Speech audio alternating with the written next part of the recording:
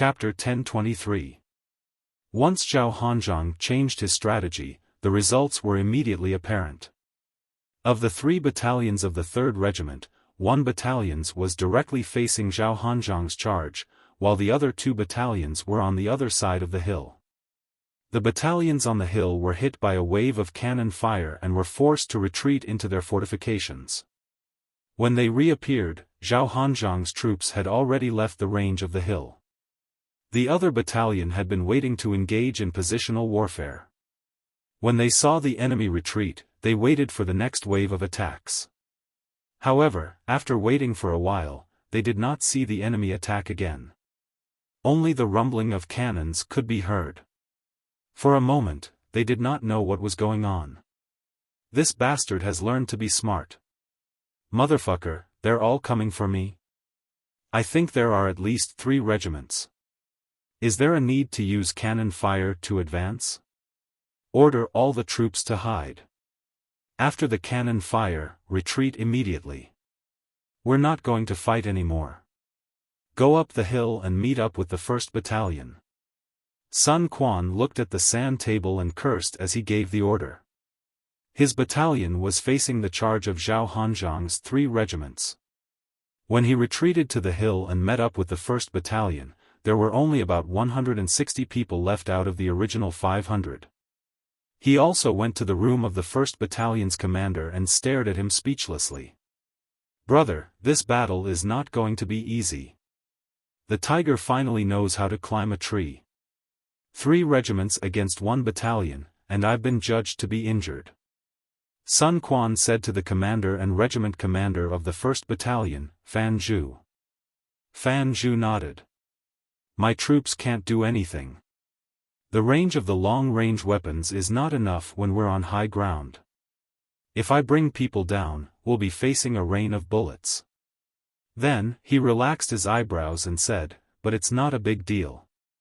Let's see how many people the 3rd Battalion can come back. Their losses are not as great as yours. If we gather our troops again, we should have at least 600 to 700 people. My losses are not small either. Cannons, after all, they are cannons.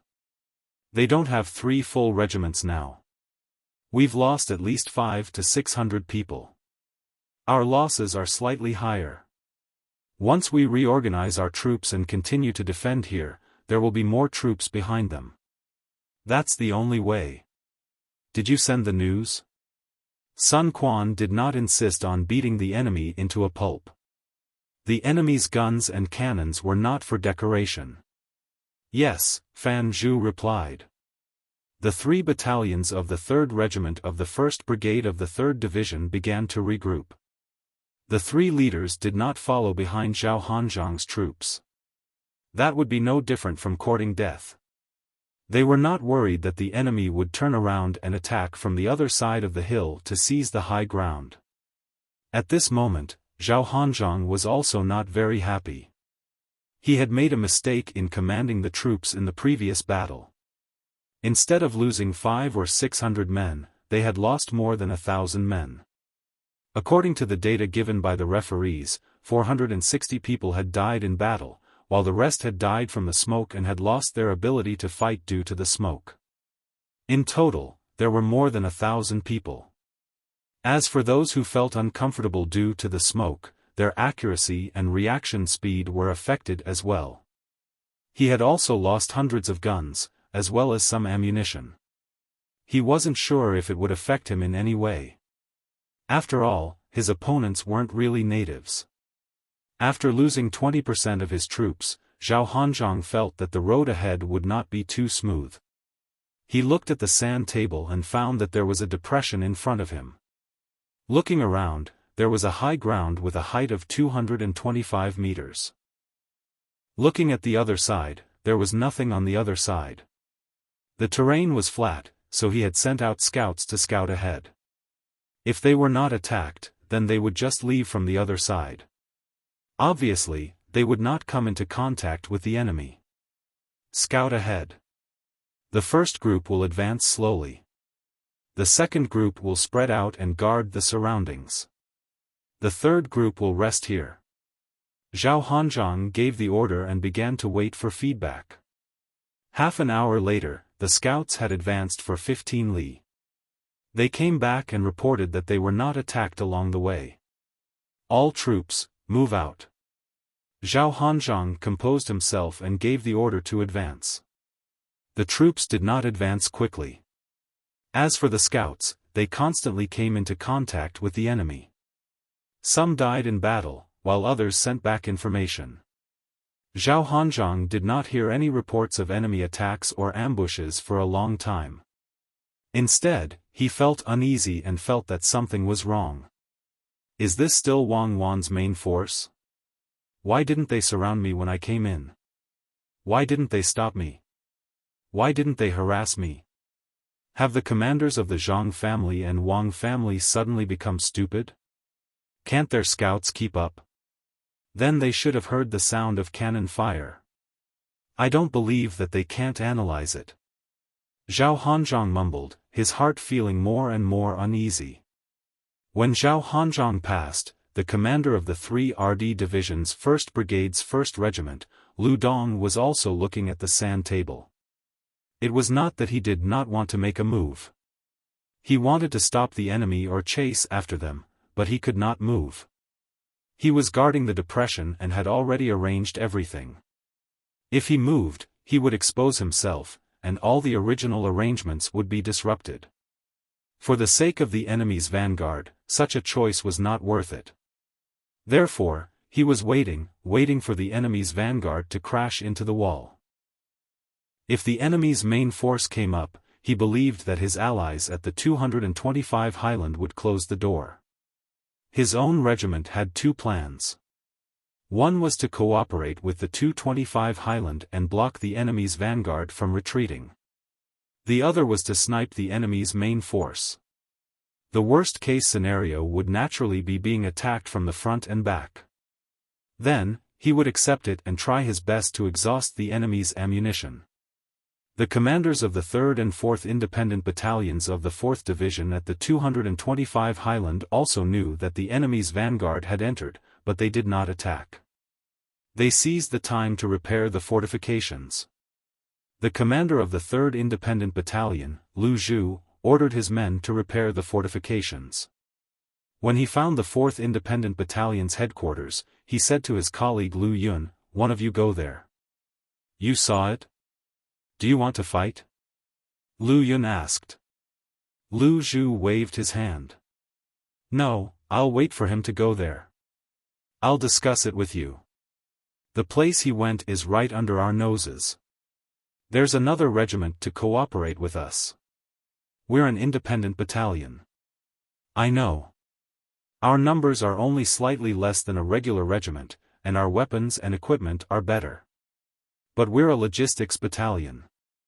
An independent logistics battalion is well prepared, and that's reflected in transportation and construction." Lu Yun did not understand what he meant. Lu Zhu walked to the sand table and pointed at the path Zhao Hanzhong took. "Look, he went there. Another half a day's journey is the 737 Highland. He can't go around there even if he wants to. He only has 4,000 men. I think he was beaten up by our army in front. If he doesn't attack with 4,000 men and they surround him for 3 days, his supplies won't be able to keep up. If he attacks, his ammunition will probably be used up a lot. If he sets up camp here and doesn't move, he will be facing 2 brigades, 2 regiments, and a reserve brigade, which is more than 4 times his current military strength, almost 5 times. Do you think the people of Highland 737 will let him go?" Lu Yun looked at the sand table and understood as he listened. "They won't. If the enemy really dares to set up camp, the 737 Highland will organize a night battle with scarecrows and use smoke to cover the attack. They'll use the tactic of injuring 1,000 of the enemy and sacrificing 800 of their own to force the enemy to attack or retreat. They'll also defend and wait for reinforcements. Then we," while talking, Lv Yun considered. Suddenly, his eyes brightened. He patted Lu Zhu's shoulder happily and said, "Yes, that's right. We can't let him retreat easily, and we can't let him wait for the reinforcements.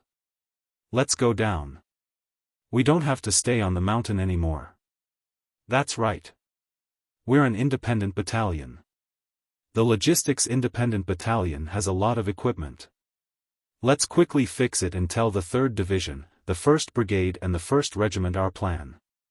Let them cooperate.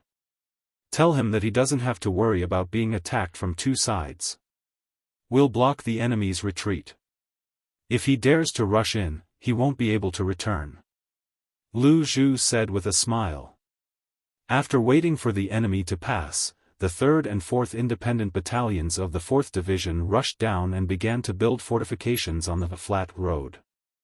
Lu Dong, who was guarding the depression, was still giving orders to arrange his own area more carefully when a messenger ran in.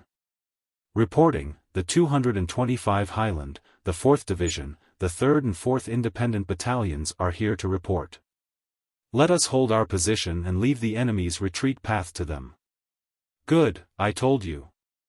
We can't let them pass easily. They dare to go around the road. Do they think they're fighting a flat Yuan Zhan? Do they think that our hinterland is empty? The main force of 60,000 hasn't moved yet. If we rush in with 4,000 people, we'll tire you to death.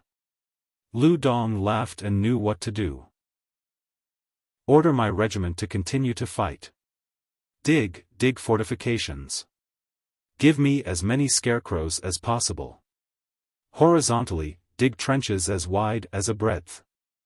Ask for support from our friendly troops. Help us dig trenches. Don't dig too deep, 1 person's height is enough. On the opposite side of the trenches, dig a slanted hole. Hide people inside and wait for the enemy to push the cannon cart over the hole. Rush out and kill them or wait for the enemy to fall into the hole. Insert a scarecrow every 3 meters in the trenches. Only a little bit of the head with a hat is exposed. Stagger the position of the holes. The distance between the trenches is 50 meters. Within 50 meters, place them irregularly. After Lu Dong finished giving orders, his whole body relaxed. He didn't expect to be able to defeat the enemy. As long as he could consume more of the enemy's ammunition, it would be fine. When the guns and cannons ran out of ammunition, it was better to use fire sticks. The fire sticks could be made longer, but the bayonets on the guns were only that long. Moreover, bullets weren't too terrible.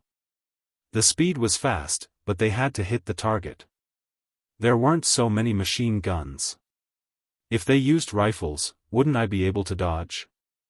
If I suddenly lay down, roll and get up again, walk around the zigzag route, and lay down again, could it be that they were all sharpshooters? Lu Dong's request was sent out by the scouts. Soon, he received a response. The 3rd Regiment of the 2nd Brigade of the 4th Division, which took the initiative to attack, came. It was arranged by Zhang Xiaobao to quickly charge forward in groups, every 300 meters, to expose the enemy's position. The regiment commander, Su Gu, also wanted to follow the order. But before he could move, the enemy's vanguard came in first. He thought about it. If he still followed the young master's order and rushed in, he would definitely be scolded by the young master. Su Gu could think of the scolding words, "Are you stupid? You just entered when I told you to. Don't you know how to observe the situation? You're the regiment commander, not the group commander. Don't you have a brain? I've arranged everything. Do I still need you? You can just find an obedient dog." So Su Gu made his own judgment. He didn't rush forward. He gathered the troops of a regiment and walked quietly along the edge of the ambush. He collected the things to start the fire. He planned to take advantage of the enemy's vanguard to go to the front and throw the things to the ground before the enemy's middle army came. He planned to let the enemy's middle army make a choice. Either you ignite the things yourself, and then be blocked by the fire and can't come over, leaving your vanguard isolated and helpless. Or you go directly, and I will ignite the fire and burn you all together. Just as they moved to the depression, each soldier carried a large bundle of firewood, wooden sticks, hay, and dried grass. When the time came, they would be able to burn it and it would even emit smoke. Before he could continue to move forward, he received a request from Lu Dong of the 1st Brigade of the 3rd Division. He considered which side was more important and finally decided to help. Su Gu? Why are you here? Lu Dong was surprised to see Su Gu. Didn't you sacrifice yourself? You sacrificed yourself? Did you give me the time to sacrifice myself? You see how fast the enemy's vanguard is. They almost met me. More than 20 of my scouts were killed by their scouts. I avoided them and took a detour. Why are you looking for me? I brought a lot of firewood.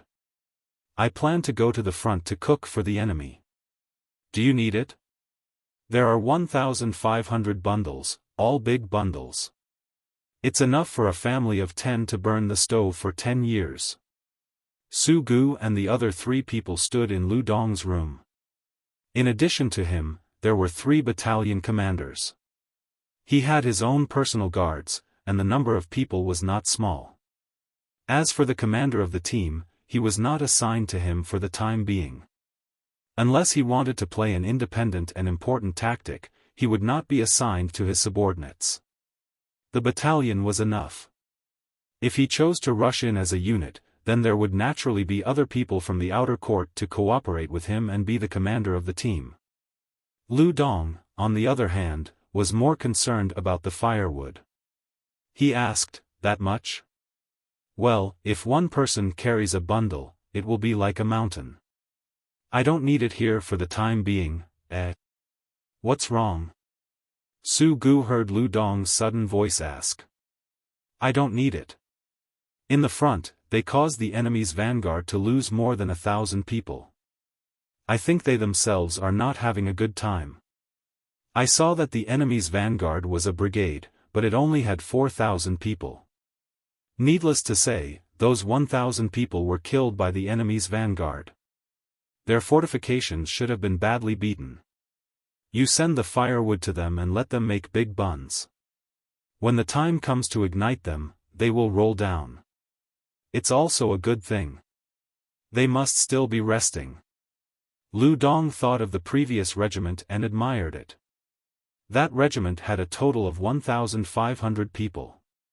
In the end, they consumed more than 1,000 people in the enemy's vanguard by relying on a hill without any height advantage. This was not a matter of playing with one's life. If you want to play with your life, the enemy will give you a chance. This was a test of command.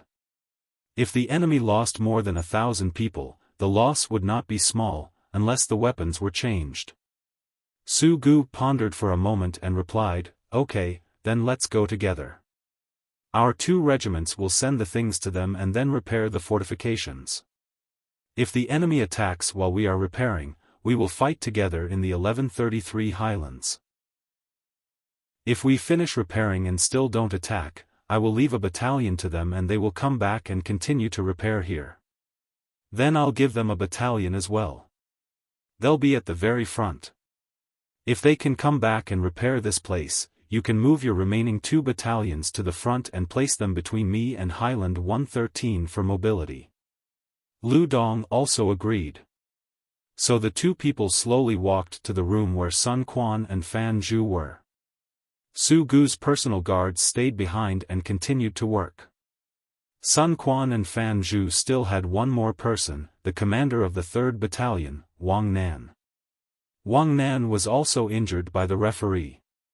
Wang Nan was very angry. Why did he have to be injured? When he commanded, his energy was affected. He commanded for an hour and then had to rest for an hour. Wasn't this cheating? At the critical moment, he had to rest for an hour, and when he got up, the battle would be over. The 3 people were together thinking about how to deal with the enemy's main force. When they thought of the overwhelming artillery, the 3 people felt a headache. If you give me an artillery battalion, I want to see which one of their main forces dares to open fire first. I will destroy the artillery position. Isn't it just bullying us because we don't have artillery? Wang Nan complained, his hand touching his head from time to time. The messenger said that his head was injured by shrapnel, and there was a big cut. He always felt uncomfortable in his head.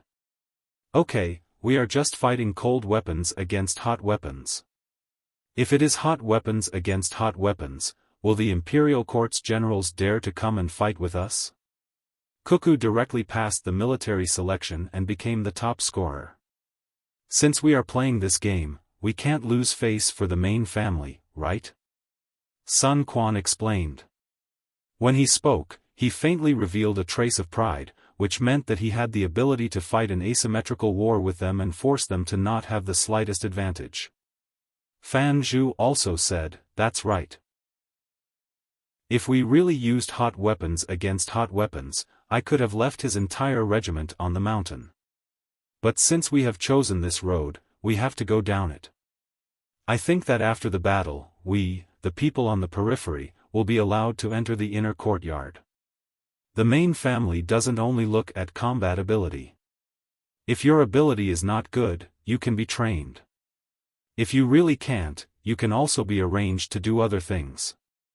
The main family has always emphasized that there is no bad inner courtyard, only unsuitable positions. What the main family really looks at is our spirit and breadth of mind, as well as the choice between life and death and brotherhood. If the main family is satisfied, we can enter the inner courtyard and be like Xiaobei and the others. We are them." The other two nodded. They thought of the education that Xiao Bao and Cuckoo had given Xiaobei's 9 younger brothers and sisters. Their philosophy was that there were no stupid children, only unsuitable education. If that's the case, we will work harder and work in the inner courtyard in the future. I have to change my surname. Should it be Zhang or Wang? Or continue to be Sun? Sun Quan began to think about what to do with his surname.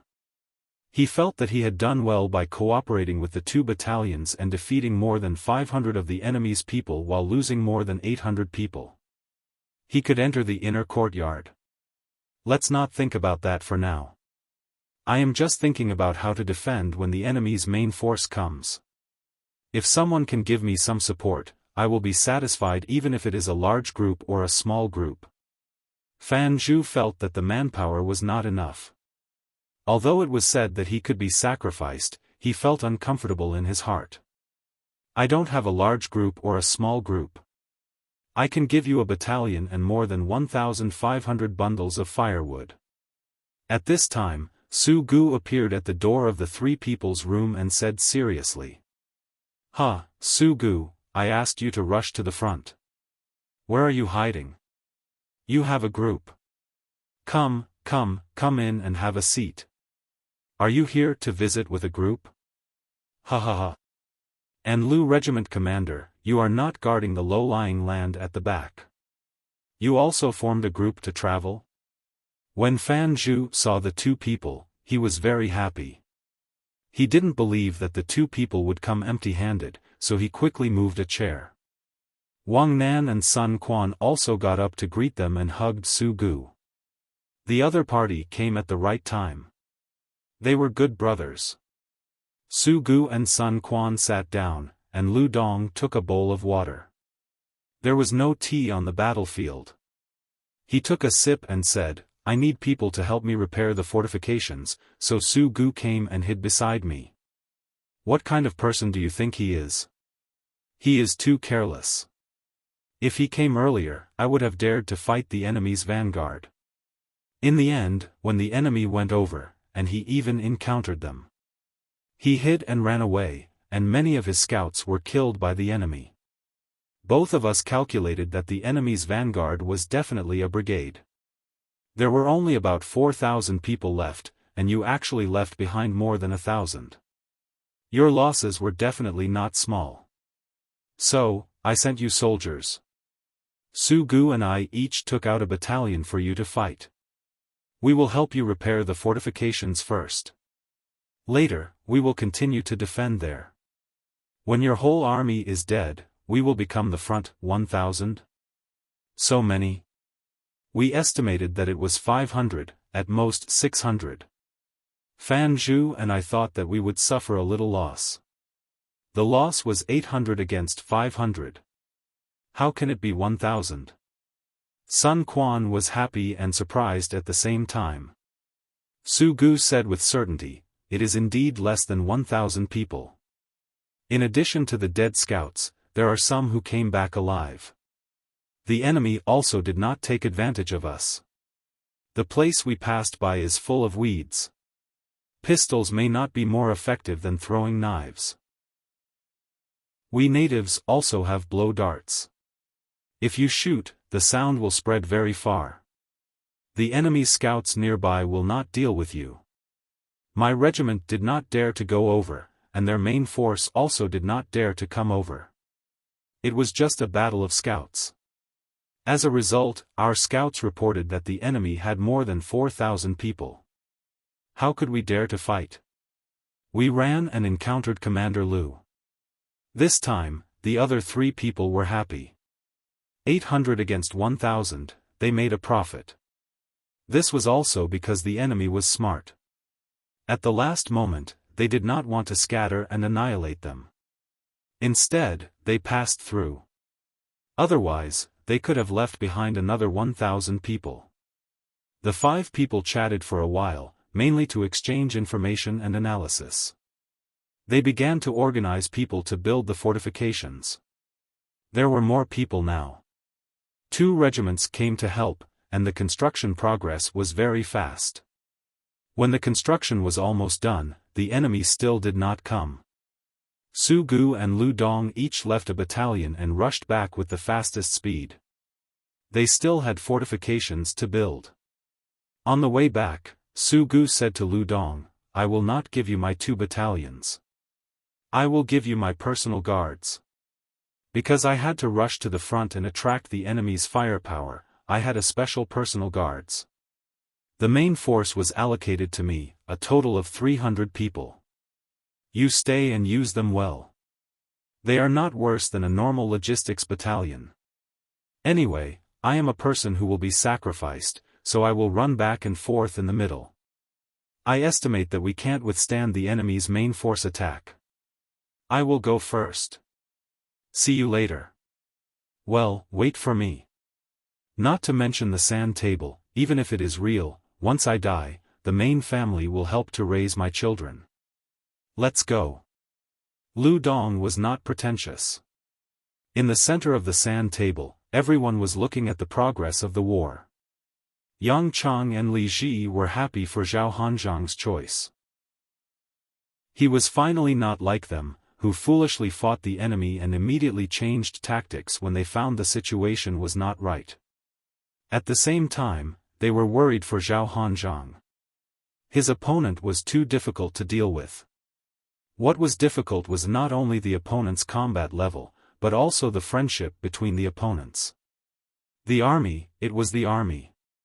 How could they easily give it to others? In the Tang army, there had never been such a case where colleagues took the initiative to give the army away without the orders of the higher-ups. Only with soldiers in hand would one have more authority.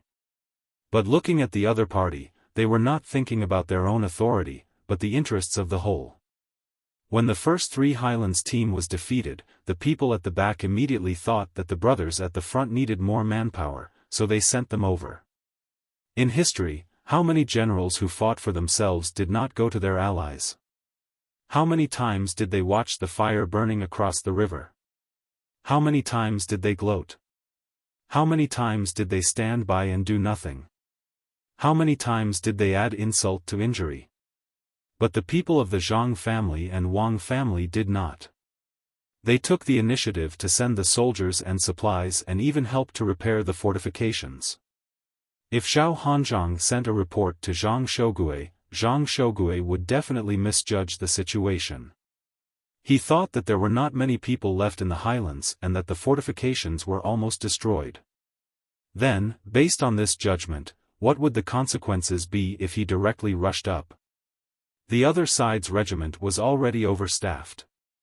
If he dared to attack or charge, he would be a fool in a single confrontation. It's over, it's over, it's over. General Zhang, you must not be careless. You must know that sometimes the information is wrong. Li Ji muttered and began to pray. Yang Chang also frowned. He was worried for the main force and for Zhao Hanzhang. Li Longji's expression was indifferent. He knew that the generals of the Tang Empire might not be able to do things that would make the army happy. However, there was no need to doubt the Zhang family and Wang family. Their requirement for the inner courtyard was to be united. If Su Gu and Lu Dong did not make such a choice, they would not be able to enter the inner courtyard. Husband, look, aren't they very good? Princess Jincheng said to Zhu Zan. She wanted to praise Su Gu and the others. Zhu Zan took a deep breath and replied, it's not good, it's strong. How can they disregard life and death and make several choices in the secular world? Husband, then do you think Xiao Bao and Cuckoo can win? Princess Jincheng liked to hear people praise Zhang Xiaobao and Wang Wan the most. That will depend on how the generals choose. If I were them, I wouldn't completely rely on the radio station. If this thing isn't used well, many people will die. They have to imagine themselves as the weak and then fight. Otherwise, they will realize that they definitely can't be considered strong. Zhu Zan's eyes were fixed on Zhao Hanzhang and the deployment of Zhang Xiaobao's logistics army. He was worried for Zhao Hanzhang. He estimated that Zhao Hanzhang would not be able to come out. There were too few people, and too much ammunition was consumed in the early stages. If he was really eaten, the blow to the entire army would be too big. Princess Jincheng was still happy. Suddenly, she pointed at the sand table and said, Zhang Shougui's army is about to meet.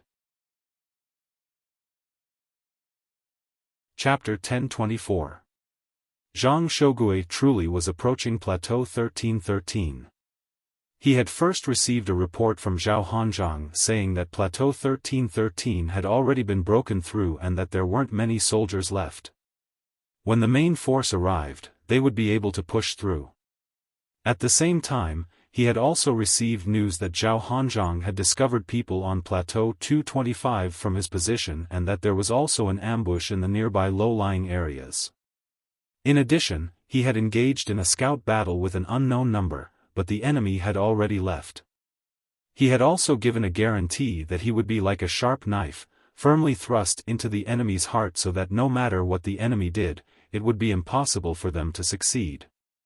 When he first received this news, Zhang Shougui had been happy for a few moments, thinking that victory was at hand. Just as he was planning to quickly advance, he suddenly hesitated. Measure wind direction and speed. Glider team, take off and scout Plateau 1313. Zhang Shougui resisted the urge to give the order to advance, instead having the troops slow down and the scouts move out. The messenger quickly returned. Reporting, the fortifications on Plateau 1313 are in disarray, most of them destroyed. From the air, we can faintly see wounded lying on the ground, groaning. When my scouts flew over, they were not attacked. Over. Zhang Shougui softly cursed at Zhao Hanzhang. So close. Zhao Hanzhang, you tricked me to death. Turning his head to the officers in the room, he asked, did you see anything? My guess is that the other side should have some means to counterattack. Therefore, they first pretended to be weak and waited for our army to rush up and catch us off guard. According to General Zhao's information, the other side should have a battalion or 1.5 battalions of soldiers at the top of the mountain. However, the number of wounded soldiers is less than 100, so the rest are definitely lying in ambush. Our army should be opening up a path with cannons and taking Plateau 1313 in one go. This is called beating them at their own game. A general voiced his analysis and waited for Zhang Shougui's approval. But Zhang Shougui didn't look him in the eye. Beat my ass. Do you think the enemy's commanders are idiots? They just suffered a round of attacks, so how could they not understand the power of cannons? If they dare to set up such a formation, they probably aren't really weak, but they have an even bigger backup plan. If our army is charging straight up and the enemy really does have a backup plan, then tell me, how are we going to calculate our losses?" The general who had spoken just now did not say anything, but he was unwilling to accept it. Since they did not know, why did they say that his idea was wrong? Zhang Shougue continued, "I was worried that this was a trap. Zhao Hanzhong truly charged too quickly. He didn't clear out the soldiers along the way, so he believed that with his advanced weapons, he wanted to charge straight into the enemy's main force and determine which army they belonged to. If the other party was Wang Wan's main force, would he be able to gain any advantage by rushing over? If it wasn't, I would have risked my life to keep his brigade. That's not good." At this point, Zhang Shougue shivered and said to the messenger, "Send a report to General Zhao at the vanguard. Order him to quickly retreat and join up with our army. There is no time to be lost. Our army is to set up camp and guard the surroundings. Do not move recklessly." Zhang Shougue's army of more than 10,000 immediately began to set up camp, and various defensive fortifications were set up. The officers carried out Zhang Shougue's orders, and this time, no one objected. This was because they recalled something. Yang Chang's 1st Brigade had charged too quickly in the Fuyang region. They didn't even set up camp before they launched an assault on the enemy. The result was that the enemy had managed to withstand cannon fire after cannon fire, and in the end, they had successfully ambushed and surrounded the enemy. Even now, it was still unknown if anyone from that brigade had survived. My opponent is the outstanding commander of the military academies of the Zhang family and Wang family. Outstanding, very outstanding. Normally, if I can think of something, they can definitely think of it as well.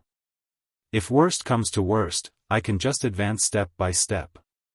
Zhang Shougue had once more emphasized who his opponent was.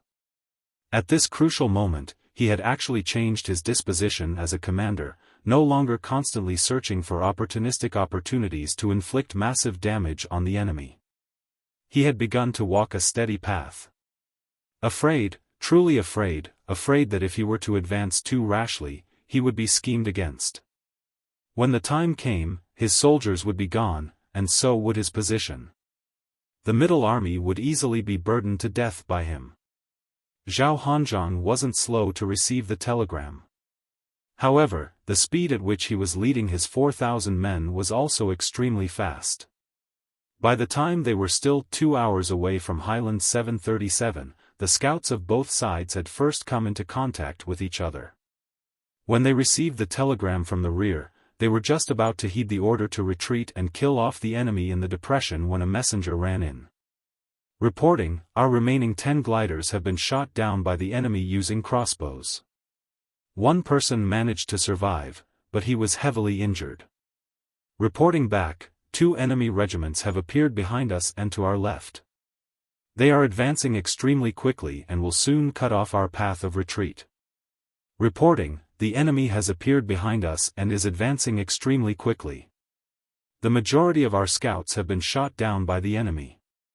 The returning scouts report that the enemy has already cut off our path of retreat.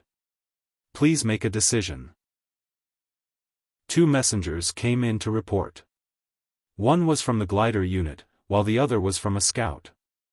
The scouts were a bit slower than the enemy's advancing speed. "Set up camp here.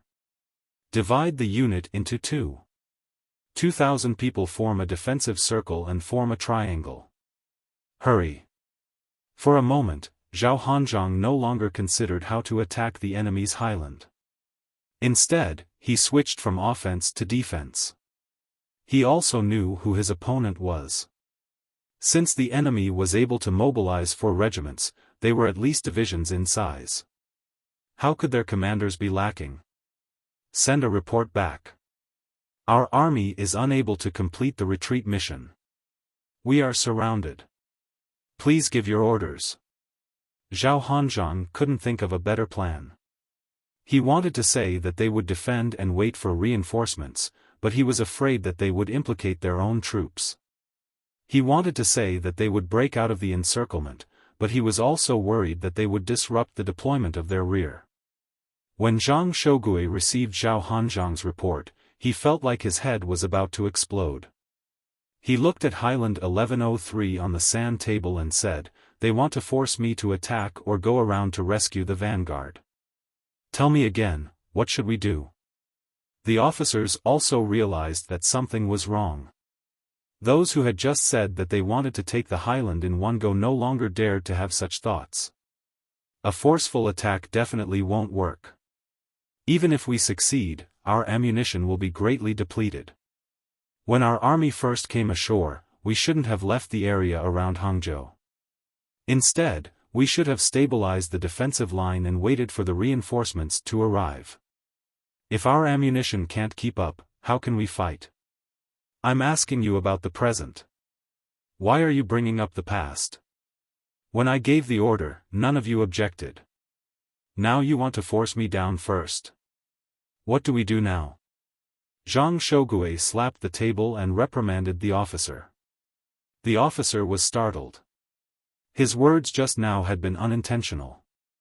After all, he was just analyzing the situation. He began to analyze the cause. Seeing that the general was angry, he quietly said, "Let's go around. I propose that we go around. General Zhao still has 4,000 men. Let's go around a place where the enemy's defenses are lax. In one go, we can coordinate from the inside and outside and rescue General Zhao's men. After that, we'll retreat back to Hangzhou's harbor and resupply with ammunition and provisions. Then we'll make plans. Otherwise, if we run out of ammunition, our army can only fight with bayonets. The enemy still has crossbows. Then do you know how many people the enemy has? Our army has gone around them. By the time we meet up with the vanguard, the enemy has already retreated from the vanguard. Our 14,000 men might have entered an even larger encirclement. Our advantage is our weapons, not our speed. We also need 2 legs to walk, and those few horses are used to pull cannon carriages. Tell me, what should we do if we're surrounded?" Zhang Shogui continued to ask. This time, no one made a sound. Zhang Shogui circled the sand table, muttering, "Our army isn't suited for siege warfare. The best terrain is either high ground for defense or flat plains. But why do we have to be the ones to attack? Oh, I remember now. We're using advanced weapons to lead the great Tang soldiers to attack the natives. Right, we're the aggressor. These natives are too smart to the point where they know themselves and their enemy. If we're there, we'll have to kill at least 60,000 of the natives' main force if we want to win. If they're in hiding, then it's easier to deal with them. We can just send out scouts to find them. But now, we're making it seem like there's a problem. We must have miscalculated somewhere.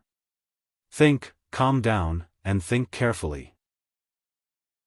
While Zhang Shogui circled the sand table, the other generals returned to their own matters. After a full 30 minutes, Zhang Shogui suddenly stopped, clapped his hands together, and laughed. "Ha! I know where the problem lies. Our army should have gathered together and linked up the supply lines. Then, we should have deployed the main force to find the enemy's main force. If we found that they were defending the mountain, we should first surround it. Then, we should wait for the artillery to arrive and bombard them, first cutting off their supply lines and then destroying their fighting strength. If they organize other forces to counterattack, our army can take advantage of the terrain and fight a defensive battle. In this way, we'll turn a battle of command and soldiers into a battle of weapons and supplies. Even if the supplies are the same and we have the advantage in weapons, right, that's what we should do." After thinking things through, Zhang Shogui was elated. He ordered the messenger, "Send a report to the vanguard. Have them defend for now, build fortifications, conserve ammunition, and deal with all changes by sticking to the status quo. If the enemy dares to engage in a battle of annihilation, give them a vicious beating. As for supplies, have them think of their own methods. Gather materials from the ground. Feed the horses to the people, and the horses, kill them. As for the wild vegetables, birds, and beasts, tell them to hold on. Tell them that every day they can hold on will increase the pressure on the enemy.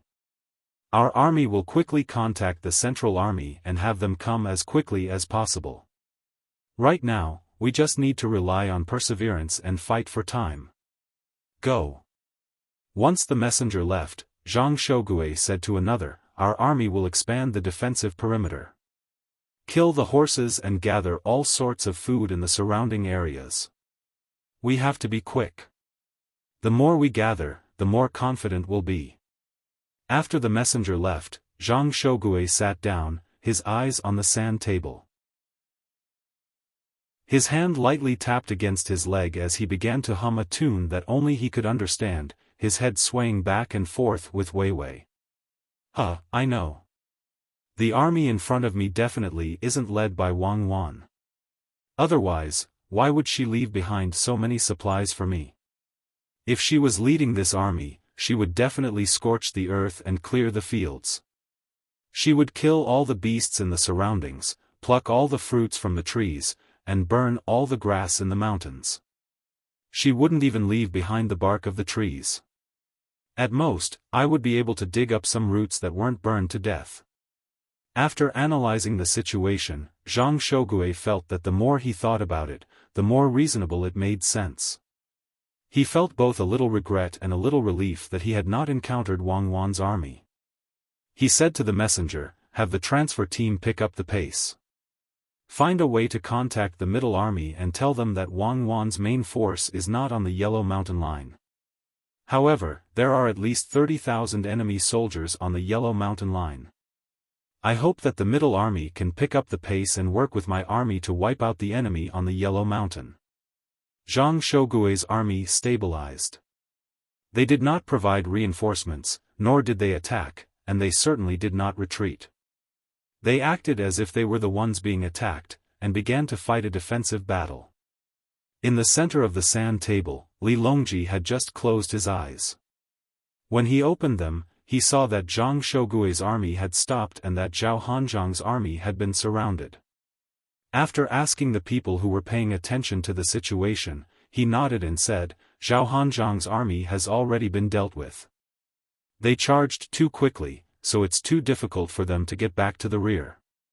Unless they also gather all their weapons, then they can escape with a small portion of their army. But if they escape like this, on the actual battlefield, they will definitely be punished and beheaded. So why is Zhang Shogui not daring to advance?" It turns out that a powerful opponent can also make a person mature. It actually made a person who likes to attack and launch surprise attacks learn how to defend. Just defend and see how Xiao Bao and Cuckoo respond. "Your Majesty, this concubine believes that if Zhang Shogui really does not move, Xiao Bao and Cuckoo will be able to quickly eat up his army. Your Majesty, look at the weapons on both sides." Empress Wang could see that Cuckoo had a chance of winning from the situation and happily told Li Longji this. Li Longji said nothing, waiting for Empress Wang to continue. Empress Wang continued, "Your Majesty, look. If Zhang Shogui does not move, Cuckoo and Xiao Bao will quickly eat up one of Zhao Hanzhang's brigades in front of them. They can surround them and then attack them every night. When the wind blows, they can release smoke upwind to cut off the water source of the river where they set up camp. They can also organize small groups of soldiers and use crossbows to shoot. Should Zhao Hanzhang fight or not? If he fights, he will use up his ammunition, and once he runs out of ammunition, he will die. If he does not fight, he will be ambushed every day. How long can he last?" "Correct. The Empress understands." Li Longji was in a good mood. He hoped that Wang Wan and Zhang Xiaobao could win so that the generals of the imperial court would calm down. They should not think that they were invincible just because they had a few weapons. Every small mistake would result in the deaths of many great Tang men. Gao Lishur added, "While wearing down Zhao Hanzhang's army, Cuckoo will be able to determine Zhang Shogui's situation and send out her main force to circle around from the side and surround Zhang Shogui as well. Encircling but not attacking, only defending. Once they were done with Zhao Hanzhong, they could send over some logistics to harass Zhang Shogui's army, preserving the strength of their main force while using the logistics to wear down the enemy's main force.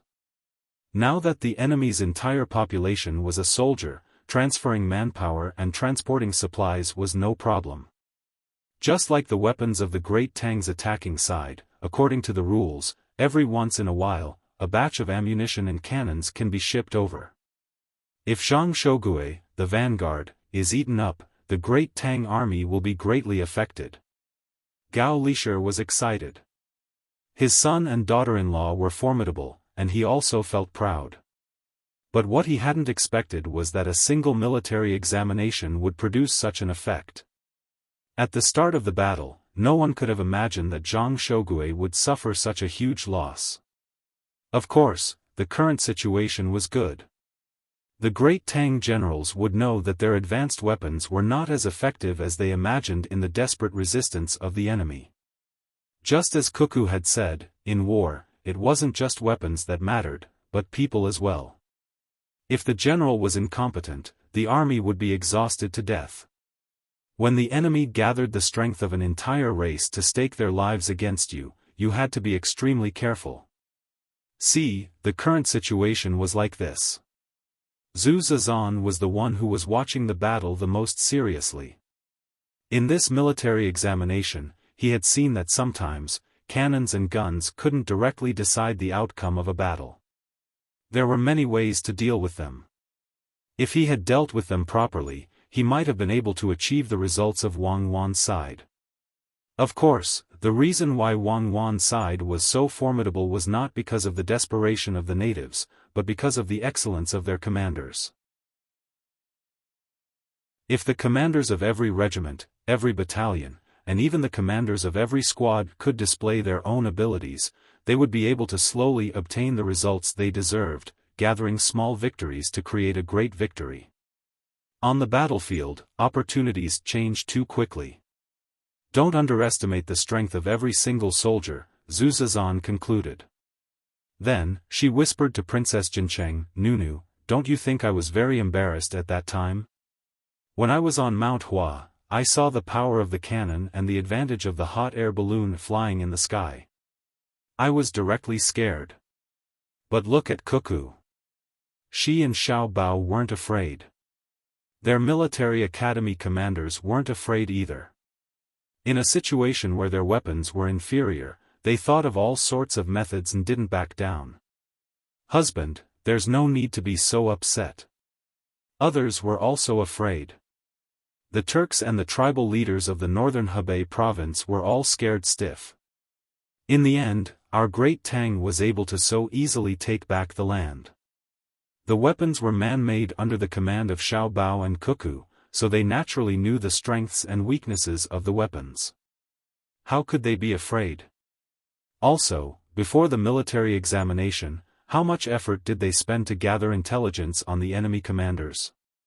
They already did everything they could. When they realized that the weapons weren't good, they tried everything. If you want to blame someone, you can only blame the generals of our great Tang imperial court for being too arrogant. Princess Jincheng consoled Zhu Zizan. Yes, if you want to blame someone, blame Zhang Shogui. Why did the vanguard charge so quickly? Weren't their supplies limited? If I were him, I would first think of a way to annihilate a portion of the enemy and then steal their weapons. Once I ran out of ammunition, I wouldn't be slaughtered by the enemy. Zhu Zizan slapped his thigh and loudly spoke, placing all the blame on Zhang Shogui. On the side, Li Longji pondered for a moment before speaking up for Zhang Shogui. You can't blame Zhang Shogui entirely. He believed that Huan would set up an array and wait for them, and then he would directly engage in a direct battle. Going to Mount Huangshan was also not wrong. If you want to talk about a mistake, it's that his opponent was Huan, and there's also Xiao Bao. His personality and fighting style have all been figured out. In truth, the battle had already begun a long time ago. It was just that the generals didn't realize it. They even spent other people's money, went to other people's restaurants to eat, and bought other people's things. Your Majesty's words are correct. Xiao Bao likes to first obtain information and then act. Unless there's a special emergency, Xiao Bao is very steady. Even now, Xiao Bao still has his own caravan trade with a small country in the southwest. He even has caravans that travel long distances to Duoshi. In order to get on good terms with the other side, he even sells important strategic resources, such as ironware, tea leaves, salt, and other things, including good medicines to treat diseases. His goal is not to get on good terms with the other side, but to gather information on the other side. For example, Your Majesty, if you look at Xiao Bao's account book, you will realize that if you factor in the cost of transportation and labor, sometimes the things he sells are basically capital. He has to bribe people, he has to bribe them, and he also has to spend money to put on the image of a good person for the local people. Every time a caravan makes a trip, not only does it not earn a single copper coin, it might even end up losing money. Gao Lishe recalled what his godson had said to him and brought it up for everyone to hear. Li Longji nodded again. Xiao Bao does indeed like to collect information, whether it's from other countries or from Great Tang. As long as it's information, even if it's just a little bit that doesn't seem to be a problem, he will get it. Let's see how much information his logistics team can get this time. As he spoke, Li Longji's eyes once again looked at the sand table. Everyone else also looked at the sand table. In Wang Wan's room, Zhang Xiaobao also watched from the side. He did not return to his own place. He had already arranged everything that needed to be arranged. When the battle really started, he would wait for the news from the front line to come back and then analyze it. Then, he would send the order back and let his people do what they needed to do. He estimated that most of his people in the front line would be dead by now. It was his fault for not having a good communication system. Thus, when the battle started, what really mattered was the ability of the commanders of the various basic units on his side. Zhang Xiaobao himself was responsible for the major tactical and strategic arrangements. But because they weren't too far away and the enemy wouldn't be able to intercept all the messengers, Zhang Xiaobao was able to take a little longer to receive the information from the front line. Cuckoo, Highland 113 is still there, but Zhang Shogui has actually stopped there to build fortifications. It seems like he doesn't plan to attack. Shouldn't you move your main force a little? My logistics team has many soldiers, but they can't surround Zhang Shogui. After receiving the latest news, Zhang Xiaobao pointed at an area in front of the sand table where Zhang Shogui's forces were located. Let's wait a little longer. Once we've worn down Zhao Hanzhong enough, we'll have some free hands to deal with Zhang Shogui. This Zhang Shogui can be considered quite formidable. I originally planned to send him into the mountains of Huangshan so that he could spread the information. That way, we could launch a defensive counterattack strategy. Now, he's actually scared and is acting like a coward. This is a rare situation. I'm guessing that he already knows that I'm here. That's why when you're fighting Zhao Hanzhong, make your logistics team fight harder. It's best if Zhao Hanzhong can guess where your logistics team is and you, the commander, are also guarding this place. I'll send half of my main force, 30,000 people, to stealthily move. I'm waiting for the weather. In Huangshan, there's usually a lot of fog, but it's not coming out. Who threw the dice? What a scam. Wang Wan appeared to have nothing to do at the moment. Zhang Xiaobao's team was still fighting, so it was not yet time for her team to go up. Otherwise, if she really did go up, it would be easy for Zhang Shogui to immediately retreat. In any case, the pursuit was not as effective as the initial encirclement. Zhang Shogui's forces still had not lost their fighting strength, and their weapons were basically exhausted. If she gave chase now, the enemy would come out to stop her. Oh. Zhang Xiaobao replied, that's fine. I'll slowly grind him down. There's no rush. In any case, Zhao Hanzhong can't escape. Through his mouth, we can make Zhang Shougue make a mistake in his judgment. This will give Zhang Shougue some confidence so that he won't run too fast. Don't you think he's a fool? He dares to charge all the way at the vanguard. I hope that their middle army can learn from him and speed up their advance. It would be best if they reach the Yellow Mountain region. We'll fight here and eat up his middle army. Then, victory will be in sight. Then I'll go back and wait for a while. If Xiaobei and the others send a message, you should receive it first. There's no need to rush to send it to me. I'll fight until I find a safe distance and meet up with Zhao Hanzhong. I'll scare him to death, As he spoke, Zhang Xiaobao ran out to make arrangements. He no longer needed to wait outside the door. This could be considered a privilege, and he could make up for the time he had spent giving Li Longji advice. Xiaobei's group, which his older brother and sister were worried about, had already arrived at Kaifeng. They were buying local goods, and if they were lucky enough, they could sell them in Jiangzhou and make a fortune. If they left Kaifeng, they would continue to travel along the waterway, following the Bian River to the Huai River and then into the canal. This way, they wouldn't have to go too far. The fleet was temporarily docked at Kaifeng's harbor. This place had always been well developed in terms of water transport. Besides Xiaobei's ship, there were also other ships coming and going.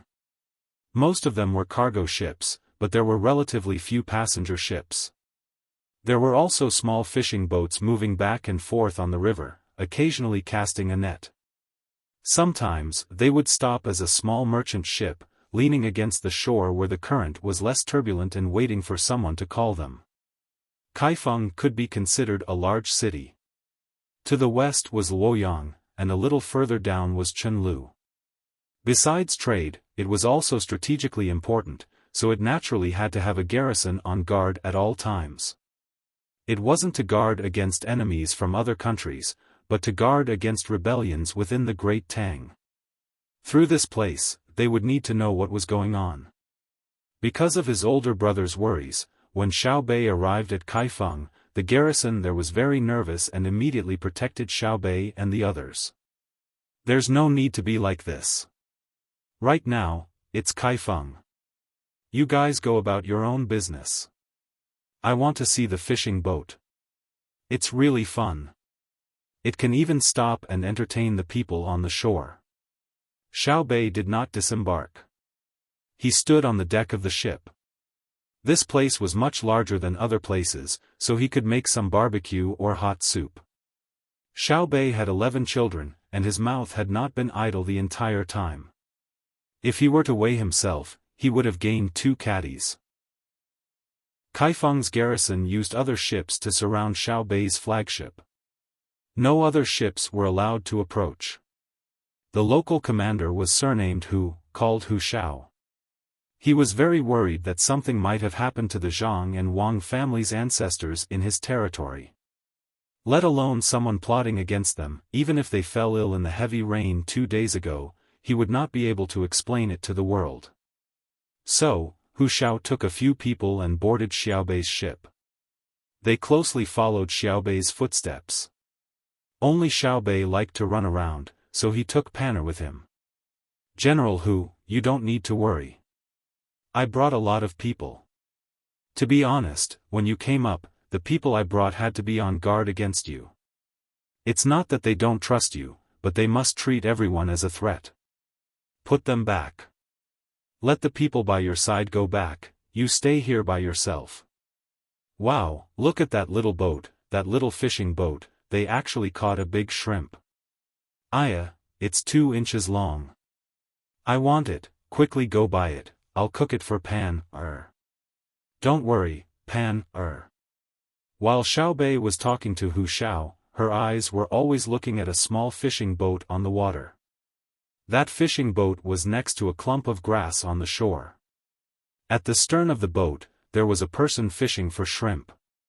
Xiao Bei happened to see it. Her eyes were very sharp. Even though it was so far away, 2 boats away, and there was still some distance between them, she could still see the size of the shrimp. As she spoke, she had already arrived at the front of the ship. Hu Xiao was startled by Xiaobei's actions and quickly took off her outer clothes. Inside, she was wearing a short skirt. She was probably prepared to save someone if they fell into the water. Go, I'll buy that shrimp. No matter how much it costs, it looks good. It's a good shrimp. Xiao Bei even stretched her neck to look. She saw that person put the shrimp he caught into a wooden basin on the boat. She smacked her lips and told someone to go buy it. The news spread to the other boats. Some people changed boats and headed towards the fishing boat. Hu Xiao moved closer to Xiao Bei and looked at the water below the boat from time to time. The boat was so high that just looking at it made him feel dizzy. When the wind blew, his legs and stomach would cramp. He said to Xiao Bei, "Patrol Envoy Zhang, stand next to me. I'll block the wind for you. Don't stand too far away. I'll be able to buy the shrimp soon. Don't worry." Oh. Xiao Bei indifferently stepped back a little, giving Hu Xiao some face. Her eyes were still looking at the person fishing for the shrimp. At the same time, she muttered in confusion, "How much can he catch? Others fish at night, but he fishes during the day. Is the shrimp he sells enough for his living expenses? When I have time, I'll fish too. I'm not as stupid as him. I'll fish at night and see how much I can earn by selling the prawns I catch." "General Hu, stop right there. Don't come near me. I can see that you can't even stand properly. If you accidentally fall, I'll have to save you.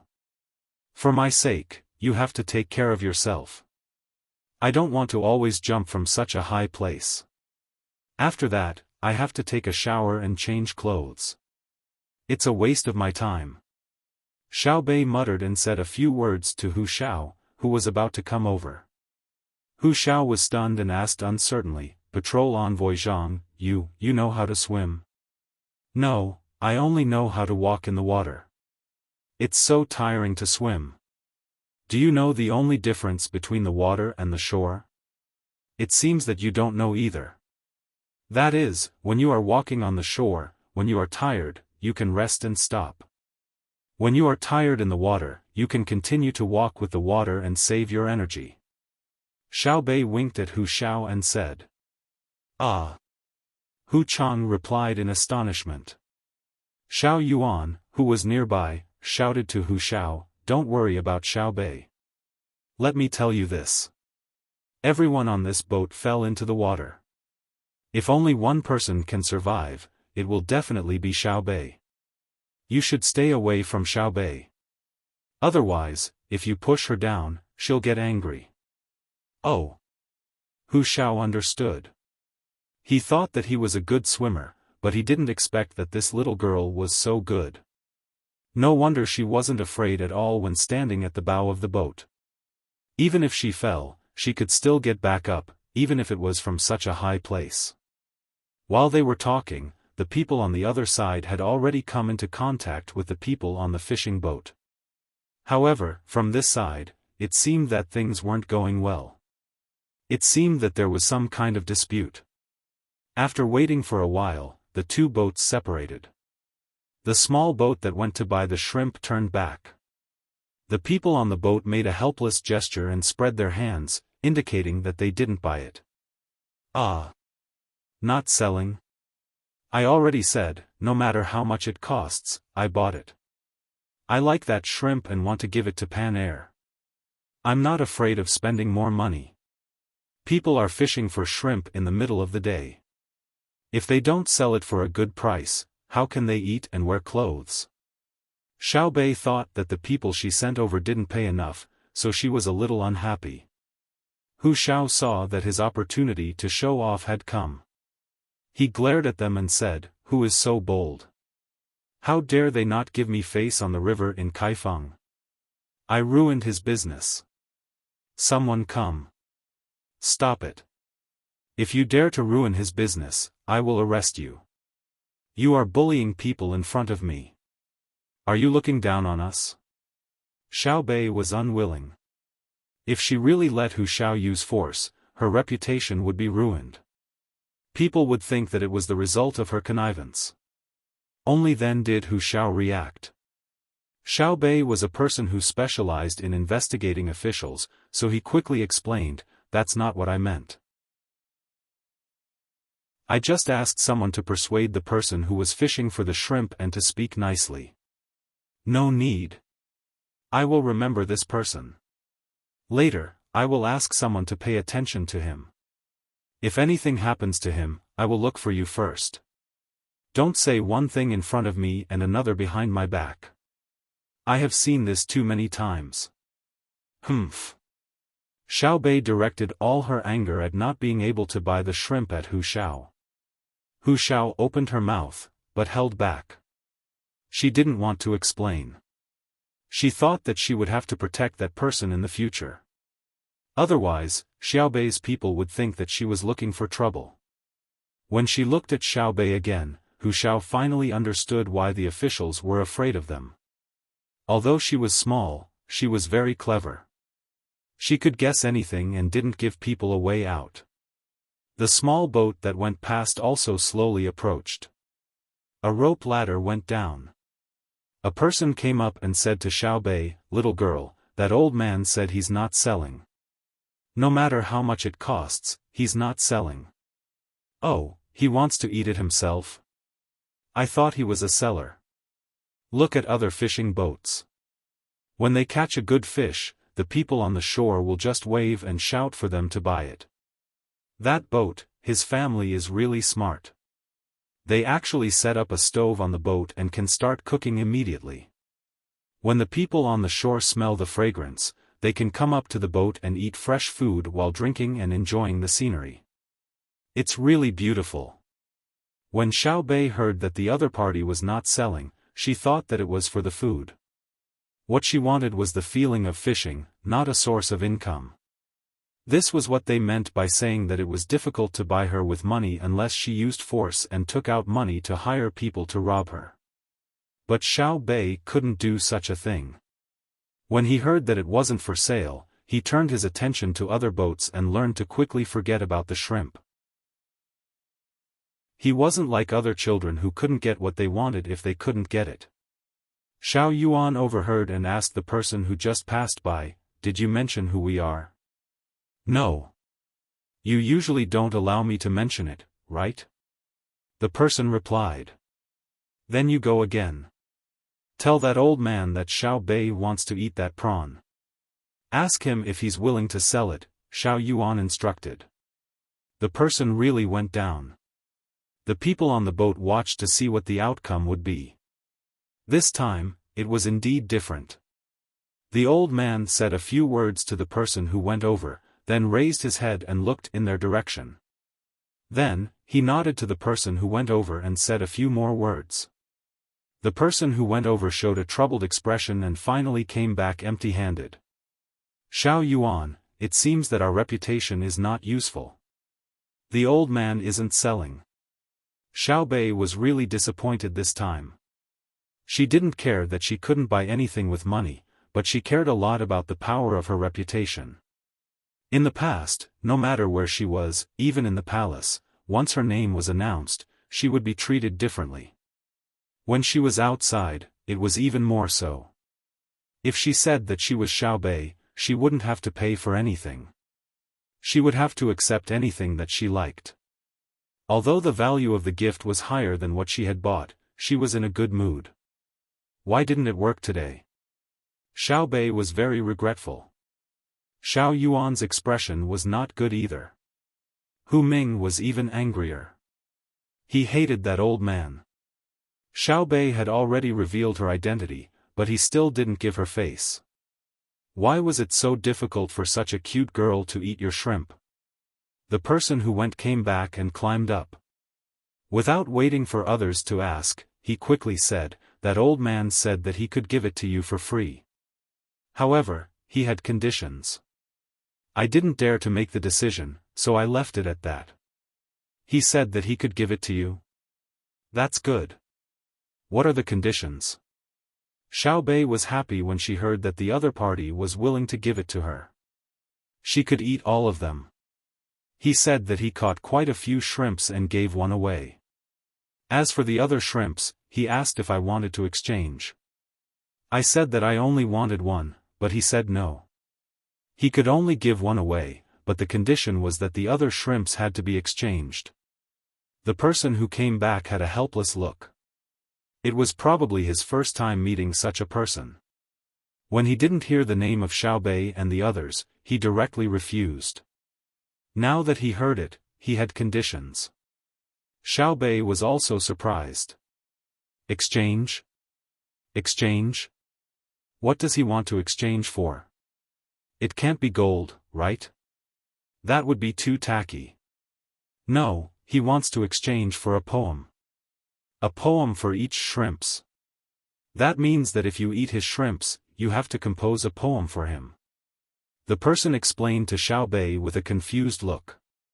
You can play like that? Poem? What's a poem? Little Yuan, it's up to you. I don't have to eat his shrimps. I just feel that he isn't very spirited. We can't let him look down on us, right? When Xiao Bei heard that it was a poem, his eyes immediately froze. He could only ask Little Yuan for advice. Little Yuan didn't care, but she wasn't happy. She said, "You can give him the poem, but his price is too high. What kind of shrimps are worth a poem? Is my poem that worthless? Go down and bargain with him. A poem costs 10 shrimps. If you can recite 3 shrimps, it'll be considered a success. Go on." The person went down again. Thankfully, the person running the errands was usually trained. Otherwise, he would have fallen down after a few rounds and had to be rescued. Patrolling Inspector Zhang, I have an idea. What do you think? Hu Qiao felt uncomfortable when he heard that. That old man was a bully. Hence, he said to Xiao Bei. What's the idea? Xiao Bei turned his head and asked. Isn't it just a poem? We can spend money to buy a poem. With a shout, a poem, regardless of whether it's good or bad, we can buy it for 10 copper coins. This old man just wants to show how different he is. He doesn't need money to appear elegant. Let's not give him the chance and use the poem we bought to deal with him. In that case, on the surface, it looks like he is exchanging the poem, but in fact, won't it still smell like money? Right? We can eat the shrimps and humiliate the old man. What do you think? Hu Qiao said his idea with a look as though he wanted to claim credit. Xiao Bei immediately turned his head back and didn't look at Hu Qiao. He acted as though he was very angry. Little Yuan said by the side, "Then why don't I just let my inner courtyard find a group of people and let each of them sing a poem? I don't need to give the inner courtyard any benefits. Wouldn't it be cheaper if we calculate according to the cost? The old grandpa isn't doing it for the poem, he just wants to play with us. He probably wants to see what we look like. He has never seen us before, but has always heard of us. Now that there's a chance, he wants to meet us. It's not like we can't meet him, right, Xiao Bei?" At this moment, Little Yuan understood. After some consideration, he felt that his poem wasn't for sale. He felt a lot better. That's right. Wait for him to come over. I'll discuss with him and say if singing a song will work. I reckon it will work. Xiao Bei went along with Little Yuan's words and said. Hu Qiao was touched and helpless when he heard that.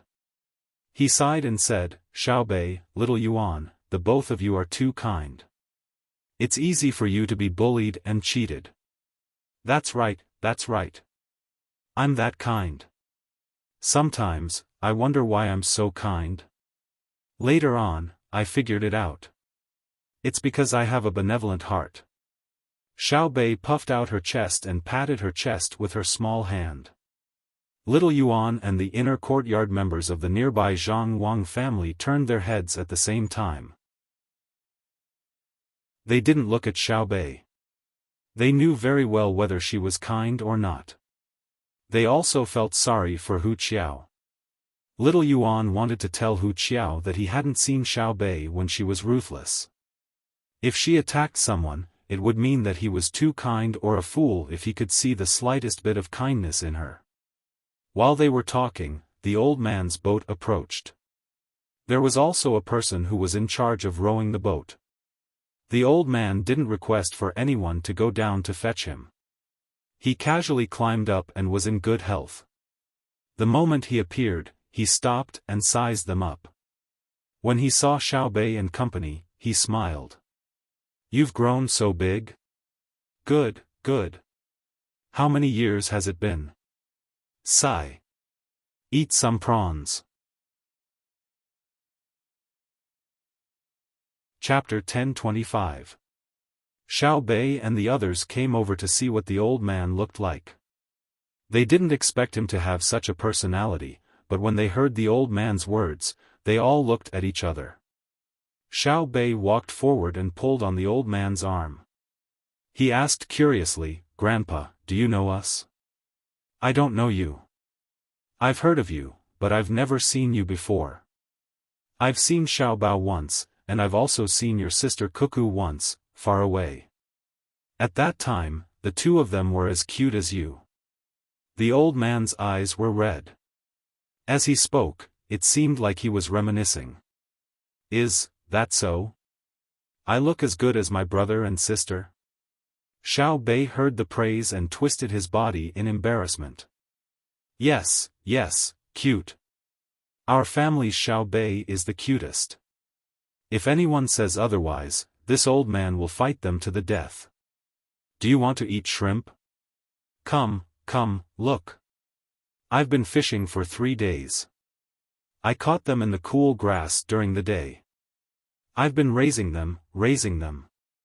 Finally, you're here." As the old man spoke, he patted Xiao Bei's head. Then he took the wooden basin that someone brought up and pushed it in front of Xiao Bei. Xiao Bei wasn't stupid. When he heard the old man's words, he felt like something was wrong. Just now, he said he wasn't selling, and now he said he wanted to exchange it for a poem. Why did his attitude suddenly change? So he said, "Grandpa, should we eat first, or write a poem first? Let's make a deal. I don't know how to write, so Xiao Yuan will write.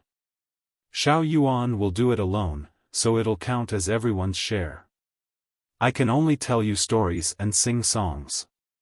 Let's agree on how many shrimp for a poem." The old man's eyes narrowed as he smiled.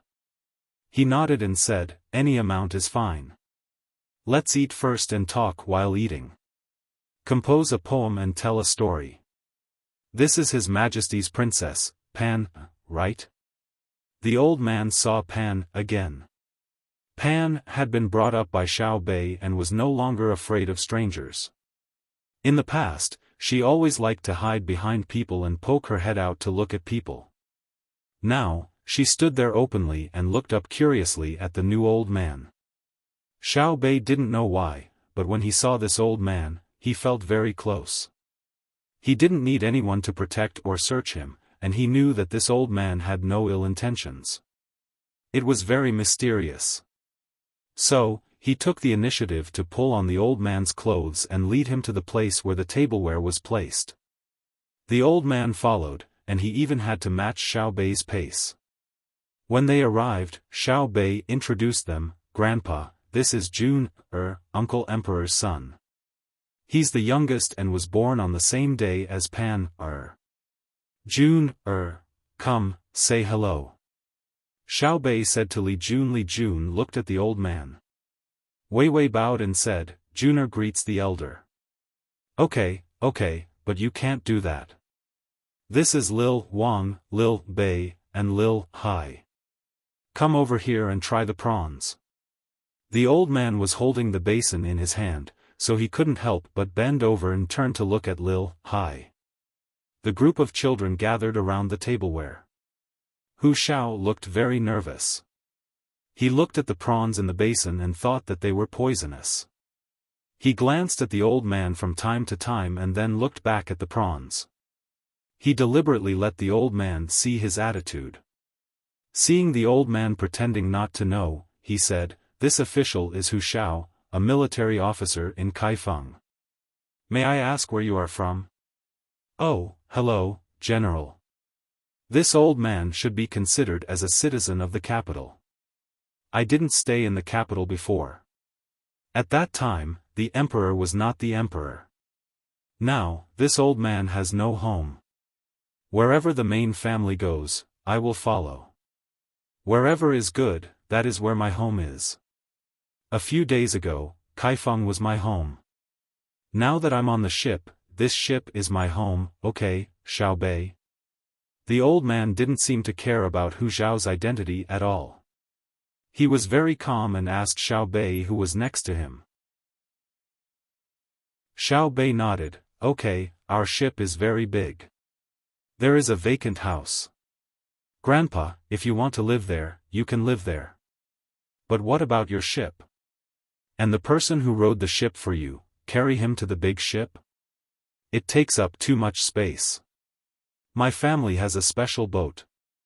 It doesn't matter.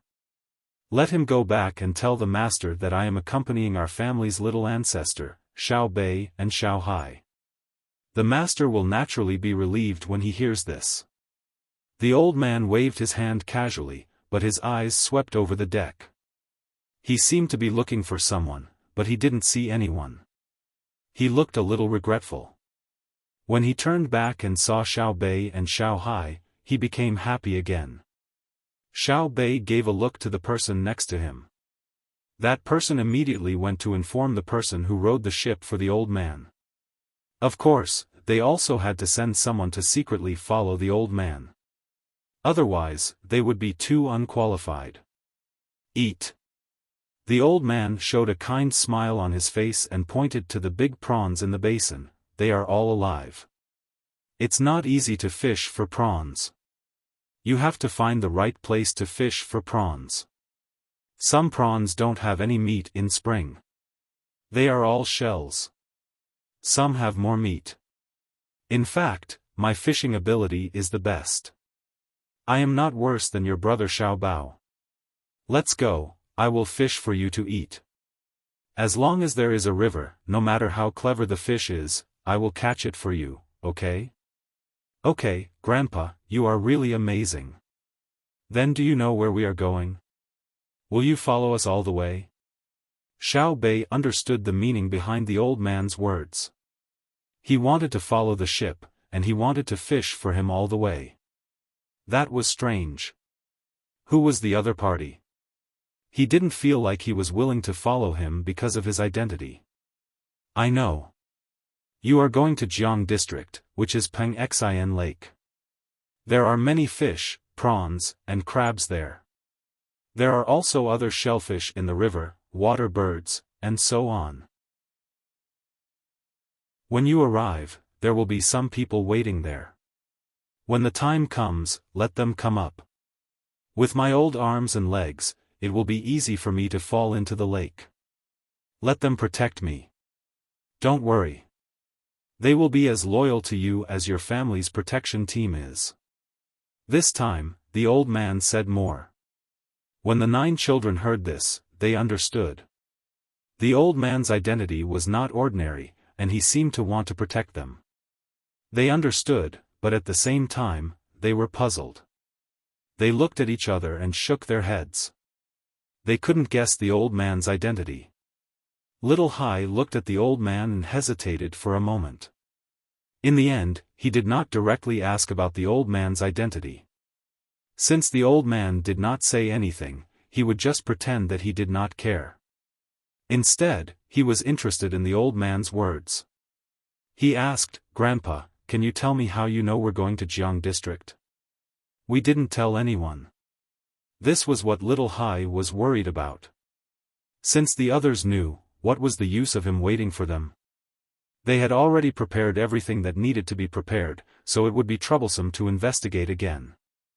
The old man smiled mysteriously at Little Hai and said, "Don't worry. We know the way, but the others don't. If you go, the people of Jiang district won't be on guard unless someone leaks the secret." The old man looked at Hu Shao. Hu Shao was depressed. He was still on guard against the old man earlier, but now, he was the one who had to be on guard. He was so angry that he could not help but say, "You old man, if you didn't tell me, how would I know? I only know that Lil Bei and the others are passing by. As for where they are going, I don't know. I thought they were going to Luzhou. Now that you mention it, I know that they are going to Jiang district. Someone there is going to be in trouble. How about this? I won't go down.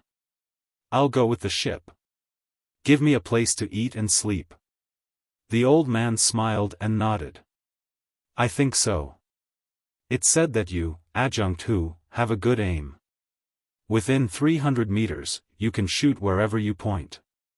None of your shots missed. With you around, we'll have more protection. Lil Bei, can you give me some face? You're not considered to be absent. We'll temporarily lend you to us. Grandpa, you're really good. You know that he has a good aim. Come, let's cook the prawns. Light the fire first, boil the water, and put a little salt in the pot. It's not salty. Pan doesn't like it." Lil Bei did not care if there was one more person or one less. After all, the more people there were, the merrier. She did not know that the fleet in Jili province had departed. She was traveling at the fastest speed to the estuary of the Yangtze River along the coast. When she arrived at the Yangtze River, she would be able to reach Jiang district ahead of time. She did not know that her own fleet and trackers were moving toward Jiang district. Shu province's soldiers were gathering at the Iron Chain Bridge. Her explanation was that it was a drill. Ships were joining them from time to time along the way. They were all people from the Zhang family and Wang family. There were also hot air balloons from nearby tourist attractions such as Hangzhou. They said that this was a drill for long-distance tourism. While the others were busy lighting the fire and boiling the water, Lil Bei was talking to the old man. "Grandpa, do you know where my things are? Tell me, do you think it's easy for me to sell a doll?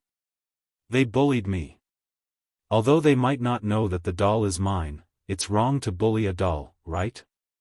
Yes, it's wrong to bully Lil Bei. Even if they don't know about this, they deserve to die if they make our Lil Bei unhappy." The old man agreed with Lil Bei. "Huh? Deserve to die?" Lil Bei was shocked. "It's not that bad. If they are guilty, let's talk about them being guilty. If they are not guilty, why should they take their lives? We have to be reasonable. I just want to go and take a look. I suspect that there's something wrong with the officials there. Before we have evidence, we can't convict them." Yes. Lil Bei is right. We can't arrest them first. If we do, we will convict them immediately. Our Lil Bei is the best. Be reasonable. No other doll can compare to our Lil Bei." The old man continued to agree. It seemed that whatever Lil Bei said was right. Xiao Bei, on the other hand, was at a loss for what to do with the old man. He wondered in his heart, what's wrong with this old man? It's just like my brother and sister. Whenever I say something, my brother and sister always agree. But if I say something wrong, my brother will tell me a story when he agrees. The more I listen, the more I know I was wrong. Could this old man be like my brother and tell interesting stories? While Lil Bei was thinking, the water boiled. Lil Bei stretched out his hands to catch the prawns. He was very nimble. No matter how the prawns jumped, Lil Bei could always catch them and throw them into the pot. "You still want to hide? Let's not talk about you being in the pot. I can catch you even if you are in the river. Do you believe me?" Lil Bei competed with the prawns as he mumbled. The prawns didn't say a word, but the old man said, "I believe you. Our Lil Bei can even catch fish in the Yellow River with his bare hands, much less pinch a prawn." That's true. Lil Bei wasn't modest at all. He threw another prawn into the pot. The prawn that entered first rolled a few times and turned from white and translucent to red. It was ready to be eaten. It's ready to be eaten. I'll eat first. Lil Bei scooped up the prawn and wanted to eat it. Hu Shao hurriedly said, "Patroller Zhang, I like to eat prawns too. Can you let me eat first? I've been waiting for a long time." The old man said unhappily, "I'll eat first." Just as Lil Bei was about to say something, a voice came from behind. "Lil Bei, since it's a gift from your grandpa Wang, you can eat it." Lil Bei paused and turned his head. He shouted in surprise, "Mom, why are you here? Didn't you say that the spring winds are too strong? Do you know an old grandpa? Then I'll eat first." The old man stood up and stared unblinkingly at Lil Bei's mother, who was the Jiang Wang clan. The Jiang Wang clan's eyes also reddened. She also stood there and stared at them. After a while, Lil Bei's voice rang out. "Mom, this old grandpa used to be our neighbor. We don't have him in the village, right?" The Jiang Wang clan finally regained her senses. She quickly walked over to the old man and asked softly, "Uncle Sang, why are you here?" "My dad." "Good, good. Everyone in the family is fine. I didn't want to disturb you, but I heard from Master that His Majesty told Master that someone was bullying our Lil Bei. Master panicked and told me to bring the family's guards and rush over to help kill them. I was afraid that you wouldn't see me, so I waited here. If you didn't see me, I would follow behind and catch some prawns to pass the time. Who knew that I was fated with Lil Bei? She saw me and caught some prawns. Chow, look at your complexion. You're. Let me touch you. Good, you're pregnant again. The family is going to be lively. When are you going to go back and take a look? It's been so many years. Woo. As the old man spoke, he reached out and grabbed Wang Qiao's hand. He placed his finger on her wrist and began to cry again. Wang Qiao also cried. She nodded as she cried. Lil Bei was stunned. He thought for a while and finally understood. He asked, "Mom, it's your family, right? Isn't that the same family that my family would send a generous gift to every year? No wonder you let me catch prawns. When I see old Grandpa Wang, I feel good. Then why do you call Grandpa Wang Uncle Sang?" The old man let go of his hand and patted Lil Bei's head. He said, "Because Grandpa used to take your mom to catch fish. Then we would find something by the river and fill a basket with fish." "Oh. I see. I understand. Then I'll call you Grandpa Prawn in the future." "No, it doesn't sound nice. I'll call you Grandpa Fishing." "Grandpa Fishing, have you eaten the food I sent you?" Lil Bei was very good at talking, but for some reason, he couldn't see anyone from his mother's side. "I've eaten it. The food is good, but it's not as good as seeing you. The prawns you cooked for Grandpa are the best."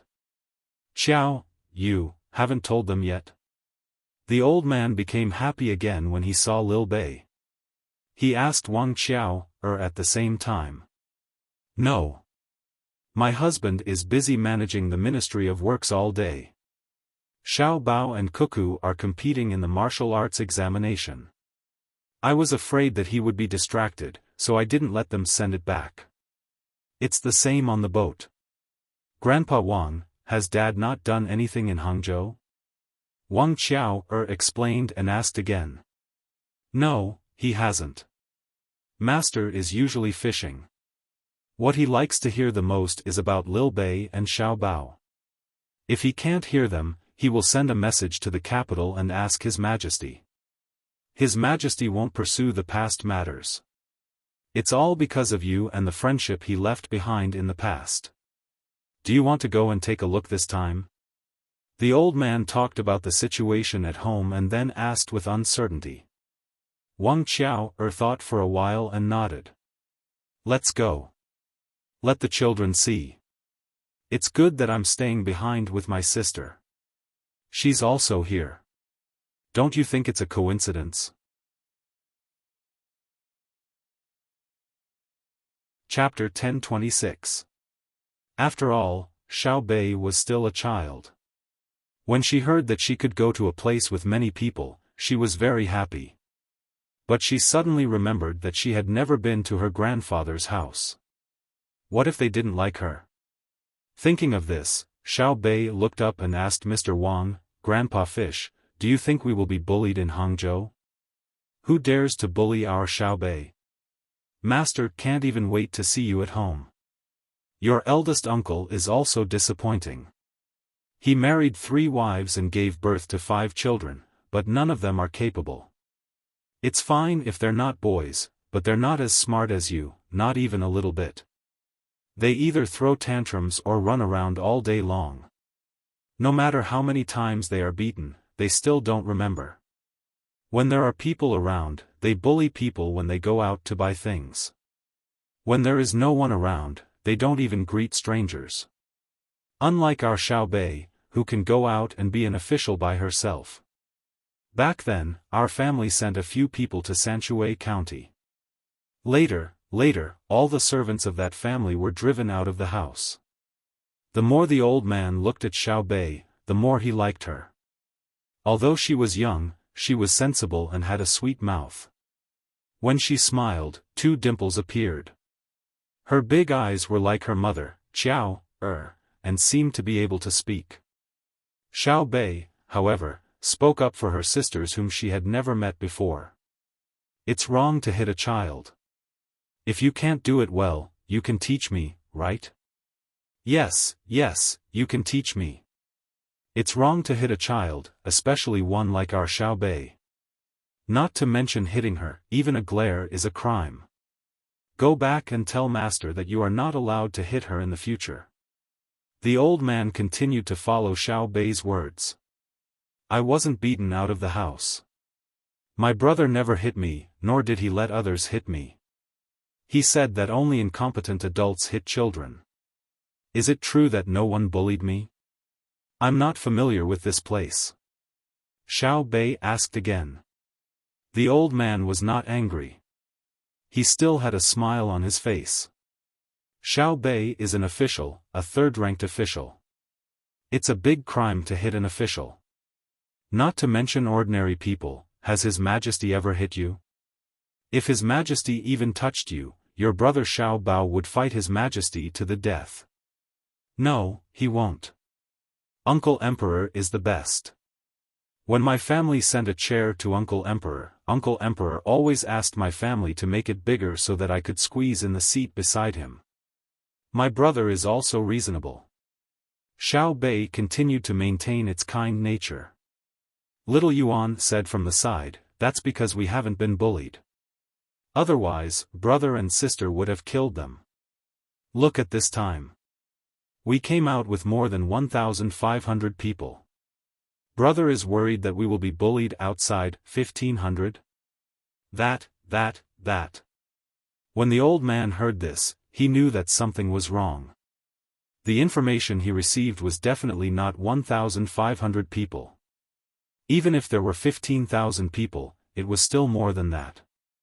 Xiao Bao had put on the posture of an army at the city gate. Something had been happening there recently. The old man didn't say it out loud. Instead, he looked at Wang Qiao. He didn't believe that the most beloved princess in his family wouldn't know. Wei Wei of the Jiang Wang clan smiled and said, I didn't tell Xiao Bei and the others. Since I mentioned it today, there's no harm in telling them. Xiao Bei, your brother and sister have sent out the fleet of Jili State. When the time comes, they will stop in the middle of the lake. If you guys are in any danger, get into position and attack.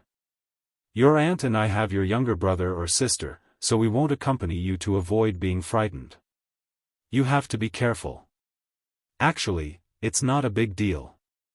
You've been used to running around since you were young. No matter how dangerous it is now, it's not as scary as when we were young. If we can really fight in Jiang province, you guys can also learn from it.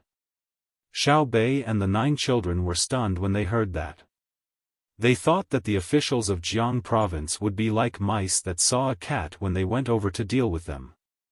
They did not expect that their brother and sister would transfer the fleet over. The 9 children knew very well that the Tang dynasty's fleet was actually dominated by their family. The number of ships in their family accounted for more than 80% of the Tang dynasty's fleet. The fleet of Jili state was the most powerful. It was only stronger than Luzhou because it had to suppress Xian Luo and Japan. The ships were large, there were many of them, they were fast, had a long range, and the quality of the personnel was high. The overall cooperation was good. When all 60 ships came over, they were like mountains, forming a majestic formation. Xiao Bei swallowed his saliva and looked nervous. He said, Are we going to war? I haven't learned how to command yet. You only know how to scare me with tripping ropes. Do you think our family lacks battle commanders? And, when we were young, did we encounter more powerful enemies? Xiao Yuan asked a key question. Zhang Wang Clan glanced at Hu Shao hesitantly. Hu Shao suddenly shuddered. He gritted his teeth and took the initiative to say to Xiao Yuan and the others, in the past, your family was powerful, but you could only stay in Sanshui County. At that time, the people of Sanshui County did not support you as much as they do now. Besides, Huayuan County had some foundation. There was no other place. At that time, Luzhou did not have many people. He wanted to support you, but he did not have the strength. At that time, it was not too difficult for someone to deal with your family. Fortunately, there was the Minister of Revenue and the little prince to protect your family.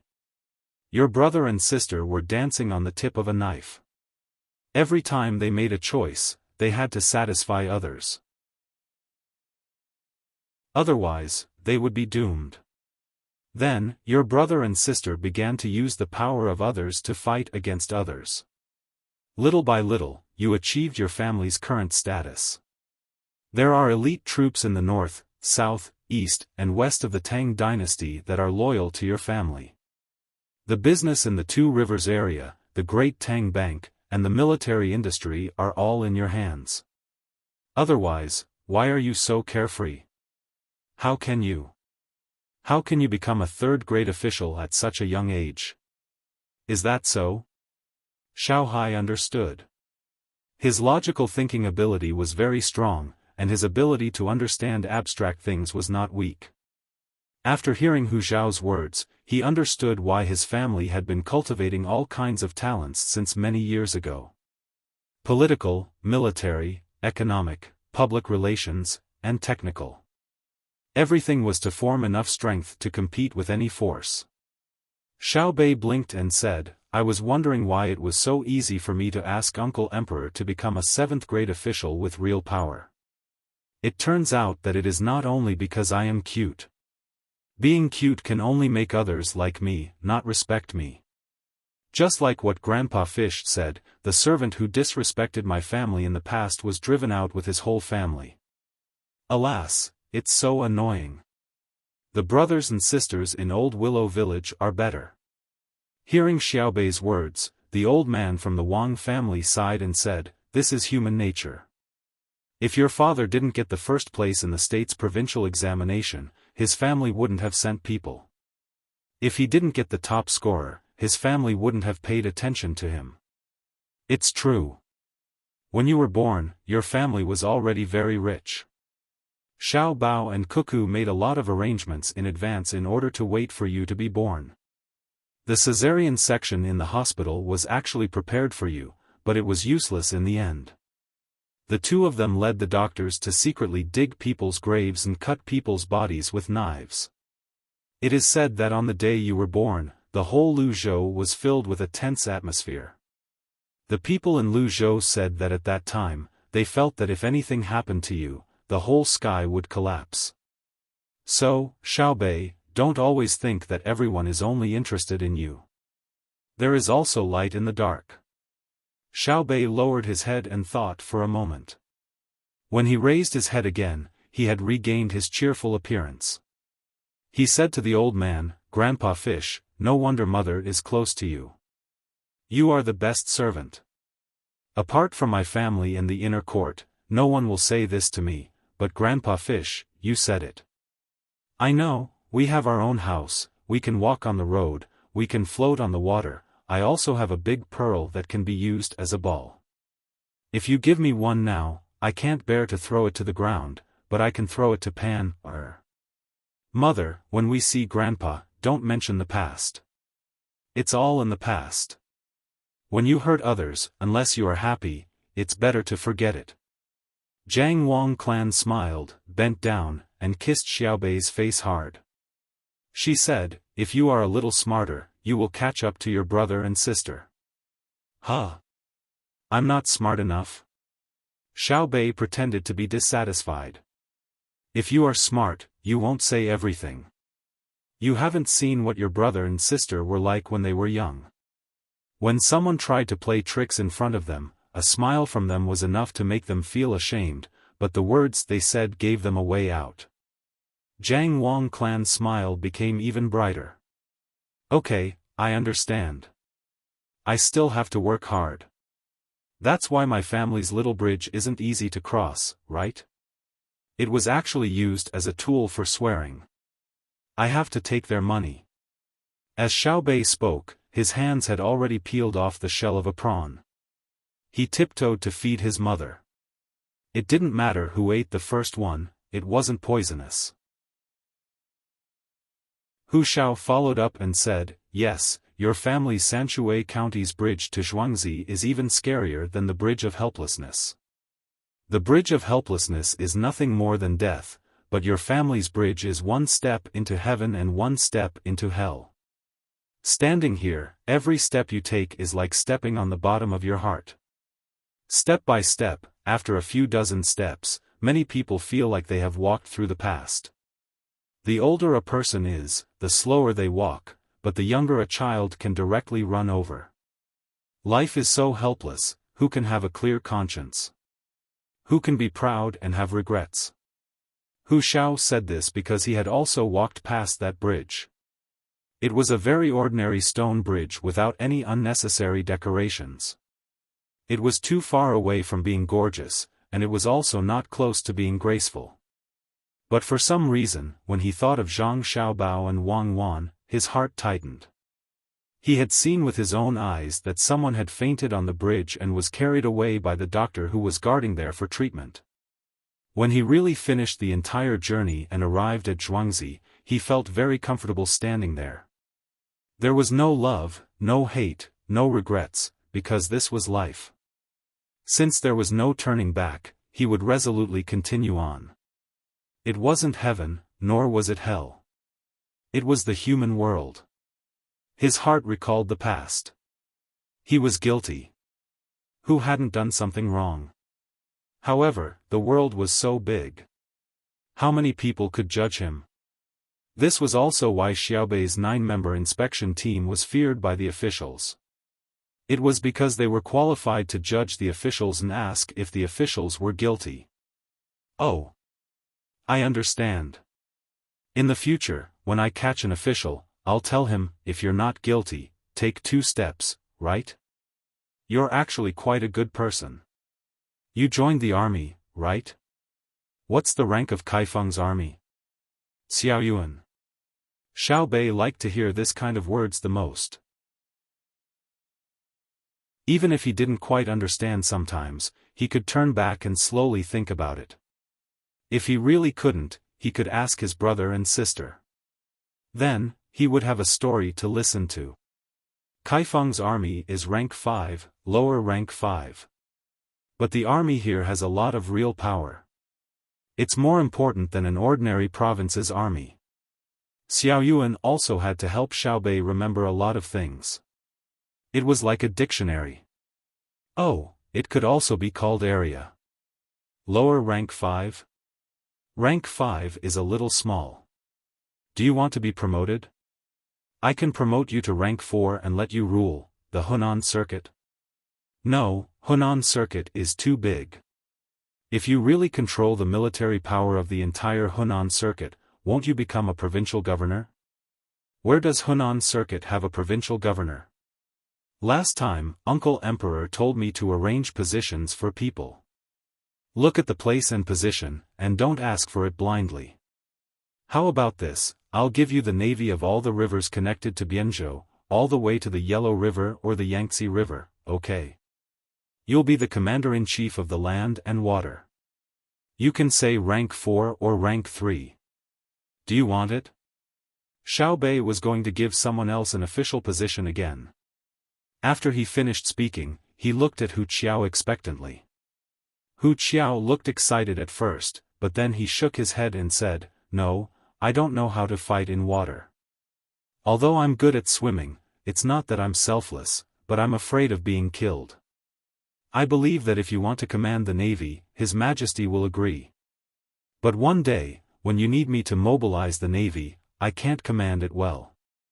If I shirk the responsibility and say that my subordinates are disobedient and stupid, will you agree? No, I'm not stupid. It's your problem if your subordinates are disobedient. If you don't use them well, the first one to deal with will be you. If your subordinates are exiled, you will be beheaded." Xiao Bei gave a definite answer. "That's right. I don't want to die yet." Hu Qiao looked like he was an honest person. Xiao Bei nodded. "Oh. That's right. If I give you the navy now, I'll be harming you. If I don't give it to you, I'll feel that it's a waste of talent. Xiao Yuan, what do you think we should do? I really owe you. You thought about it yourself and then asked me. If he doesn't know, let him learn. After he learns, he will know." Xiao Yuan had just peeled a prawn and took a small bite. He felt that it was bland and was looking for someone to get salt and pepper. Yes, yes, yes. Learn. We can learn. So, Sir Hu, follow the ship and learn from the commander on the ship. Don't think that we're a merchant fleet. Even if the fleet from Jili province attacks us, my current team can still fight to the death with them. Who said that merchant ships can't be armed? Who said that merchant ships have to be slow? Right? Follow and learn along the way. After you learn well, I'll recommend you to my sister's military school. It's okay if you resign from your current position, okay? Xiao Bei stomped the deck and asked for Hu Qiao's opinion. Hu Qiao was trembling all over. He finally understood why he was able to protect Xiao Bei and his team and why so many people were looking at him with jealousy. This was an opportunity to reach the heavens in one step. As long as you were capable, or had strong commanding skills, or were serious in your work, even if you couldn't do it, as long as you were honest, you had a high chance of seizing this opportunity. If you missed it, then don't blame the heavens and accuse others. The excited Hu Qiao looked at the Jiang Wang clan. However, the Jiang Wang clan turned her head away. It wasn't that she couldn't make the decision, but that she didn't want to. The old man from the Wang family said to Hu Qiao, "Sir Hu, the person who will give you an official position is our Xiao Bei, not Xiao Er. I'm willing. I'm willing. I'll learn. I'm still young." Hu Qiao understood. If he looked at the Jiang Wang clan, wouldn't he be implying that Xiao Bei couldn't make the decision? If Xiao Bei got angry and lost the opportunity, the Jiang Wang clan would naturally protect her child. If Xiao Bei got angry, did he expect him to give him an official position? Xiao Bei acted as if he didn't know. All right then. You'll learn as you go. Start with the basics. The commander of my family's fleet must be familiar with every job. For example, if we're heading east, the wind is westerly. The speed of the sail is very fast, and the ship is at full sail. You're the commander. Through the binoculars, you can clearly see the enemy 2 li ahead. Their position is slightly north. It's a fleet like ours.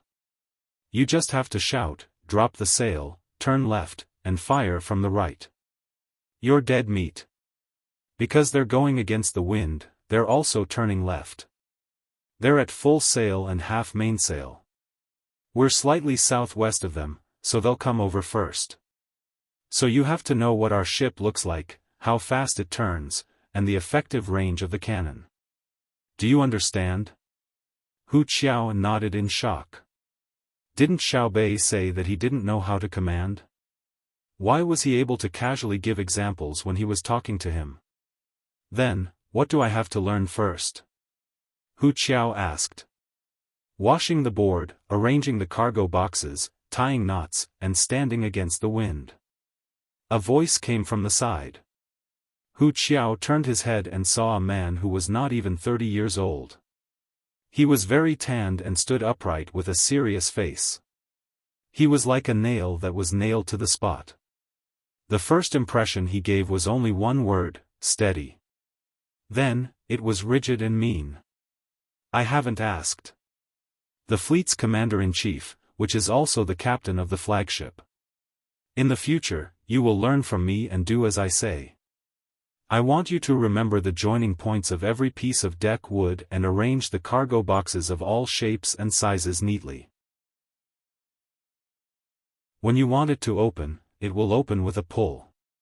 When you don't want it to open, the cargo will not move with the ship.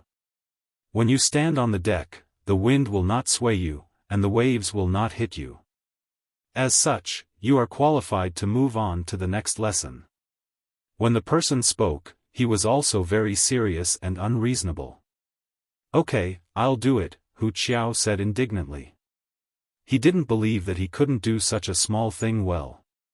Report, good news. Little master, little miss, good news.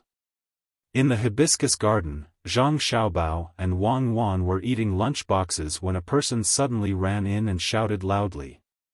Zhang Xiaobao put down his chopsticks and said to the person, "It seems that you are full. You are very confident. Speak, I will eat after you finish." Report, I haven't eaten yet. I am hungry. I will eat later. I have good news. The ladies are pregnant again and are preparing to go to Hangzhou to recuperate. Hangzhou Wang family. The person didn't care about Zhang Xiaobao's attitude at all and said with a smile. With a clatter, Zhang Xiaobao's chopsticks fell on the small table and stared at the person.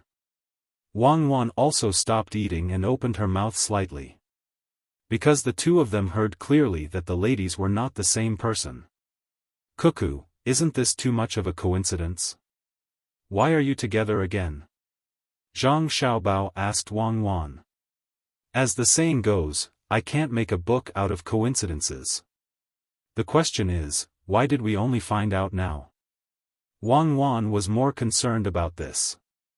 Because, when we go out, we are afraid of our mothers. We are going to have a younger brother or sister again. I guess we will have to start from the beginning again. Do you think it is a good thing, or a good thing? Zhang Xiaobao thought of the scene of a large group of children running around. It is a good thing. Xiaobei's agarwood house can be used. Wang Wan gave a definite answer.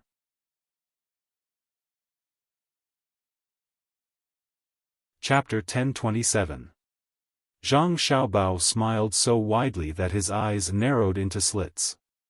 He liked having more brothers and sisters, the more the merrier. He was just like other families. It wasn't just the aristocratic families who wanted to have more children. As long as they could make ends meet, ordinary families were also willing to have more children. Once they were in their teens, they would be a good source of labor. This was especially so for boys. They could help the family do a lot of chores. By raising more children, they would have someone to take care of them when they were old. Li Longji, who had been paying attention to the Zhang family and Wang family, quickly received the news. He threw away the two memorials regarding the flood control of the Yangtze River and Yellow River. He rushed over to Wang Wan's headquarters and congratulated her. "Xiao Bao, Cuckoo, congratulations. How many children are there this time? The more, the better. 8 or 10 isn't too much. 5 or 6 isn't too much either. Why don't you say thousands or tens of thousands, like fishes? Why do you have to say pigs? You're congratulating the wrong person. This has nothing to do with us. You should be congratulating my father and father-in-law." Zhang Xiaobao was very dissatisfied with this number. Even though it was theoretically possible to have 8 or 10 children, it was still a multiple birth. Li Longji didn't think much of it. "I'm not scolding anyone. I'll talk to your father and father-in-law when I'm free." "Xiao Bao, I have an idea." Zhang Xiaobao didn't reply. He guessed that Li Longji couldn't come up with a good idea. Wang Wan continued to look at the map. It was a military map of Hangzhou that had been enlarged many times. It wasn't to prepare for the military sand table. It was to set up sufficient defenses around the area to ward off wind, moisture, mosquitoes, enemies, and loneliness.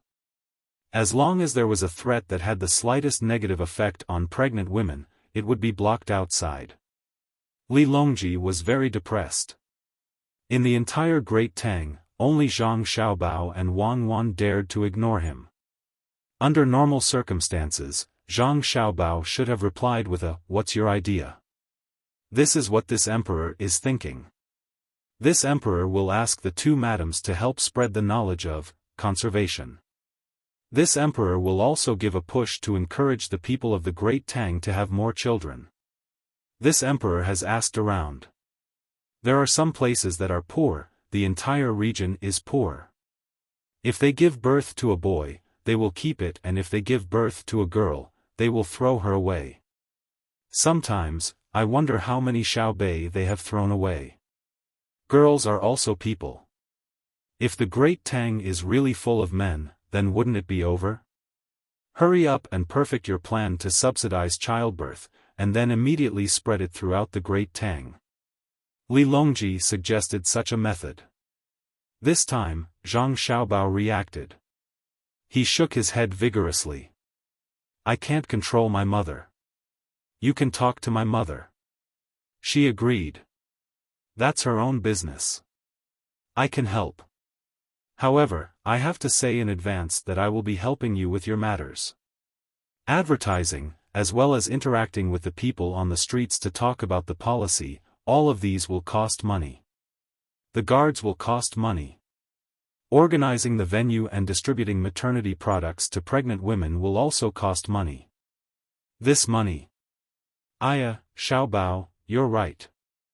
I'll have to trouble your family again. This emperor will remember this in my heart and will definitely repay you." When Li Longji heard that it was about money, he immediately followed up on Zhang Xiaobao's words. It was impossible for him to fork out the money.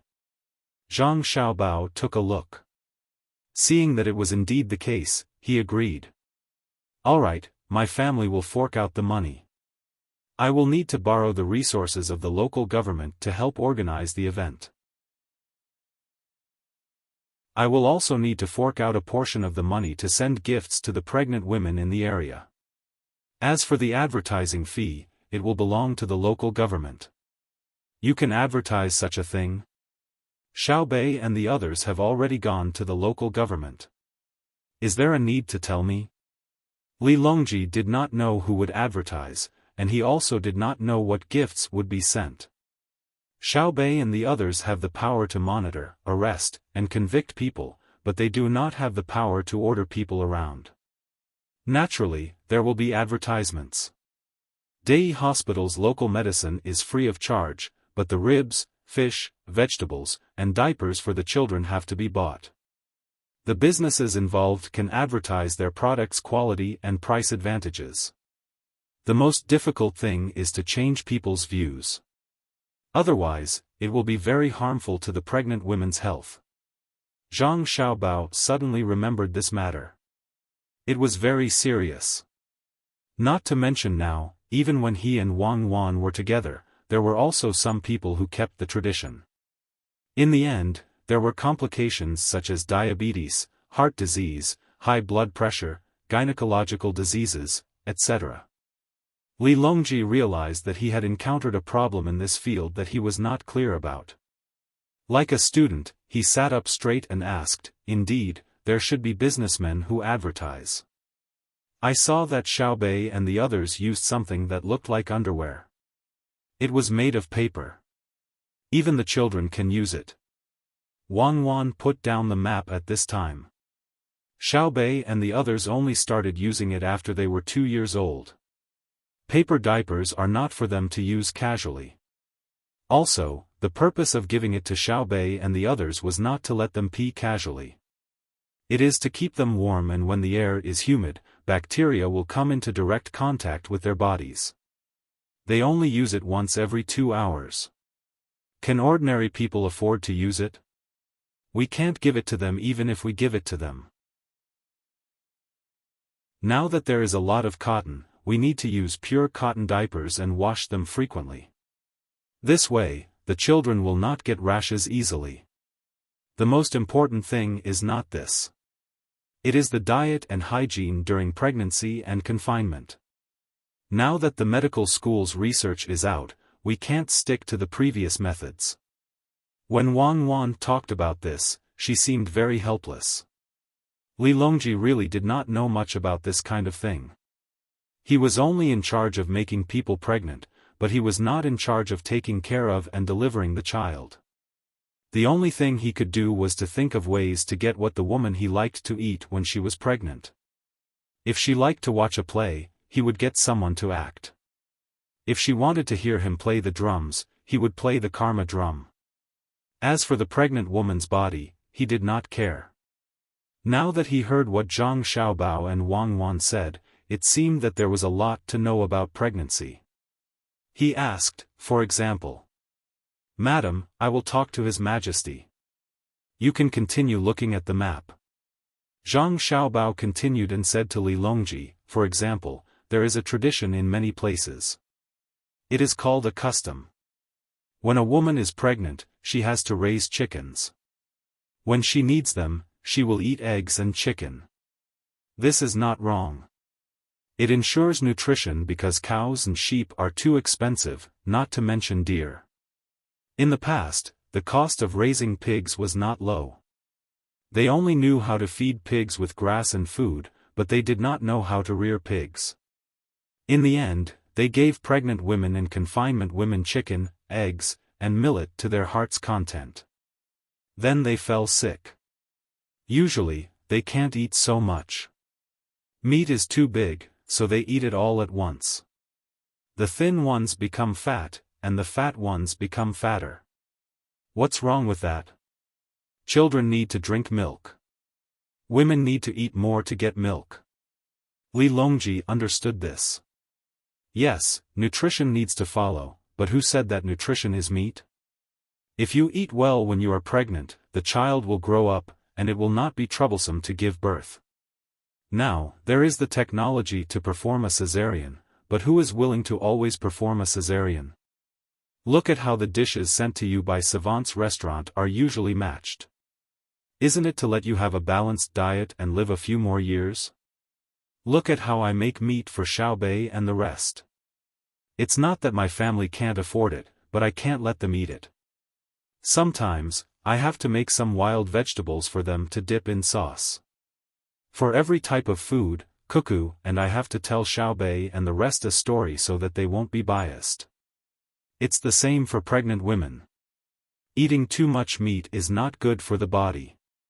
Zhang Xiaobao gave an example of Xiaobei and the rest, as well as the food that Savant's restaurant matched for Li Longji and the people in the palace. Li Longji suddenly understood and nodded lightly. He said, "Xiaobao, you are a good person. No wonder Savant's restaurant sent me all bland food in the few days after the New Year. There was even coarsely ground corn bread, and there was no honey in it. The food was delicious, but it made me think that there was a problem with the person in charge of Savant's restaurant. He even got someone to test for poison twice. Usually, when Savant's restaurant sent food, it would all go straight to my mouth. No wonder. Continue. Li Longji told the truth about the poison test. He was very embarrassed. It turned out that there was no problem with the management. They were worried that he would eat too much meat during the new year, which was not good for his body, so they adjusted his diet. If they really continued to send meat dishes, there would be a problem with the management. Zhang Xiaobao really didn't know about this. He thought that his godfather was afraid that he would misunderstand, so he didn't let anyone mention it to him.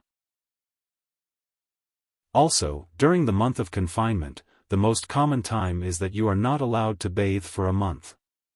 You are afraid that external evil will enter your body. This is because the medical system in the past was not good, so we could only use a conservative method. However, it is to nourish the bacteria.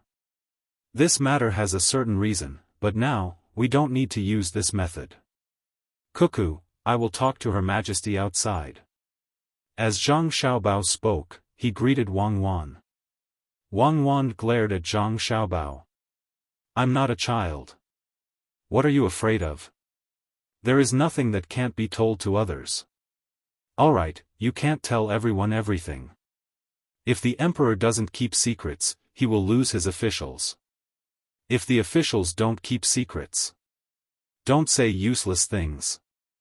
If the emperor doesn't keep secrets, he will lose his country. You guys can talk. Don't worry about me. Wang Wan interrupted Zhang Xiaobao's recitation of the Analects of Confucius. Xiaobao, are you saying something that goes against ethics and morality? Li Longji looked around. If there was something wrong, it was better to say it outside. No, it's mainly because we are not doctors. It's about a woman's physiological problems. Actually, it's nothing. Let's talk about business. Why can't a woman bathe during confinement? First, it's because the change in temperature can easily affect the body. For example, when you catch a cold, it's cold. Second, when you bathe, even warm water is not as good as the secretion of the woman's body. When a woman gives birth, no matter what she does, she will get injured. There are injuries in the joints and in the uterus. In the past, medical science couldn't catch up, so it was better to let the woman recover on her own. Zhang Xiaobao explained. Back in his time, any man who cared a little about women would be very clear about this. It was not something that belonged to the martial arts world. Good men had to specifically learn how to influence and take care of women during menstruation. But in this era, it's still very shocking to say it so naturally. Li Longji was shocked. It's not because Zhang Xiaobao dared to say such things. It's because, Xiaobao, you want to learn this too? I'm not deliberately learning it. I just want to understand it. I want to continue. But our current medical school's research in this area has always been more advanced than other areas. The main reason is because Xiao Bei and the others needed it. I invested a lot of money and it's biased. Medical care for infants and pregnant women is free, right? So don't not bathe for a month. We have thermometers and special sterilizers. What we need to do now is to match the diet. During pregnancy, we can't raise the child too big. It's not easy to give birth. It's fine as long as it's enough. If you raise it to be fat, it might not be healthy. In this way, we can reduce the complications of pregnant women. A healthy child and a healthy mother are the most important.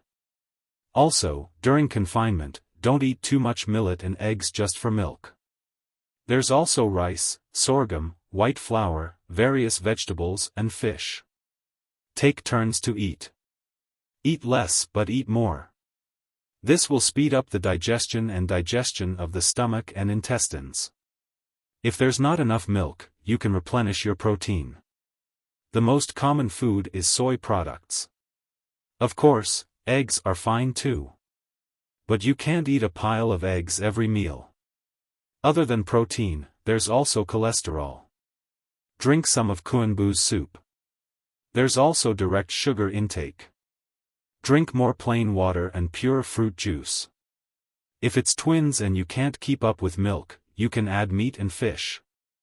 But you can't focus on everything, especially not eating chicken all the time. This way, there's enough iodine and calcium in the milk, as well as trace elements like iron and zinc. It's helpful for both children and adults. When Zhang Xiaobao said this, he let out a long breath. It was too tiring. Pregnancy and childbirth seemed very simple, but it involved too many things. There was no fixed method, and it could only be adjusted at any time. Wang Wan also listened. She smiled at Zhang Xiaobao and said, "You know quite a lot, Your Majesty. In fact, the birth of a baby is like fighting a war. There must be intelligence, vanguard, middle troops, and logistics. As for the education that follows, that's another story. Children are not cute toys to look at, nor are they the continuation of one's ideals. They are the most precious existence in the world. The most beautiful luminous pearl will dim in front of the dazzling new life." Li Longji listened quietly and listened very seriously. What he wanted to do most was to grab the two people behind the Zhang Xiaobao and Wang families and ask them, "How many things do you know? Why did you choose Xiaobao and Cuckoo? Other than knowledge and talent, could it be that you can also teach human nature?" Of course, he also wanted to capture Xiaobao and Cuckoo and interrogate them. "How did you learn? The knowledge you learned is too diverse and vast. Aren't you tired? You know all the subjects of the imperial examinations, and you're at the top of all of them. Literature, law, politics, calculation, national policy, calligraphy, music, painting, industry, agriculture, military, economy, education, system, human nature, food, medicine, and so on. Are these things that humans can know?" Li Longji thought this, but he didn't ask. Of course, even if he asked, Zhang Xiaobao wouldn't tell him. He would say that most of these things were already included in the 12 years of compulsory education. When he and Cuckoo were children, they learned a lot of things. Basically, every day, other than eating and sleeping, their schedule was almost full. Moreover, they didn't start from the first year of the 12 years of compulsory education. Usually, they started from the time they were a fetus, followed by infant education, preschool education, and all kinds of arts. They started learning piano at the age of 4, and by the time they were 8 years old, there were countless people who had reached level 10. After the 12 years of compulsory education, those who really wanted to learn would learn more and more. Cuckoo was already a genius, and with her family's influence, you couldn't imagine how many things she knew. If it were him, he would have to be more humble. He didn't have a systematic education, but his learning ability wasn't bad either. The school he attended was different. This was what it meant that the path was intangible, but different paths led to the same destination. When he thought about how other people's children learned so much, Zhang Xiaobao said to Wang Wan, "At that time, a child like Xiao Bei would at least know 4 professional skills, right? It shouldn't be a problem to play the 3 plum blossoms with the flute. Our education still hasn't caught up, and we let them play." "Xiao Bao, what are you saying? Are you belittling my children? Xiao Bei and the others haven't learned anything yet?" "Yes, if we really compare them to you and Cuckoo, they are still lacking. They can only be said to have learned something and have their own strengths, but they can't compare to the two of you. However, is it possible to find a second pair of Xiao Bao and Cuckoo in this world? How many of Xiao Bei's 9 can there be? Perhaps June, and Pan can catch up if they work hard. As for the other children, even if they have Chaoyang, they can't catch up. This is the injustice of the world. You can't put in all your effort to teach every child. You can only do your best for your own siblings. Alright, let's not talk about this. Why didn't anyone teach me this when I was young? Otherwise, how could I tolerate you? Li Longji was very jealous, so he spoke the truth. He understood that his ability wasn't good enough. If he killed Xiao Bao and Cuckoo, he would face very serious consequences. Not to mention whether or not he could kill the two of them. Even if he did, how would the people behind them react? How would he face a country that could possibly create weapons that could kill an entire capital? There was also the die-hard loyalty of the Zhang family and Wang family around Great Tang, as well as the excitement of the surrounding countries. Great Tang's financial system would instantly collapse. No matter which one it wasn't something that he could bear. Zhang Xiaobao and Wang Wan weren't angry. Any emperor wouldn't like power that they couldn't control, just like the two of them. They also didn't like many people, such as the aristocratic families who monopolized land, or the poor who were lazy. However, they still had to endure. This was selfishness and choice. A completely selfless person was the most terrifying. They had to be eliminated. Without selfishness, there would be no weakness. After Li Longji finished speaking, he looked at Xiao Bao and Cuckoo and said helplessly, "I knew the two of you would be like this. It's said that the two of you are the reincarnations of immortals. Tell me the truth, is that true?" That depends on how you look at it. According to Buddhism, everyone is a Buddha. It's up to you to say that it's the 6 paths of reincarnation. However, according to Taoism, it's extremely mysterious and profound. Your Majesty, let's talk about the welfare of mothers and children. Zhang Xiaobao didn't answer directly. Instead, he beat around the bush. Li Longji recovered from his shock and said, "Right, welfare is something that should be done. Children are the hope. Use that piece of glass to advertise that the children of Great Tang are stronger than those of other countries from the moment they're in their mother's body. I believe that when they grow up and see the situation of other countries, they'll know how much Great Tang has sacrificed for them. If they don't love Great Tang, they'll be letting down their own conscience." Zhang Xiaobao nodded and said, "That's right. It can also let the people of other countries feel that their country isn't worth protecting." Chapter 1028. One of the things that Li Longji loved the most was to see how the lives of the citizens of other countries were not as good as his own country. He would constantly compare them and feel extremely satisfied and proud. In the past, he had this problem. He would go on a pilgrimage to Mount Tai and make a big fuss about it. He was afraid that no one would know about it. Whenever he went to a place, the local government would spend a lot of money. Whenever he was happy, he would exempt a few years of taxes, reducing the finances of the imperial court. Now, he also liked to travel, but he was not so extravagant. He didn't specially go to a certain place where he didn't need to be received. So he made a curious connection between tourism and the promotion of fertility. He said to Zhang Xiaobao, "How's the construction of the Great Tang going? I want to patrol Great Tang. Summer will be here soon, and I'm afraid that there will be a flood at the Yangtze River. I'm going to make preparations in advance. At the same time, I can promote the national policy of promoting fertility. Isn't this killing 2 birds with 1 stone?" Zhang Xiaobao would be a fool if he believed his words. If you want to travel, so be it. Who's stopping you? What's the point of finding excuses? Thus, Zhang Xiaobao didn't reply. Wang Wan couldn't help but laugh. She said to Li Longji, "Your Majesty, the construction of the Great Tang doesn't need to be grand. It's fine as long as it's comfortable. When you're not here, you can use it to play movies and become a place for ordinary people to visit. Don't take the initiative to collect entrance fees. Put a donation box inside, and say that it's used for Great Tang's infrastructure. Rich people will be willing to throw in some money. Then, use that money to pay maintenance fees and give a portion to Xiao Bao. Xiao Bao can use it on Great Tang's infrastructure. You can also set up stalls for people to rent and sell local specialties and snacks. You can set a profit ratio. I believe that few people will dare to challenge your authority.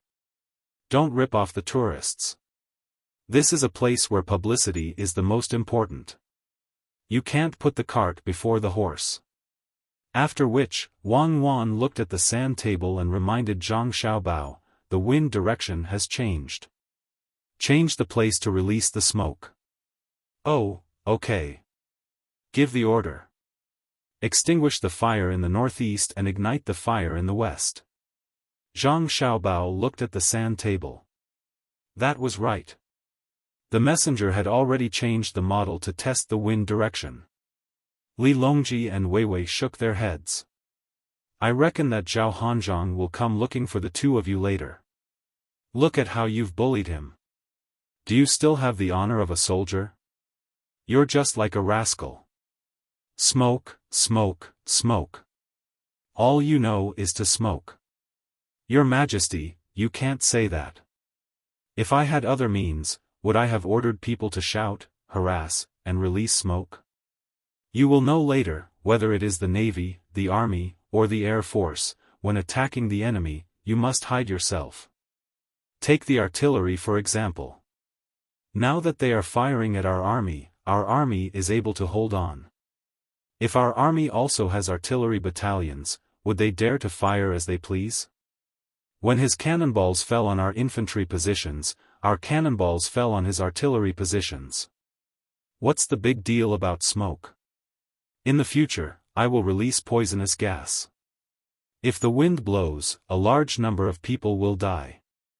Who cares if he is a rascal or not? It's fine as long as fewer people die in our army. Zhang Xiaobao said indifferently. He was the kind of person who was ruthless to himself and even more ruthless to others. He would only show his kind side to the children of his own country.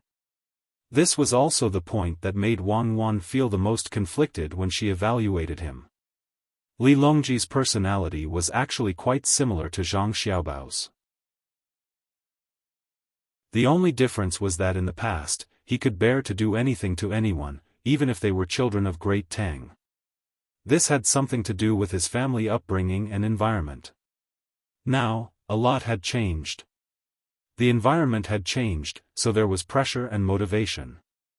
Ever since Zhang Xiaobao and Wang Wan began to interact with him, he felt a special feeling. It was relaxation, affection, and tranquility.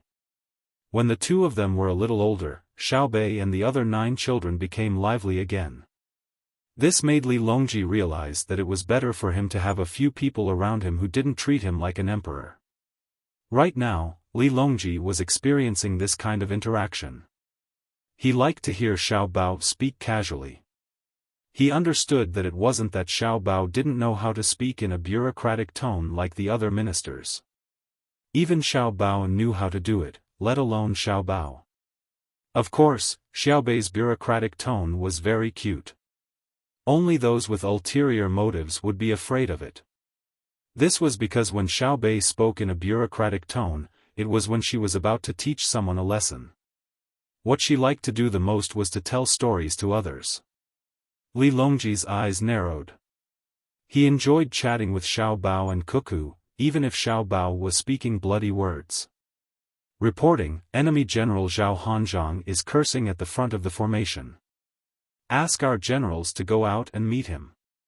The messenger's words interrupted Li Longji's leisurely moment. Zhang Xiaobao looked at the messenger and curled his lips in disdain. I don't want to meet him. What? He wants to fight me one-on-one? Does he want me to use a gun? If he uses a rifle, I'll let him hide as he pleases within 500 meters. If he uses a pistol, he won't even have the chance to fire within 50 meters. I think you'll use a knife and he'll use a gun. The messenger held back his laughter as he spoke. Do you think he can win if I use a knife? Give me 2 throwing knives. Let's see how he'll aim at me. Unless the bullets miss and hit me, he'll continue to give me smoke. How will I have the time to answer him? Zhang Xiaobao was still full of disdain. After the messenger left, Li Longji said, I believe in your ability, Xiaobao. If it's one-on-one, Zhao Hanzhong is far from your match. Just now, when Cuckoo said to ask people to donate money, I feel that I don't need that little bit of money. It's as if I'm poor. Your Majesty, I've told you before that the purpose of donating money is not for that little bit of money, but for the heart. Love is the essence of the people of Tang. If you don't promote it, who will donate money to buy things for their children when they need to carry out operations in the future? However, we have to spend the money donated. Since we don't need donations, we can still do things. Why should we be greedy for that little bit of money? If we're greedy enough, the hearts of the people will turn cold. It's just like Xiaobei's story of the boy who cried wolf. Zhang Xiaobao explained the purpose of asking people to donate money. It wasn't about how much money they could raise, but how high their hearts could soar. Yes, I've mentioned this before. Li Longji recalled. At the same time, he took back what he said about not having much money. After all, Tang's operations in the Chaoyang Empire cost a lot. They were all paid for by merchants from all over the country. According to Xiaobao, merchants had a low status, so they had to do more to gain the recognition of others. Otherwise, if they earned a lot of money but were looked down on by others, it would be too sullen to live. It wasn't even a tenth of the love and respect that a poor scholar received during his lectures. That was to have 1,000,000 strings of coins and be cold and indifferent to others. The most frightening thing wasn't coldness, but indifference. Li Longji had asked Xiaobao how much all the schools in Great Tang spent when added together. In the end, he had obtained a vague figure.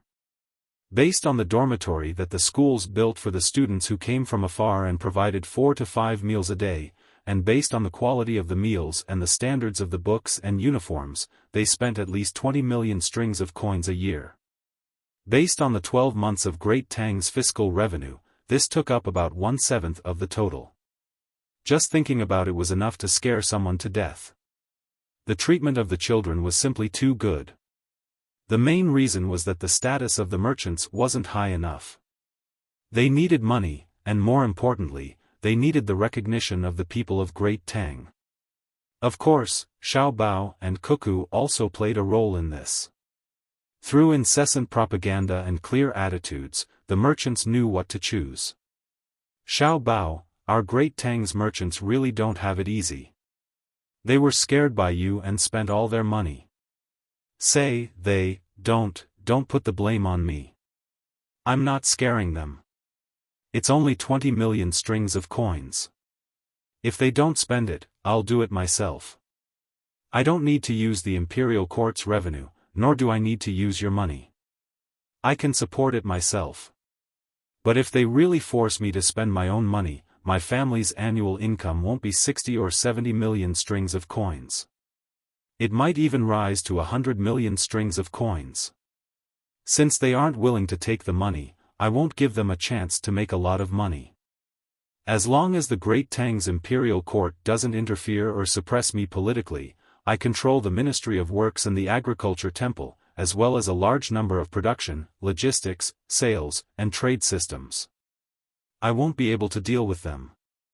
The rich are heartless, and I won't talk about fairness with them. I'll just give them a good ideological lesson. Zhang Xiaobao was still as radical as ever. What he meant was that he didn't care about what others said. He earned the money through hard work. He was smart and willing to do it, so why should he pay for it? Was it wrong to be smart and hardworking? This was because Zhang Xiaobao believed that there was no such thing as truth in this world. You were smart and hardworking because the imperial court provided you with opportunities. They didn't provide you with good seeds, industrial technology for civilian use, or convenient information tools like the telegraph system. If they didn't create stable political, economic, and military conditions for you, how could you earn the money you have now? Our Great Tang has always been in a state of war and invasion. If you're smart to a certain extent, you won't be earning money, but thinking of a way to become an emperor. Fairness itself is a scale. How many weights, how strong a lever, and how long a distance do you need to use a small number of merchants to move the majority of ordinary people and maintain that balance? If things go wrong, the scale will break, and the weight will fall and smash your feet. Wang Wan also understood Zhang Xiaobao's thoughts, so she added, Xiaobao won't talk about fairness with merchants. This is because Xiaobao has always been suppressing his desires. He doesn't use many methods because he's afraid that it will affect the normal operation of Great Tang's economy and cause losses to the common people. Thus, Xiaobao has always been standing on the high ground and demanding of other merchants. If a merchant says that you don't want to use your abilities, that's your own problem. What right do you have to restrict me? Then, Xiaobao will use some methods on them. Not only will I not restrict you, but I won't restrict myself as well. This is fair, right? I won't ask you to do anything. We'll rely on our own means, and we'll be responsible for our own lives. I believe that the merchant who speaks the opposite in the end will think that it's better to restrict him. He. Li Longji nodded with a smile. That's right, that's right. What merchants are afraid of isn't how high Xiaobao's moral standing is, but the ability of this industry. Sheep don't have the right to talk about fairness with wolves, because wolves will die if they don't eat sheep. Reporting, the enemy's commander, Zhao Hanzhong, is challenging us again. He wants to meet with our commanders. A messenger came in to report. Zhang Xiaobao said unhappily, is he done yet? Cuckoo, give me a pair of binoculars. I'll go and meet him from afar. I'll scare him to death. Yes, meet him. He's challenging me. If I don't trick him, I'll be letting down his persistence. Zhang Xiaobao, who suddenly thought of something fun, took a pair of binoculars from Wang Wan, walked out, and rushed to Zhao Hanzhong's room. I'll also go and take a look. Li Longji greeted Wang Wan and followed him out. Wang Wan sat there without moving. She couldn't go and meet Zhao Hanzhong, as that would expose her position as the main force. She looked at the door and muttered, Xiaobao is coming up with bad ideas again.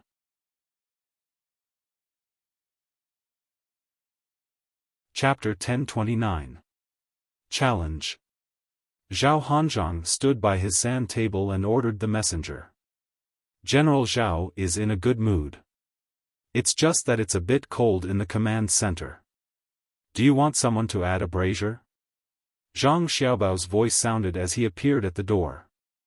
Zhao Hanzhong turned his head. His eyes were first filled with doubt, then shock and anger. He opened his hands to block Zhang Xiaobao's line of sight. As he blocked, he said, Zhang Xiaobao, you can't do this. You're relying on the privilege His Majesty gave you to come here and spy on me. Can't you afford to lose? As he spoke, Zhao Hanzhong had already reached his hand in front of Zhang Xiaobao's eyes. He looked left and right. When he felt that Zhang Xiaobao couldn't see the sand table, he was temporarily relieved. Zhang Xiaobao, why did you come here instead of commanding your people? I don't like the cold. I'm not used to the hot room. Don't peep in the name of caring for me. General Zhao, it's better to be honest. I was discussing economic and political matters with His Majesty, and you had people call me to meet you again and again. I was busy. When I thought about how it would take too much time for each of us to set up a model of each other and have the messenger pass on our words back and forth, why don't we meet? Let's each use a telescope and shout from a distance. What do you think? Zhang Xiaobao said with a look of grievance. Zhao Hanzhong was stunned again. He suddenly jumped back and pointed at Zhang Xiaobao. It's you. Zhang Xiaobao. Yes, it's me. I'm Zhangjie Zhuangzi of Sanshui City, the eldest son of the Zhang family, Zhang Xiaobao, Zhang Xiaobao said with a smile. You're the one who kept smoking me.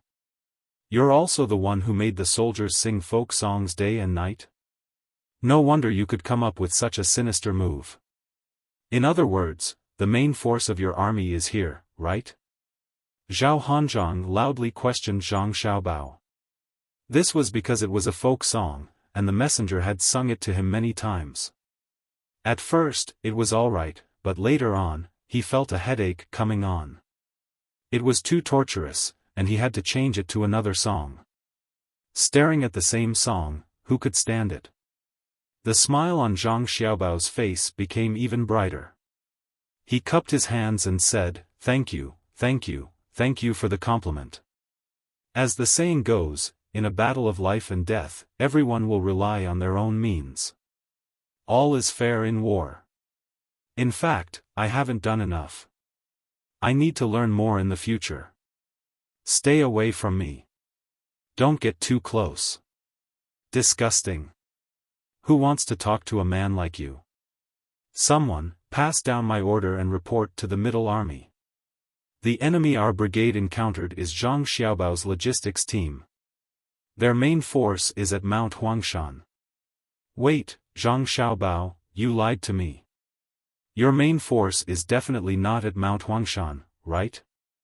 Just as Zhao Hanzhong was about to send the message back, he suddenly hesitated. When he asked Zhang Xiaobao, he stared into Zhang Xiaobao's eyes, as if he wanted to see if Zhang Xiaobao was lying. However, he didn't know that even if he put a lie detector on Zhang Xiaobao's eyes, it would be useless, let alone look into his eyes. Therefore, Zhang Xiaobao's eyes were still as clear and pure as when he was young. To describe it a little exaggeratedly, it was as deep as the bright night sky. With this kind of gaze, Zhang Xiaobao still smiled and said, "If General Zhao is powerful and you found out, half of our main force is actually hiding at Mount Huangshan under the command of Cuckoo. In a few days, they will surround your army. The other half has already ambushed beside Hangzhou. They want to catch your middle army off guard." Zhao Hanzhong's eyes narrowed. He retracted his hands and twisted them together. His two thumbs moved back and forth in circles. It was obvious how conflicted he was. After thinking for a while, he still couldn't figure it out. He could only ask, "Then let me ask you. Since you said that the main force is here, why didn't Wang Wan show up?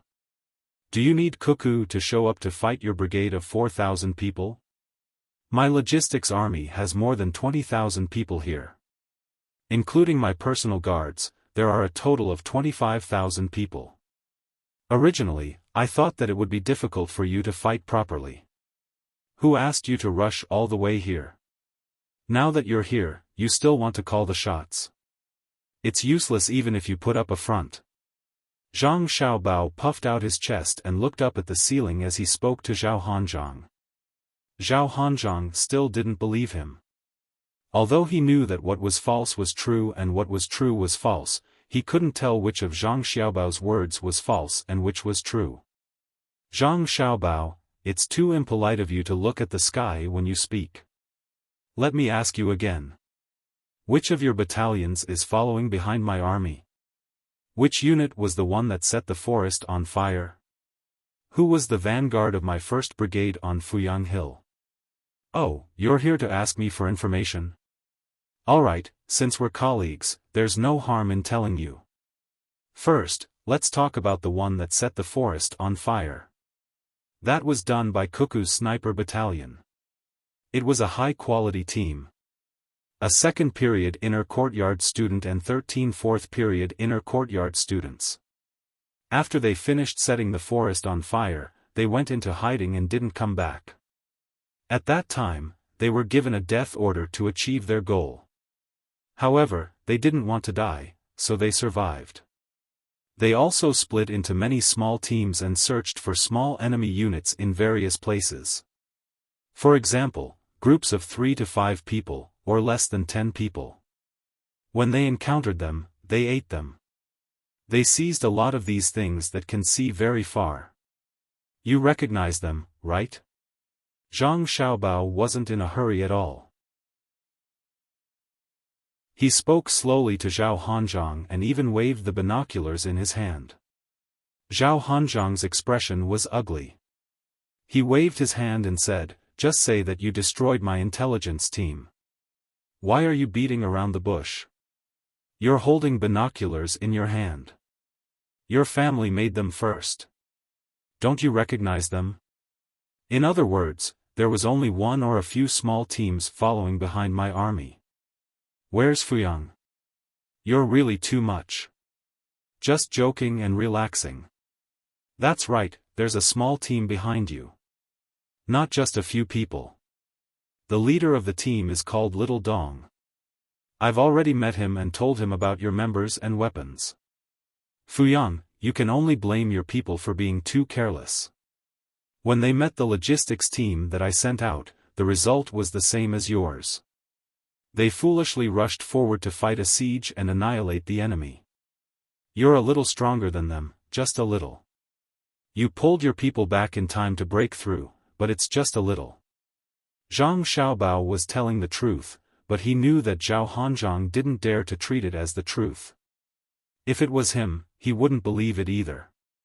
Sure enough, Zhao Hanzhong looked at Zhang Xiaobao seriously, as if he wanted to distinguish the truth from the other party's expression. Unfortunately, he found that he couldn't see anything. His only gain was that he saw Li Longji. Li Longji was holding a corn stick in his hand. He was rubbing the kernels and eating them. The kernels were roasted. The kernels were not that tender, so the kernels could be rubbed off. The fragrance also floated into the noses of the people around him. Your Majesty. Your Majesty, is what Zhang Xiaobao said true? Zhao Hanzhong first gave a simple bow and asked casually. You said that the technology is advanced. That's good. Someone just sent me 2 types of roasted corn. One was harvested in advance last autumn and was preserved until now. The other was planted later and then placed in the greenhouse. It's ready to eat now. The one that was preserved last year is slightly dehydrated, but the kernels are still so plump. This year's new corn is too tender. It's fine to boil it, but it's not delicious when roasted. Zhao Hanzhong, do you want to eat one? Li Longji shook the corn stick in his hand twice and asked Zhao Hanzhong. He didn't answer the other party's question just now. Zhao Hanzhong also knew that the emperor wouldn't reveal the secret. When he smelled the fragrance, he couldn't help but swallow his saliva. When he looked at the roasted corn, he suddenly remembered something. Your Majesty, isn't corn supposed to be kept as seeds? Why did you eat it all? Zhao Hanzhong's family had land. When Zhang Xiaobao and Wang Wan asked people to bring back seeds from a faraway place, he asked for some seeds. It wasn't easy. There were too many monks and not enough gruel. Now, his family only had a few potatoes and tomatoes. They didn't have any chili peppers and corn. When he saw the emperor eating, he thought that if he didn't eat it and kept it as seeds, would his family get a share? After planting it for a year, there would be more in the second year.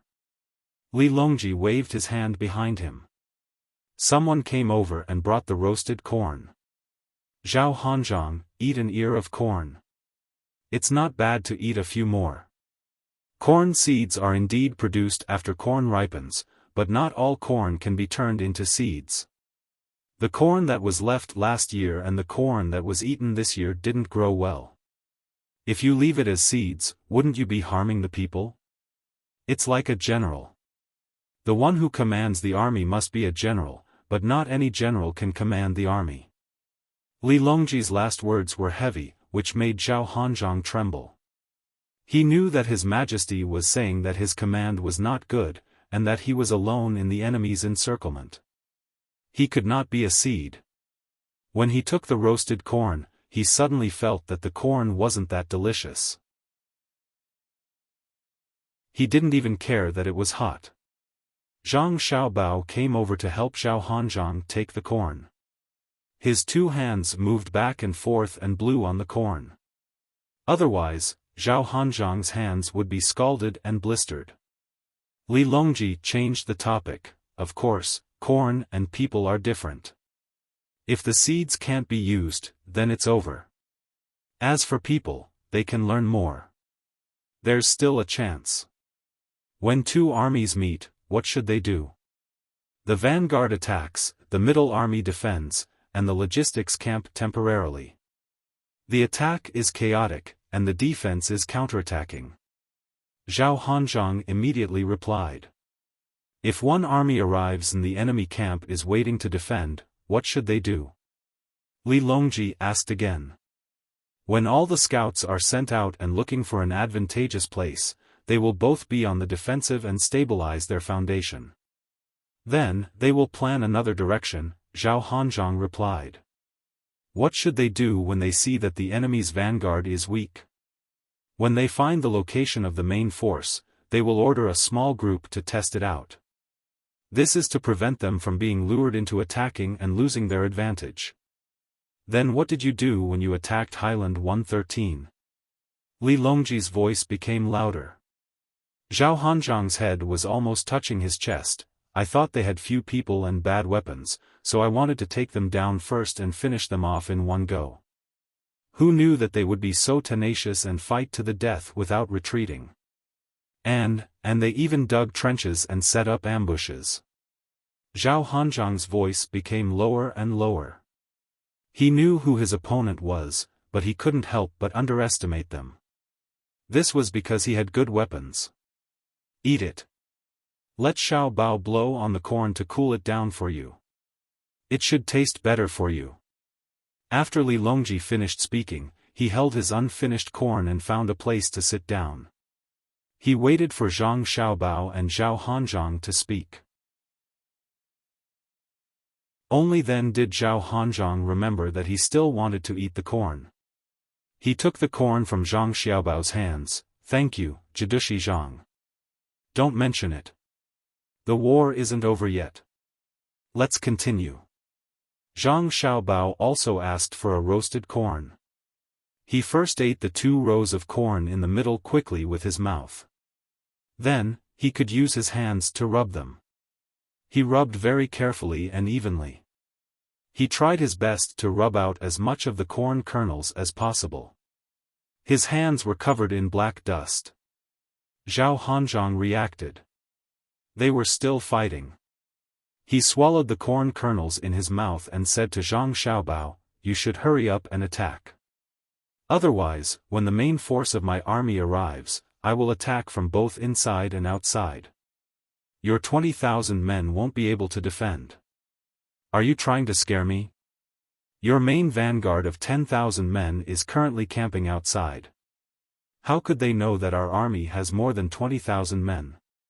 Perhaps they think that our main force is here, with 100,000 men.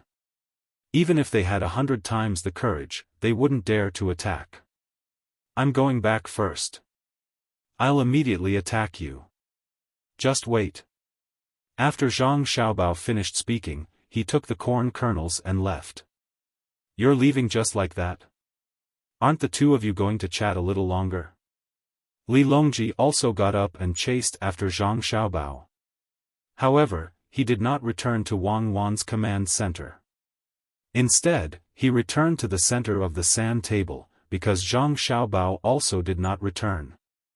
The moment Zhang Xiaobao returned to his command center, he looked at the sand table and smiled. He was relieved. He knew that Zhang Shogui would not be coming to reinforce them. This would give Wang Wan's army some time to prepare. Moreover, he could continue to fight a defensive battle and not focus on attacking Zhao Hanzhong's army.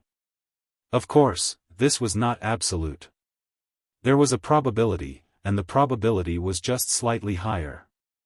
However, Zhao Hanzhong's thoughts were heavy. After thinking for a while, he sent a message to Zhang Xiaobao.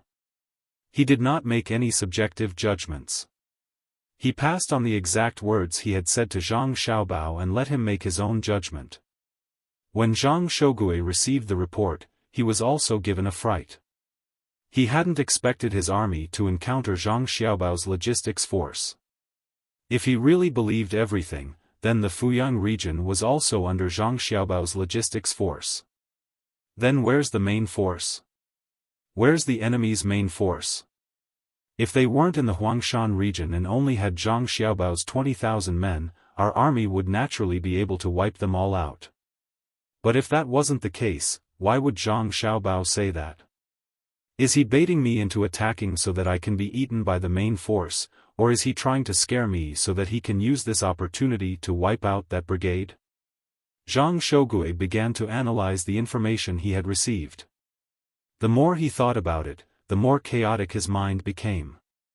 He wanted to fight a battle of opportunity, but he was worried that Zhang Xiaobao would plot against him.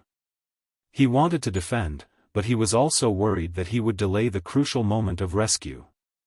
After less than an hour of consideration, half a day had passed on the battlefield on the sand table. It was time for the night to fall. Seeing a messenger come over and take out a dusk time marker, Zhang Shogui's eyes lit up. He gave the order, report to the front. When night falls, break out of the encirclement and find a suitable direction to escape the enemy's encirclement. The moment Zhao Hanzhong received the order, he immediately understood what Zhang Shogui meant. It was no longer realistic for his brigade to attack the enemy's high ground, but defending it wasn't a problem. However, Zhang Shogui couldn't determine the enemy's situation, so he wanted to use his own troops to test the waters. If they succeeded, it would mean that the enemy only had 20,000 logistics soldiers. If they couldn't break out, his own troops would be crippled. However, Zhang Shogui's troops would be able to make the necessary adjustments, retreat, and defend to avoid even greater losses. Zhao Hanzhong truly didn't want his troops to break out of the encirclement, but for the sake of the great Tang army as a whole, he could only make this sacrifice. Order: cook at midnight and rest at 4. At 4 in the morning, break out of the encirclement. Zhao Hanzhong had no other choice but to give this order. Normally speaking, the path from which they came was the most dangerous, but since he knew this, and he believed that Zhang Xiaobao knew this as well, the defenses of the path from which they came should be relatively weak, while the other paths should be filled with traps. As for whether this was true or not, he would know once he tried. In any case, if they could break out of the encirclement, how many of them would survive would be up to the heavens. Zhang Xiaobao was also looking at the sand table, analyzing what choice Zhao Hanzhong would make and whether Zhang Shogui would make the decision according to his own judgment. At this stage of the battle, it was a true battle of wits and courage, each side trying to guess at the arrangements of the other side's commanders. Order: our army to prepare to face the enemy's breakout at any time. No matter which direction the enemy breaks out in, our army is not allowed to retreat. As for the other armies, if they are close to the breakout point, circle around and continue to set up defenses. If they are far away, quickly pursue from the sides. If the enemy doesn't move, continue to harass them. After passing down the order, Zhang Xiaobao left the room and went straight to Wang Wan's room. Cuckoo, I've forced them to give the order to move as quickly as possible. What do you think we should do? Zhang Xiaobao said to Wang Wan. Wang Wan carefully listened to Zhang Xiaobao's recount of the situation and sighed. You just had to make the conflict erupt so quickly. Wouldn't it have been better to wait 2 more days? My men are still on the way, so we can only increase our speed. You can also stop defending Highland 737. Right now, have the men of Highland 737 leave the battlefield as quickly as possible. Then, go to the flank of Zhang Shogui's camp and assume a forceful offensive posture. Remember, it has to be the flank, not the back. Intentionally leave a path for him to escape. After Wang Wan and Zhang Xiaobao finished making arrangements, she ordered her men to increase their speed and surround the enemy. Zhang Xiaobao also had his own reasons. I want to delay for as long as possible, but I still don't know where the enemy's central army is. What if they rush over? If we delay for too long, I'm afraid that Zhang Shogui will react. Wang Wan nodded. She was also worried that the enemy's central army would arrive too quickly. The main problem was that the enemy's central army had hot air balloons. It was clearly impossible to destroy them like last time. The only solution was to send out a flock of eagles to attack the enemy's aerial forces. However, the eagles could not be sent out as they pleased. The enemy's hot air balloons were considered supplies. Even if they were destroyed, they could still be sent back. They had to be used at the most crucial moment. Crucial moment? A battle of life and death? Eagle flock, hot air balloons, Xiao Bao, what do you think is the difference between an eagle flock and a hot air balloon? Wang Wan seemed to be talking to herself, but also seemed to be asking Zhang Xiaobao. Zhang Xiaobao looked at Wang Wan and said, "You're talking about the difference? That's a lot. Hot air balloons can throw things down from above, and they can also be used for reconnaissance. Moreover, they're equipped with guns that can also be used for aerial attacks. If our eagle flocks rush over, they'll be shot down by their cross protection. Of course, they'll also destroy a portion of their own balloons. If we really have to talk about the greatest difference, it would be that eagles fly faster, while hot air balloons float slower. Moreover, they're greatly affected by the direction of the wind." Wang Wan finally understood. She clapped her hands and happily said, "That's right. Eagles fly fast, so they're not affected by the direction of the wind. To attack Zhang Shougui, mobilize the eagle flock. Xiao Bao, don't let all of your men rush out. Leave a brigade behind for Zhang Shougui. I'll also leave a brigade behind to play with Zhang Shougui. Where should I leave my brigade?" Zhang Xiaobao was unable to keep up with Wang Wan's train of thought. Highland 737. Wang Wan smiled and pointed at the sand table. The sand table had a time of 4 hours, but in reality, it was very fast, only an hour. Once the hour was up, Zhao Hanzhang's 4,000 men began to abandon their heavy belongings and break out of the encirclement. Artillery shells rained down, smashing a path out of Zhang Xiaobao's encirclement. "Reporting, one of our regiments has been annihilated. The enemy's artillery fire is too fierce," the messenger reported to Zhang Xiaobao. Zhang Xiaobao nodded, indicating that he had heard. "Chase, regardless of the cost, chase. If the enemy leaves people behind to cover the rear, then face the pursuing troops and slow down the pace of the attack. The pursuing troops on both sides split up and surround the enemy's rear guard." At this moment, Zhao Hanzhang was on full alert. Having already fought a siege once, he knew how difficult it was to deal with the enemy. He concentrated his firepower, and in the end, the artillery battalion's cannons were no longer needed. Once they ran out of ammunition, the soldiers could serve as rearguard to stop the enemy. "Charge! Charge! Charge for me!" Zhao Hanzhang's eyes were red. As he listened to the various reports from the messenger and the speed at which his troops were advancing, his heart felt like it was on fire. Of the 4,000 men, 1,500 had been split up to form a defensive line at the rear. The troops at the front responsible for breaking out of the encirclement had killed nearly 2 enemy regiments, but they had also lost around 500 men. The results of the battle were good, but they had used up all their ammunition and a large number of grenades, and they had yet to reach Highland 225. Zhao Hanzhang was very clear that there was still about a regiment of enemy troops on Highland 225, then the depression, and then back to Highland 213. It could be said that they had launched a surprise attack and were on the verge of death. However, in order to complete the mission of the main force, they had to fight even if they had to die. Zhao Hanzhang was feeling a lot of pressure, but Zhang Xiaobao was not relaxed either. His pursuing troops were not too many, and when they encountered the enemy's rearguard, their firepower was still very fierce. The enemy did not conserve their ammunition. Just this one time, out of the 1,500 rearguard troops, he had to bring out at least 6,000 men to surround them. However, the two groups of troops that were advancing quickly took up 8,000 men, and there were still 5,000 men in front. He could only mobilize about 10,000 men.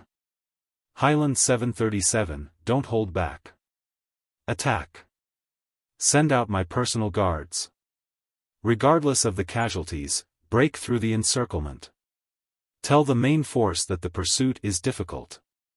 The enemy's defense is tenacious, and their advancing speed is very fast. Zhang Xiaobao was also stubbornly holding on. In any case, whoever could not hold on would not be able to complete their tactical deployment. When Wang Wan heard Zhang Xiaobao's message, she thought for a moment and said, "Tell Xiaobao that there are no reinforcements. Slow down the attack and surround the enemy's rearguard troops. Harass them from all sides and exhaust their ammunition." When Zhang Xiaobao received this message, he sighed and said, "Fine. Slow down the pursuit. If you can't catch up, let go of the enemy's rearguard troops and surround the rearguard troops. Quickly insert into the troops on the left and right. Don't look back." Zhang Xiaobao could not understand why Wang Wan did not send out her main force to help. Her main force had already advanced very far, and some of them had even circled around to the back of Wang Wan's troops. He did not have the time to ask Wang Wan, and he was also afraid of disturbing Wang Wan's battle strategy. He could only choose a method that minimized his losses as much as possible while also eliminating the enemy's rearguard troops. On the other hand, Wang Wan sent someone to explain her battle strategy. Reporting. News from the Central Army. General Wang says that she wants Zhang Shogui's troops to attack Highland 1313 and take it down to join up with Zhao Hanzhang's troops. Got it. My men are definitely going to cripple the logistics team I left here. Cuckoo, when you're commanding, you're really ruthless. Zhang Xiaobao muttered. After thinking for a moment, he said, "Send someone to inform the defenders at Highland 225 and Highland 1313 to prepare to withstand the pincer attack from both sides. The rearguard troops behind them no longer have any artillery support." Zhao Hanzhang was the first to sense the slowing of the pursuit. The scouts reported that the frequency of gunfire had decreased. Zhao Hanzhang was well aware that the enemy could not have wiped out his rearguard troops so quickly, and the rearguard troops would not have run out of ammunition that quickly. This could only mean two things. The first was that the enemy lacked manpower, and the second was that they had run to the front to wait for him. When he thought about the three places he needed to break through, he began to worry once more. Report. Our troops have broken through the encirclement and suffered heavy losses. The enemy's pursuit has slowed. There are 3 enemy positions ahead. Please make a decision. Zhang Shogui was also confused when he received the report. He looked at the sand table and estimated the distance between Zhao Hanzhang's troops and himself. After thinking for a while, he clenched his fists and released them, then clenched them again and again. Report back. Order Zhao Hanzhang's troops to continue breaking through the encirclement. By daybreak, they must pass through Highland 225. My troops will be responsible for taking down Highland 1313 and attacking the last remaining rearguard from the low-lying area. Zhang Shogui was afraid of falling for a trap, so he did not want to save them at the start. However, when he looked at the sand table, he realized that at such a close distance, if he were to just watch as Zhao Hanzhang's troops fell beside Highland 1313 and the enemy still did not have any plans, his mistake would be too great. At the same time, the morale of his troops would be judged to be extremely low. In that case, he could only cooperate and save as many as he could. According to the time on the sand table, when daybreak arrived, Zhao Hanzhang's troops finally arrived at Highland 225. A messenger came in to report that there were enemy tents on the road beside the highland, and in front of them were trenches and roadblocks. Charge. Zhao Hanzhang had no other choice. Report. Our troops have fallen into a deep pit. Report. Our troops have been attacked by the enemy's arrows. Report. Our troops have engaged the enemy in close combat. Report. As the reports came in one after another, Zhao Hanzhong squatted beside the sand table, tears flowing down his cheeks. Zhang Xiaobao also stood in front of the sand table, lightly clapping his hands. His face was solemn as he slowly muttered, "Beautiful, beautifully fought." A force of 1,500 rearguards was surrounded, but they still managed to exhaust 3,000 of my men. They actually knew how to counterattack, and they were even able to link up several lines of defense. Record down the rearguard commander for me. Once this battle is over, I'll personally go and see him. My personal guard was bitten off by his final counterattack. Beautiful, truly beautiful. Tell Cuckoo that I've discovered a talent. When Wang Wan heard Zhang Xiaobao's report, she chuckled and said, "Tell Xiaobao that we'll talk about it later. Right now, his troops are to go to Highland 737 and rest there. The 8,000 troops that are going to pass between the two sides are to assemble and prepare to attack the flanks of Zhang Shougui's camp at any time." Zhang Shougui did not remain idle. Since he had decided to save them, he naturally had to think of a way to open up a path. Under his orders, the cannons plowed through Highland 113 again and again. It felt like all the defensive structures on the Highland had been destroyed, but when the troops charged, they were still fiercely counterattacked. The rings of fire made of firewood that were not destroyed by the explosions were set alight by the enemy. From the top of the hill was still under the enemy's control even when the sky was already bright. A messenger inserted a tattered flag into the sand table at Highland 113, replacing the original flag. Reporting. According to the feedback from our attackers, the enemy doesn't have much resistance left.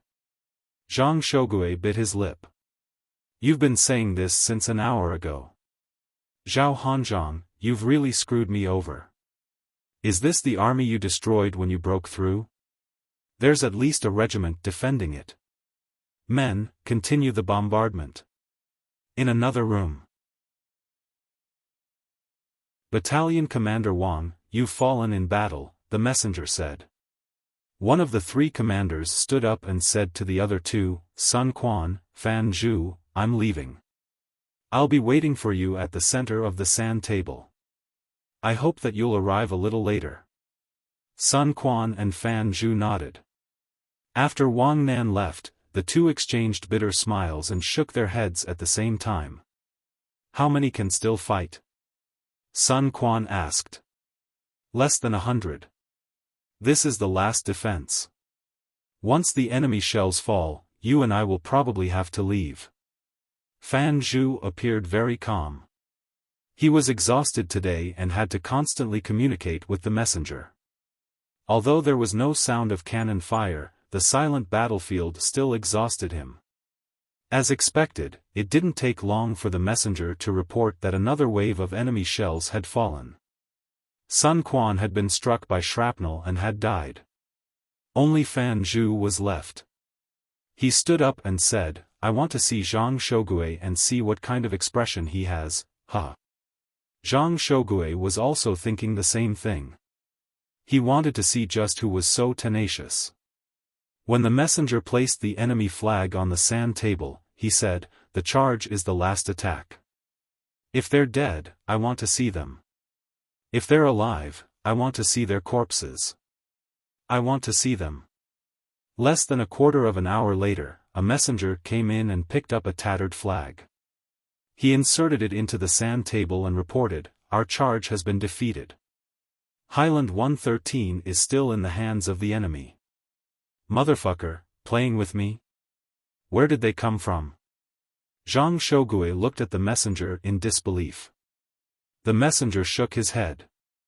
In Fan Zhu's room, there were two people who were happily chatting. Huh, how was it? Didn't I say there was no one on Highland 113? Do you admit defeat? Commander Lu Dong, what do you think? I admit defeat, I really admit defeat. I'll treat you to 3 meals. Savant's restaurant, but my Commander Su, we only left one battalion in the depression. There's also your personal guard. If the two independent battalions on Highland 225 can't hold, I want to see if those few people can delay them." Lu Dong admitted defeat. He had lost the bet.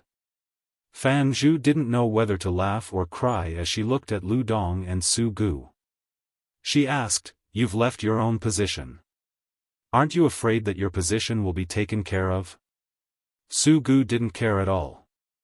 "I've already disobeyed an order once, so one more won't make a difference. My position is a depression. I originally wanted to stop them, but after thinking about it, I'll help you defend the high ground. Although the hill is small, it still has a slope, right?" Lu Dong also nodded. "That's right. I've already discussed it with Su Gu. Even if we can't hold Highland 113 in the end, we'll make Zhang Shogue suffer." "Huh, you see that? This time, we'll definitely make him suffer. Look at his last attack. It was so smooth." The referee team even judged that they were charging forward. What was the result? Didn't they still get beaten down by us? Continue firing. And that Zhao Hanzhang, he wants to run? He's facing two independent battalions. I estimate that the fortifications and traps will reach all the way to his home. Now that his cannons are gone, I want to see how many people he can fill in. Pay attention to concealment. Don't let the referee team judge that one of the cannonballs will land on our heads. I don't want to die in such a cowardly manner." Su Gu appeared very happy, but in reality, his heart was beating like a drum. He had already disobeyed an order twice, and he still didn't know what the result would be.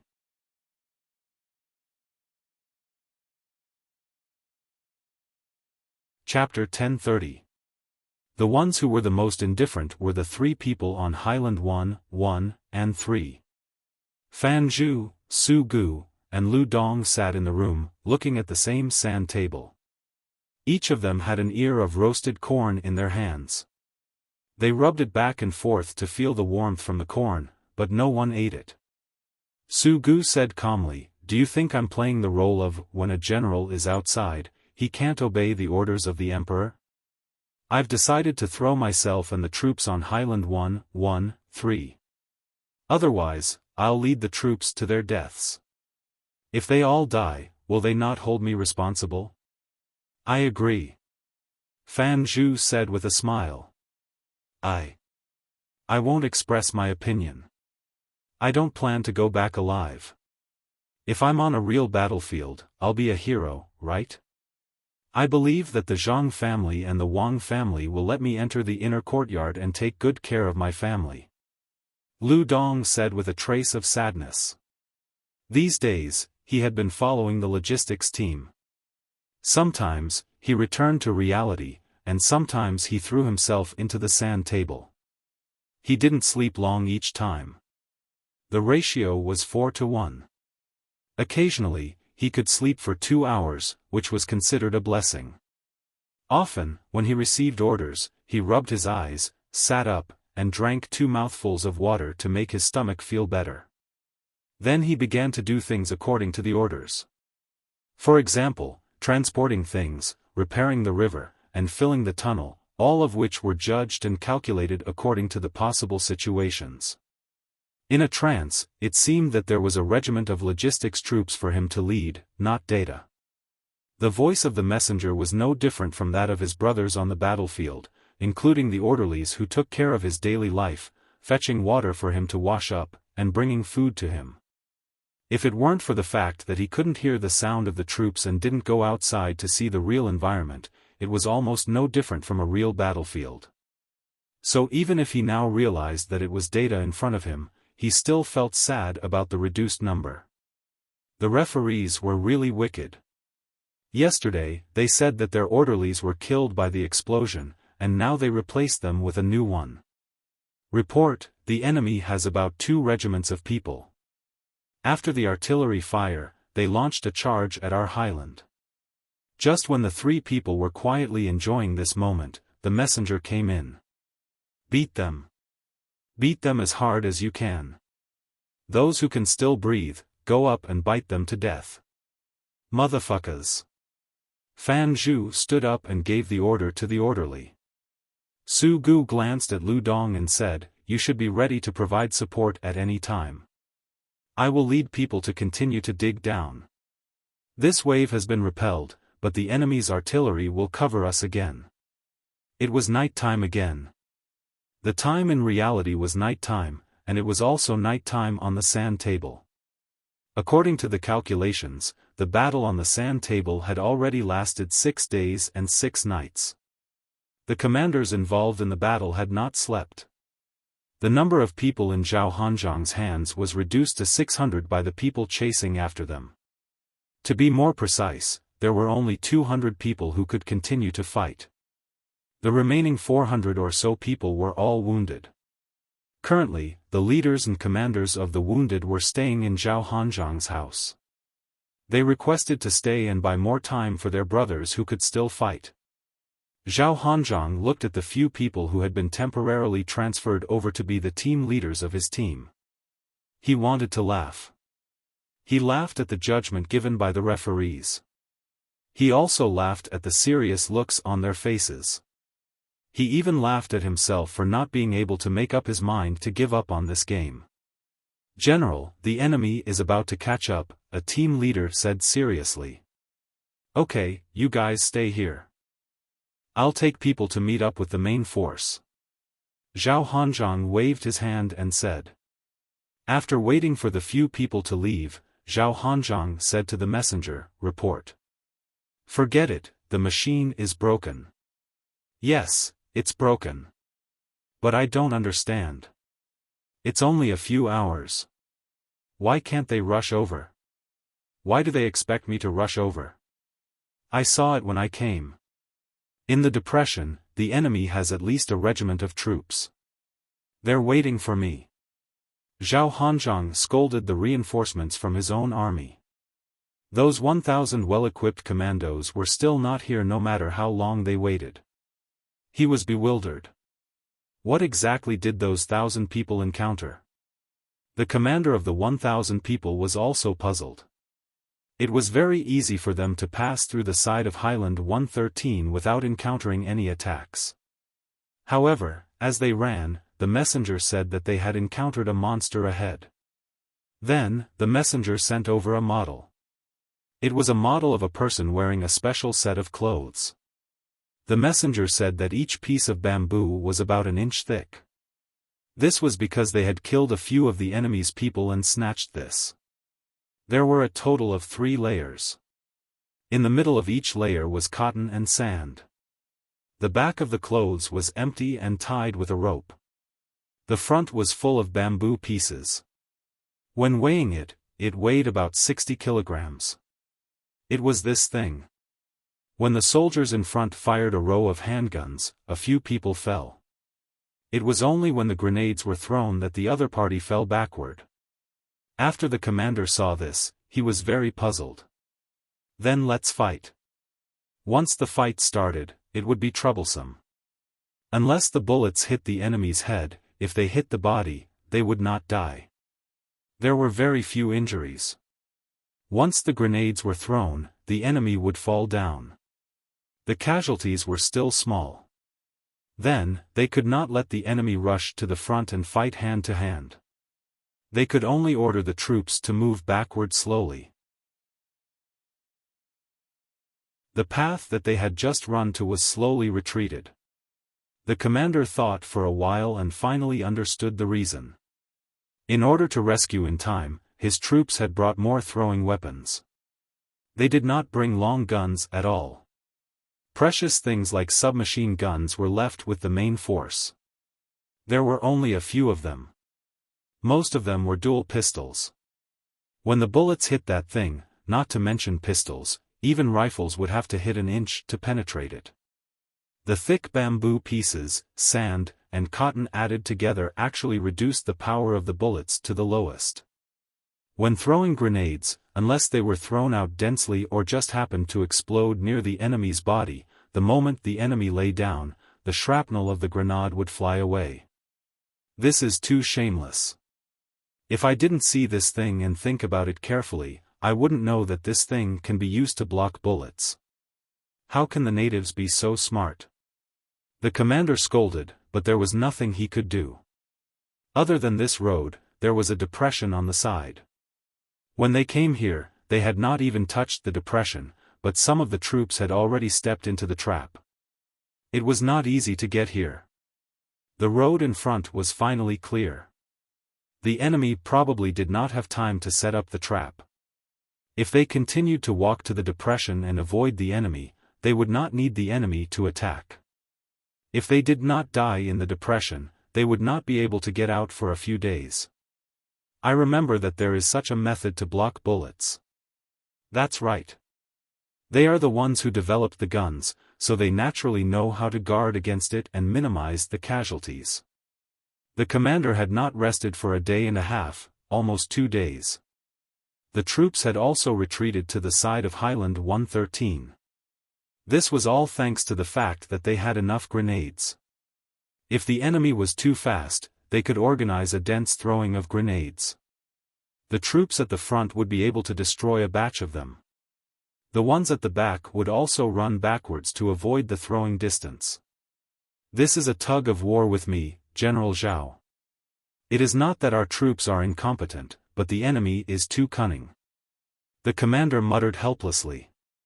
The one who was also depressed was not only the commander of the 1,000 men, but also the commander of the logistics team who was in charge of sniping. The commander's surname was Kai, and his name was Kai Kai. At that time, he was named Kai Kai because it was easy to raise, so he had been called Kai Kai all his life. He was originally following the logistics team of the 1st Division and the 3rd Brigade from the left side, taking a detour and advancing towards the enemy's main force. Other than the 3rd Brigade, there was also the 1st Division's 4th Brigade, and they were all equipped with the same bamboo armor. When they reached the place, they would follow the orders of the brigade commander and attack the enemy's main force crazily from the side to create enough time for their main force to surround them. As the commander of the 3rd Brigade and 3rd Regiment of the 1st Division, Kai Kai felt that he was very close to them, so he was very serious. In the end, the messenger went into the room and covered the sand table in front of him, telling him that the sand table was lost because they were marching too fast. There was only one map, and that he had fallen behind. I am a regiment, and I am following the regiment in front of me. How can I fall behind? And this sand table. Fine, he did not have the time to bring a sand table with him when he was marching, but did the others bring it when they were in a small team? Why didn't they tell him in advance? When he saw the messenger shake his head helplessly, Kai Kai gave up on arguing and said to the messenger, "Fine, I will follow the map now, is that okay?" "Okay, but you are not familiar with the terrain here, so you can't refer to the map. Also, it is night now, do you want to order the troops to light torches?" The messenger nodded and answered, then asked, "Why would I light torches?" "Torches? Right now, even if there is a radio station, I have to maintain electronic silence. Our army is quickly moving in, and you want me to expose our position and battle intent? If I really light the torches, my evaluation team will immediately draw a cross behind my name, and I will never be able to enter the inner courtyard in this life. I have studied for 5 years, do you think it is easy?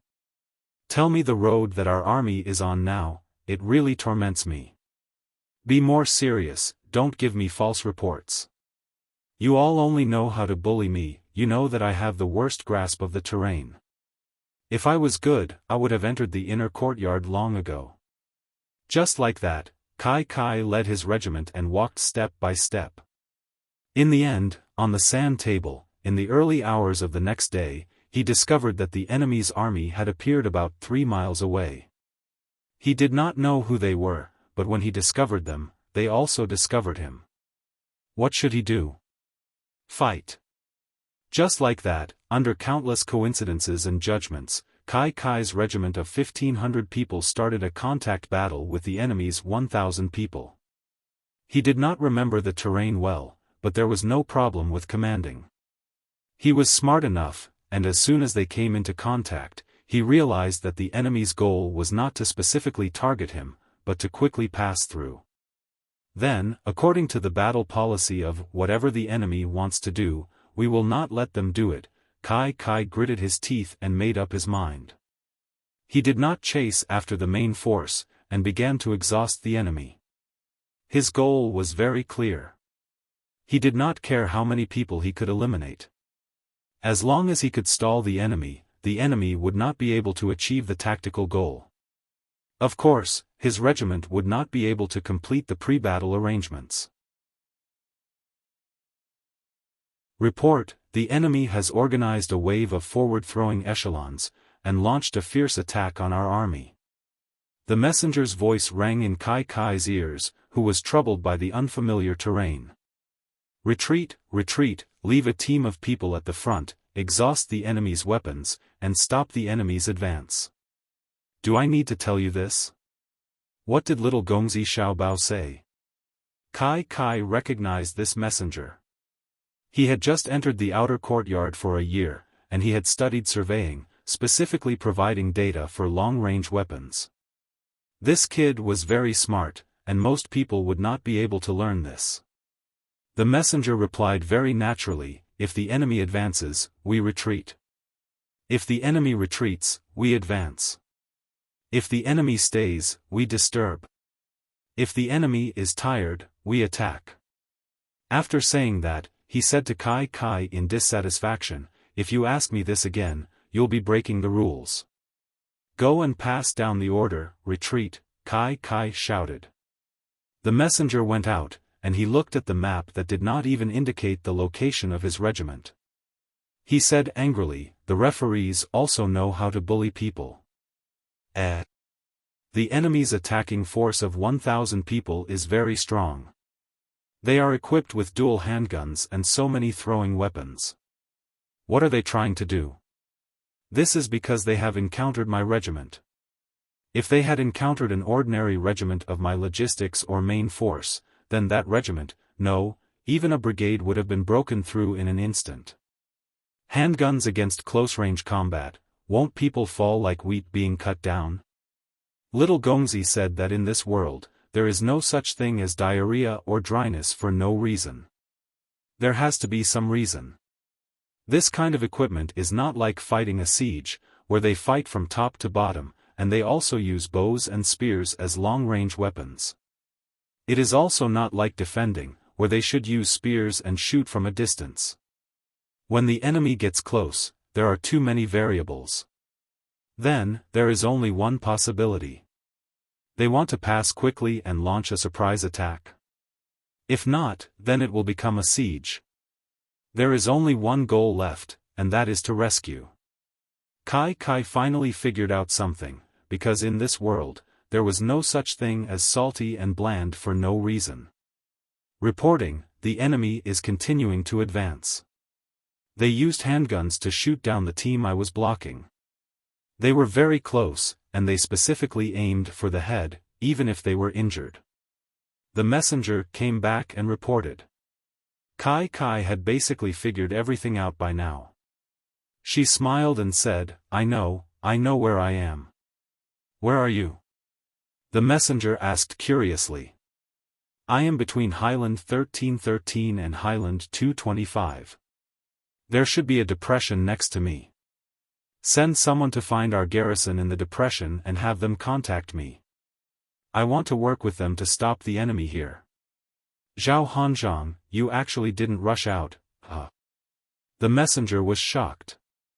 Although his guess was not completely correct, it was not far off, because there was no one guarding the depression. They had all run to Highland 1313 to withstand the waves of enemy attacks. He then asked, aren't you not familiar with the terrain? But I am familiar with the rest. If I was really that stupid, I wouldn't even have the qualifications to study in the outer courtyard, not to mention that I have studied for 5 years and never been eliminated. Pass down the order to defend. Even if my regiment is annihilated, I won't let them pass so easily. The longer we delay them, the more chances we have to kill Zhao Hanzhong. Do you know how big of a blow it is to the enemy if we can eliminate an entire unit of the enemy and even kill their commander? Kai Kai rolled up her sleeves and said, "Today, I will let the enemy see what I am relying on to stay in the outer courtyard and study for 5 years. That is the art of commanding in battle." Little guys, you want to play a tidal wave attack with me? Even if I make a path for you, do you dare to pass? The messenger nodded and walked out to pass the order to the referees. As he walked, he wiped his sweat and said, "As expected, there are hidden dragons and crouching tigers. I have to be more serious and not be arrogant. To think that a person with no sense of direction can actually fight to such an effect. I am impressed."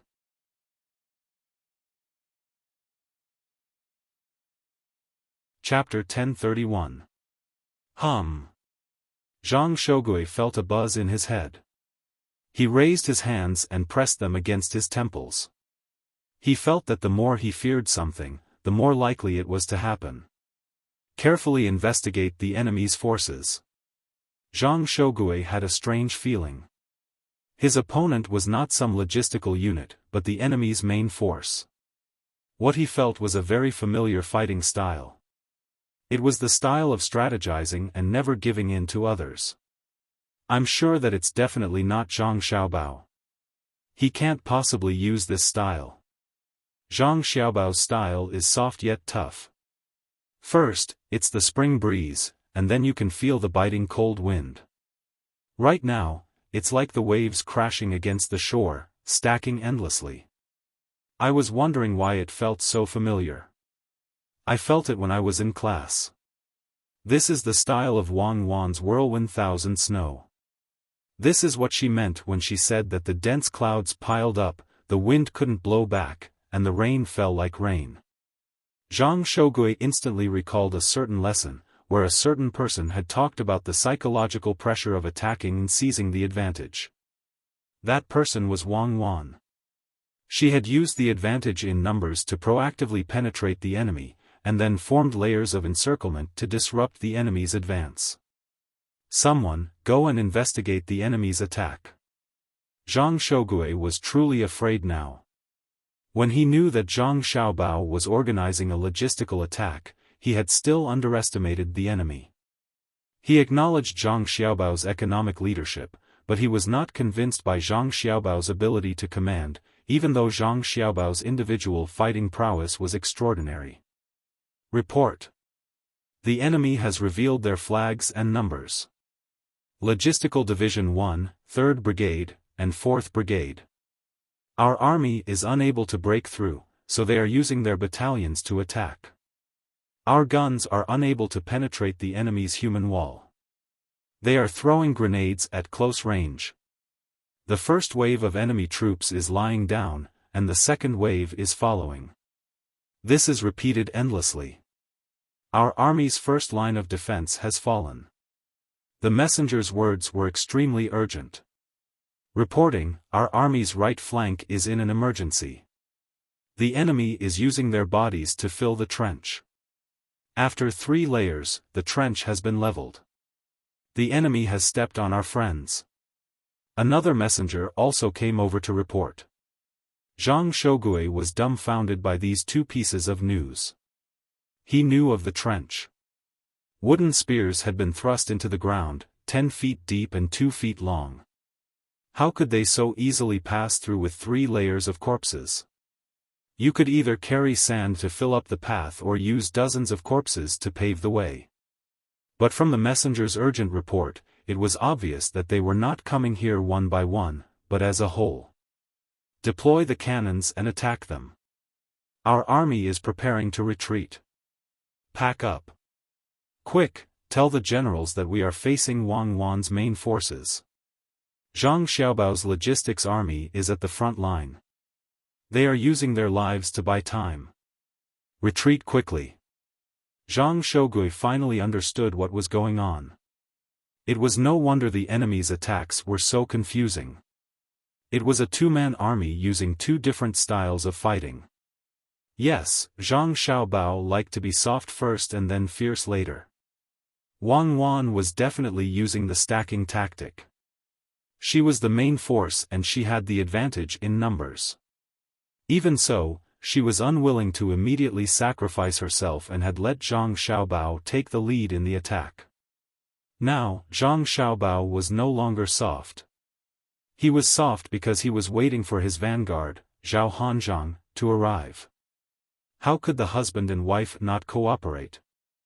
This was not the time to investigate how the enemy had gotten here or why they could not retreat, but how they could escape. Reporting, our army's artillery is currently focused on Plateau 113.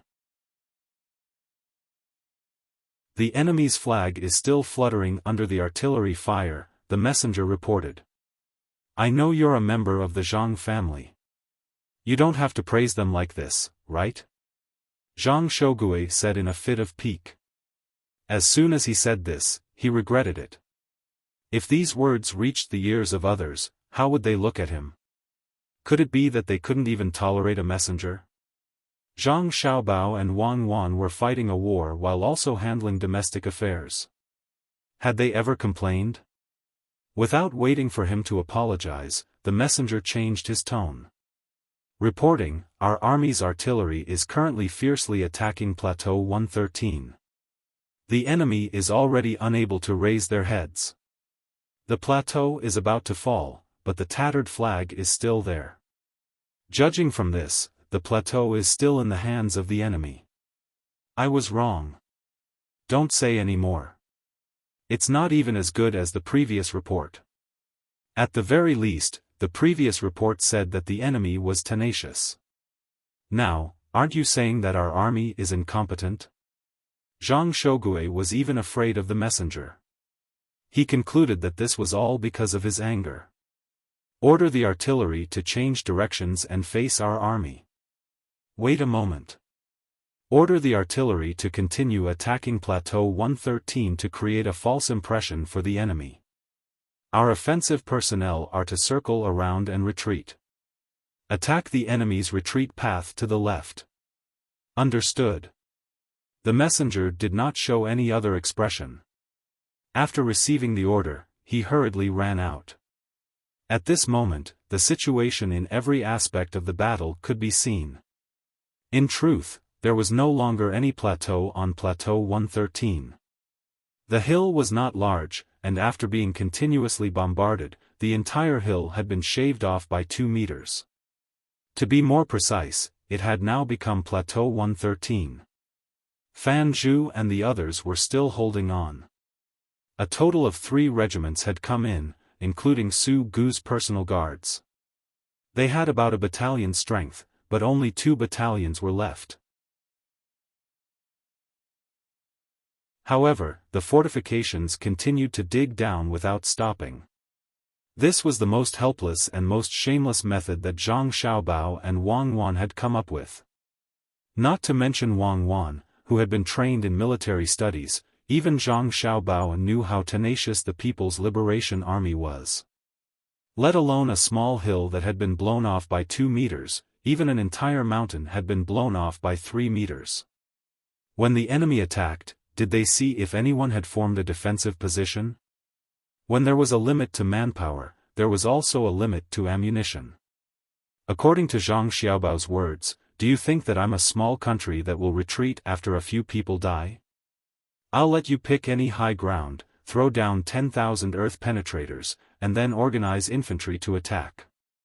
See if you can easily charge up.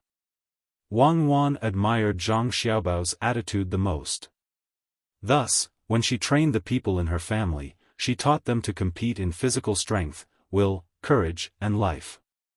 Fan Zhu and the others thoroughly carried out this teaching. Everything began with suffering. The cannons were still roaring, but Fan Zhu, Lu Dong, and Su Gu felt that the situation was different. Su Gu spoke first. I say, aren't the cannons being too fierce? Zhang Shogui doesn't want to play anymore. The ammunition isn't infinite. If it were you or me, would we do this? Was he trying to make a feint so that he could turn his horse and retreat? Ha! Su Gu's words were a joke to adjust the atmosphere, but Fan Zhu and Lu Dong were stunned. Then, the two of them said at the same time, "It's possible." Possible? What do you mean? Su Gu already had an idea in his mind, so he asked for confirmation. Is there even a need to think? Something must have happened to Zhang Shogui. Our troops have already moved. If it's not Xiao Bao, then it's Cuckoo. Otherwise, is Zhang Shogui an idiot? Would he just fire the cannons and not organize a large-scale attack? Fan Zhu asked. Then should we launch a counterattack? That won't do. If we charge down, won't we fall under their artillery? And they still have people pretending to attack. They'll definitely try to intercept us, Su Gu said with a shake of his head. Lu Dong patted Su Gu and said, "Are you an idiot?" 1,000 people went past Highland 113. What's going on? It's been almost 5 days, right? According to the time on the sand table, they should have met up with Zhao Hanzhong and then surrounded us, coordinating with Zhang Shogui's attack from the other side. Why hasn't there been any movement? I know. They've run into trouble. Fuck, then what are we waiting for? Let's retreat and reinforce them. Give Highland 113 to Zhang Shogui. Let's see if he dares to take it. Su Gu finally reacted. The enemy had 1,000 people. Whether or not they had met up with Zhao Hanzhong's troops, they had inevitably run into trouble. Perhaps their own troops were bitterly holding on, while their own side could still scrape together 2 battalions. If they didn't fight now, then when? Thus, the 3 of them reached an agreement. With a clap of their hands, they took the remaining people and fled as fast as they could. Fuck Highland 113. They didn't even want the flag. The 3 of them took their 800-some men down the mountain and then turned around to meet up with their own troops. 3 regiments, including Su Gu's personal guards, had been reduced to 800 people. But even so, the 3 of them did not give up. They continued to actively train according to their own analysis and habits from their previous training. In the center of the sand table, Li Longji was also not resting well. The battle had truly been too intense.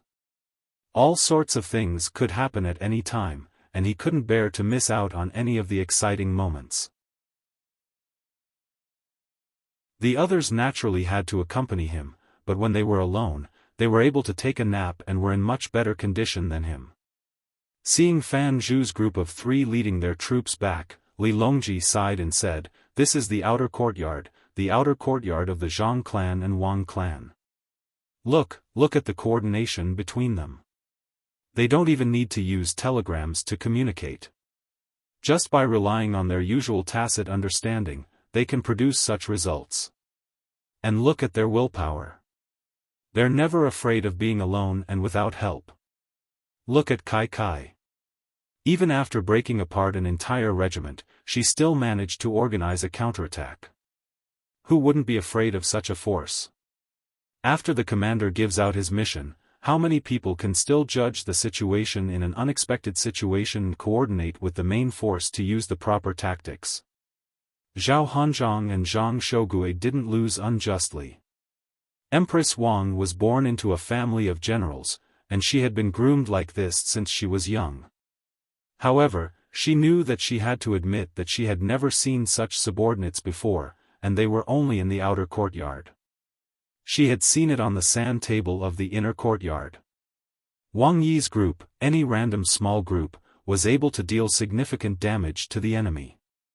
When they fought, they gave off a sense of complete unity.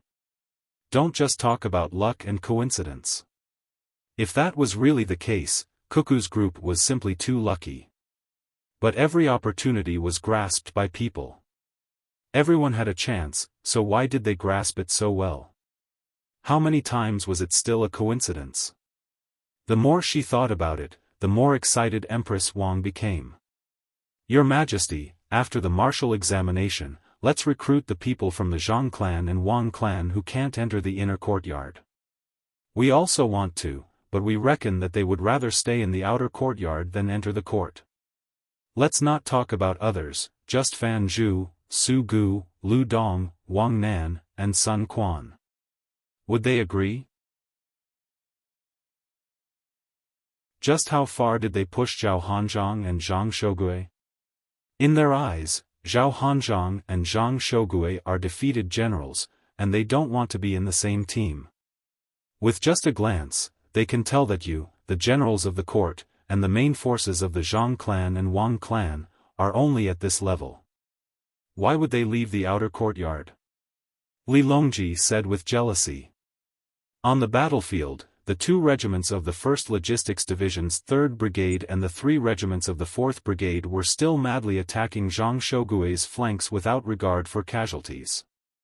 The bulletproof vests made of bamboo were a little heavy, but the effects were pretty good. If someone in the front was killed, the people at the back would carry the corpse and continue pushing it forward. The enemy would drop to the ground after throwing a grenade, so the losses weren't too great. The people filling the trenches didn't use their own bodies to block the spears. Instead, they put on the bulletproof vests and found a good spot. Then, they carried the wooden poles up and filled the trenches with 3 layers of people. Those who filled the trenches were unlucky enough to be declared dead by the referees. Once the last wave of people had passed, they would have to pull out those who had filled the trenches so that they could still fight. When Zhang Shougue gave the order to retreat, the entire camp immediately fell into chaos. Fighting at night greatly affected one's field of vision, and with the order to retreat, the 2 flanks were pinned down.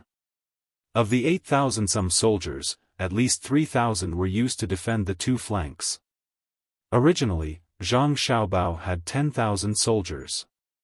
After sending out 1,000 reinforcements and attacking heights 113 and 113, he left behind another 1,000 soldiers.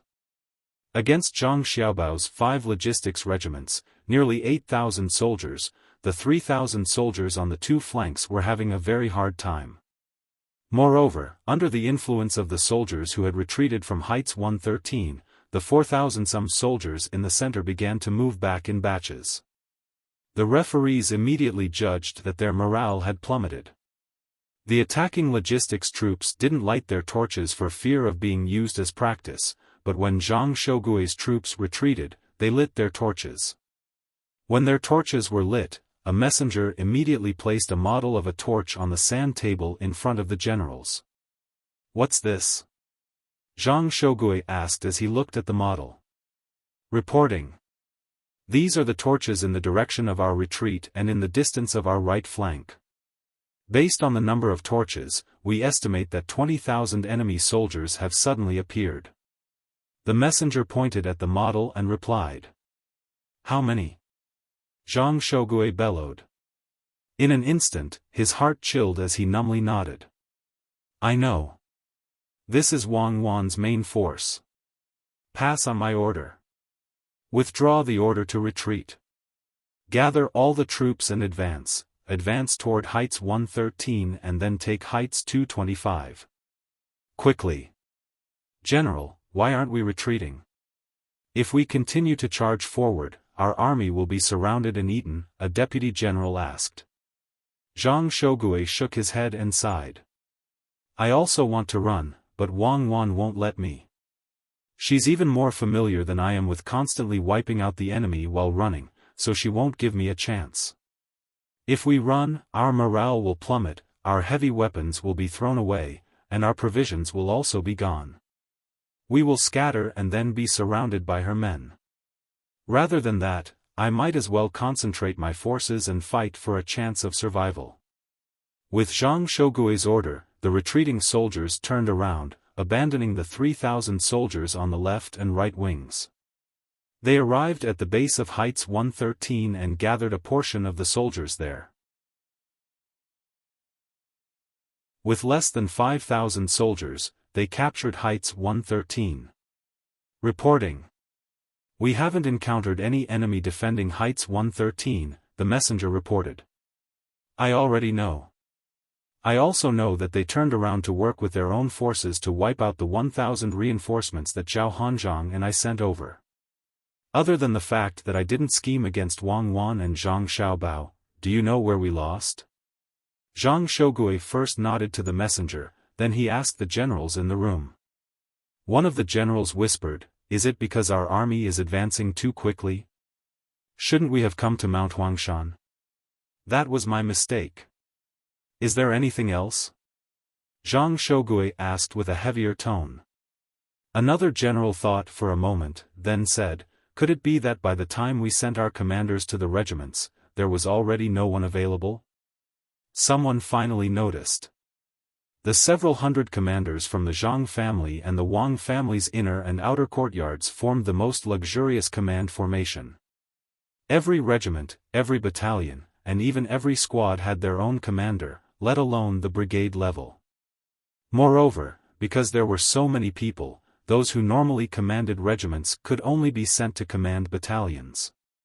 But what about us? How many generals do we have that have properly studied? Our regiments were larger than the brigades, and each regiment was divided into 2 brigades. The number of people in 2 brigades is still less than the number of people in 1 battalion. We have only temporarily transferred the brigade commanders and regimental generals who haven't studied for long. The brigade commanders are directly in charge of the current regiments, while the regimental generals are in charge of brigades. They didn't have enough people, so they pushed them down. We didn't have enough people, so we raised them at the last moment. The brigade commanders who normally commanded 2,000 people were sent to command 500 battalions, while we normally commanded 200 generals were sent to command 1,500 regiments. Our battalion is currently the commander of a squad, and the captain is just someone who has performed well in the army. If not for the advantage in weapons, if the 2 sides met, our troops would have been instantly crushed. At this moment, Zhang Shougui was keenly aware of the weakness of not having enough people.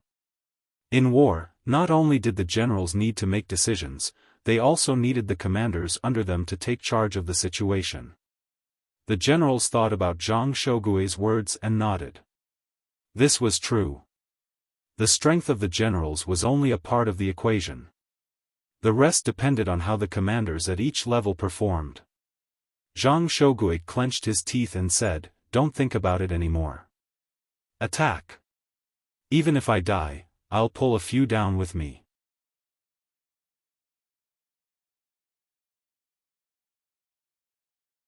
Chapter 1032.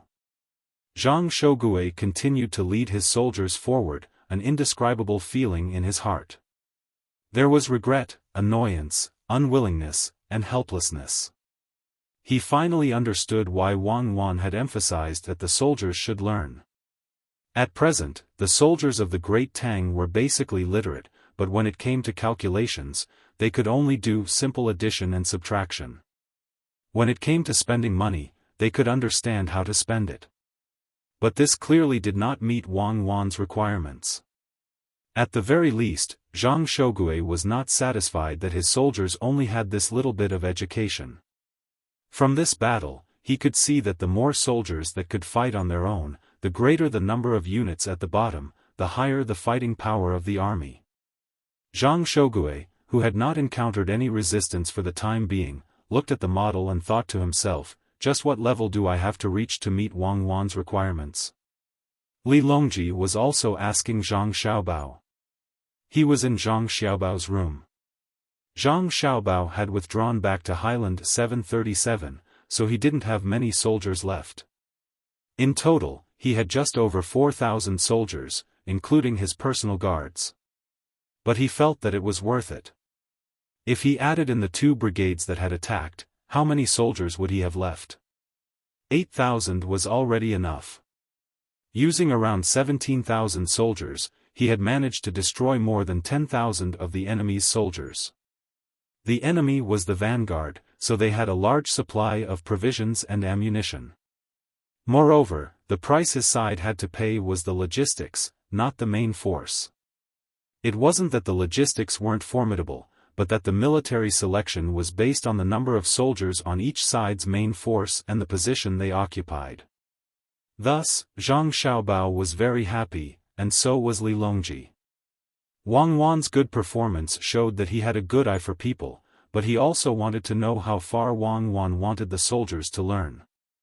Thus, he went to Zhang Xiaobao to ask. Tell me, what kind of soldiers does Cuckoo want? How long do they need to learn to pass? That'll be difficult. It'll take some time, and it'll probably take several decades to realize. Zhang Xiaobao did not give a specific answer, as there were some things that could not be said. He knew what kind of soldiers Wang Wan wanted. It was a real individual combat system, not like the current special forces in front, where a few people were in a group, with a radio, and within the range of the artillery. Instead, with individual mechanical assistance equipment, one person could connect with the satellite in the sky. Under the situation of interference, they could launch a strong electron beam and call for the launch of their own missiles. When they were within the range of their own electron control, they could manually guide the landing point of the missile. There were a lot of things to learn. Other than shooting, there was also the simple maintenance of one's own auxiliary machinery, electronic equipment malfunction detection, data encryption, concealment, and concealment. One also had to strengthen the psychological training. No matter how good the equipment was, there would be times when there would be problems. For example, if an electromagnetic bomb exploded in the sky, all the electronic equipment in the area would be burned out. Then, as a qualified warrior, he had to determine his own position without any assistance and stay there for a long time. At critical moments, everyone was the commander on the battlefield. With the current education system and technology, even if something was suddenly made, how many people would be able to use it? Li Longji didn't understand, so he asked again, why is it difficult? Because what Cuckoo wants is to be able to complete the tactical plan as soon as the map is brought over. When the three of them randomly meet, they can immediately launch a three-point cross attack. When they encounter turbulence, they can make their own swimming tools and give them a glider, and they can immediately find a place to take off. With a hot air balloon, they won't make any mistakes while flying. They can adapt to any terrain, be familiar with all weather conditions, be proficient in at least 4 languages, be able to calculate the basic elements of the ballistic trajectory, use the radio to send out messages, and at the same time, intercept the enemy's information, and so on. Zhang Xiaobao gave some examples.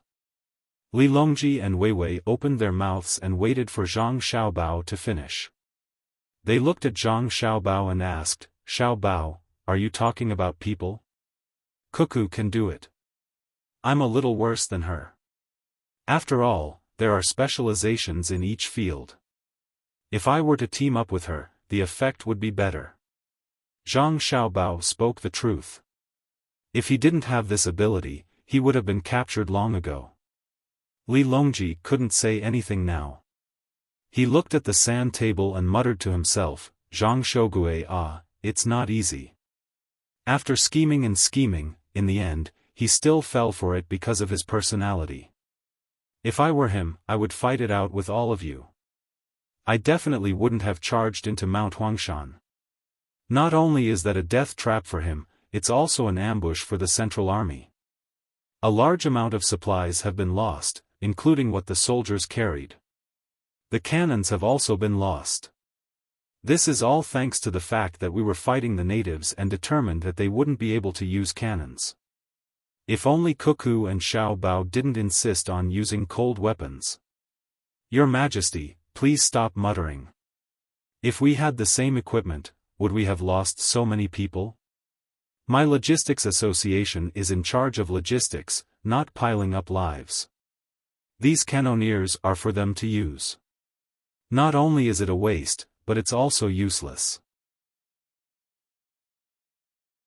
Zhang Xiaobao admitted that a good weapon could obtain a certain advantage, but he didn't believe that a good weapon would guarantee victory, unless it was a nuclear weapon. Then, if it were you, how would you fight? Li Longji asked. He knew that Cuckoo still hadn't taught them much about cannons. One reason was that most of the cannons made of good steel were used on the ships. Another reason was that she was worried that if she taught too many cannons, some people would have ill intentions. This was especially the case for the cannons in the capital and the palace. They were monitored layer by layer. The generals and civil officials were all present, and the Zhang family and Wang family had also arranged for people to monitor them. He himself had also sent out eunuchs to monitor them. Those things were truly deadly. Li Longji wanted to ask how the cannoneers were arranged when attacking. Zhang Xiaobao thought for a moment, then said, "Cannoneers are used to attack the enemy's command center and the stubborn counterattack. In other words, they are used to attack the enemy's firing points. They are also used to cut off the enemy's defensive line from the front and back. Covering fire is actually used to suppress the enemy, to provide a short gap for the enemy to counterattack. If it were me, after I finished covering fire, I would focus on a certain line and repeatedly attack until all the enemies in that line are wiped out. Then, our army would charge through that line. Once we're there, it's simple. The cannons have to be used flexibly. Don't treat them like a massive object." "Xiaobao, you also understand economics. Didn't you specialize in economics?" Li Longji was very curious. "Am I stupid? No matter how stupid I am, after spending every day with Cuckoo, I've learned pretty much everything I need to learn." Zhang Xiaobao turned his head away. "Oh, right. You can learn from each other. I didn't say that you couldn't pass it on."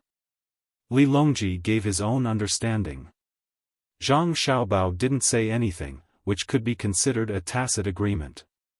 Turning his head back to the sand table, he said, "Tell the people below not to do too well in their defense. The enemy doesn't have any more cannons. On the 737 high ground, if Zhang Shogue wants to fight, we'll just roll down boulders. When the boulders are gone, we'll roll down logs. When the logs are gone, we'll retreat and give him the high ground. Yes, rolling down boulders and logs. Little young master, where will we retreat to when the time comes?" The messenger was also in a very good mood, so he asked another question. "Retreat to the side and conserve our energy. If he chases, we'll just run for our lives. You messenger, what are you blindly asking for? Hurry up and go." Zhang Xiaobao waved his hand. The messenger shook his head and ran off. Li Longji also stood up and patted his butt. "We are going back to rest."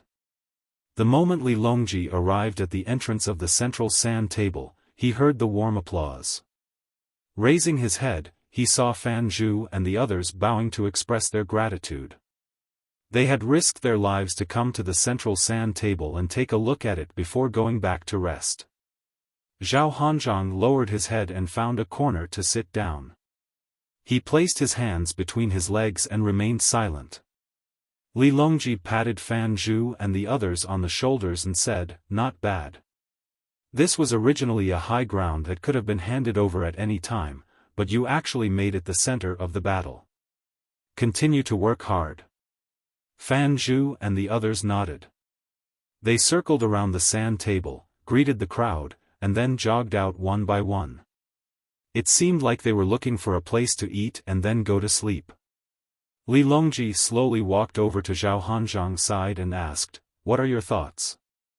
Zhao Hanzhong lowered his head and said nothing. Li Longji wasn't in a rush either. After a while, Zhao Hanzhong raised his head and said, "With advanced weapons, what one should learn is control, not risk it. A lone army penetrating deep into enemy territory is a great taboo for a strategist. One must be extremely cautious." Li Longji replied. "The current Great Tang is different from the past. In the past, in order to achieve victory and achieve one's goal, one didn't care about the deaths of a few people. They even had the common people prepare their own weapons and armor. But now, the people of Great Tang are worth money. Cannonballs and bullets are just money. Money can be earned, but where can one find lives?" Even though Cuckoo and Xiao Bao were willing to pay any price when they gave their orders, the last thing they wanted was for the people of Great Tang to be sacrificed. Think more about it in the future. Even if you're fighting against the natives, there's no need to be too hasty. If you need ammunition, send it over later. If you need provisions, send it over as well. Remember. Zhao Hanzhong quietly listened. When Li Longji was done, he said, Cuckoo and Xiao Bao are going to fight against Duoshe. I want to be the vanguard once more. I guarantee that I'll be steady. Let's talk about it later. Let's see if they agree. Li Longji couldn't make a decision, so he patted Zhao Hanzhong's shoulder and said, Go eat something first and have a good night's sleep. When you wake up, come here and take a look. While others were summarizing their experiences, Zhang Shougui was doing the same. 4 hours later, he led his exhausted 4,500 men to the base of Highland 737. Looking at the model of Highland 737 on the sand table and the flag fluttering in the wind, he asked the messenger, How many days of food do we have left? Reporting, according to the previous ration, we still have 2 days. If we cut it in half, we still have 4 days. Go around it and don't attack. We'll cut food in half. Go 20 li and find a slope to set up camp. Zhang Shougui hesitated for a moment, but in the end, he didn't dare attack Highland 737.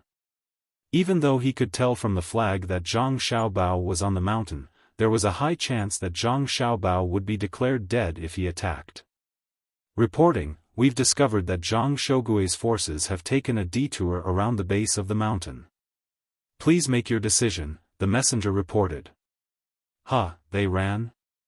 They probably don't have enough provisions, the soldiers are tired, and they don't have any cannons.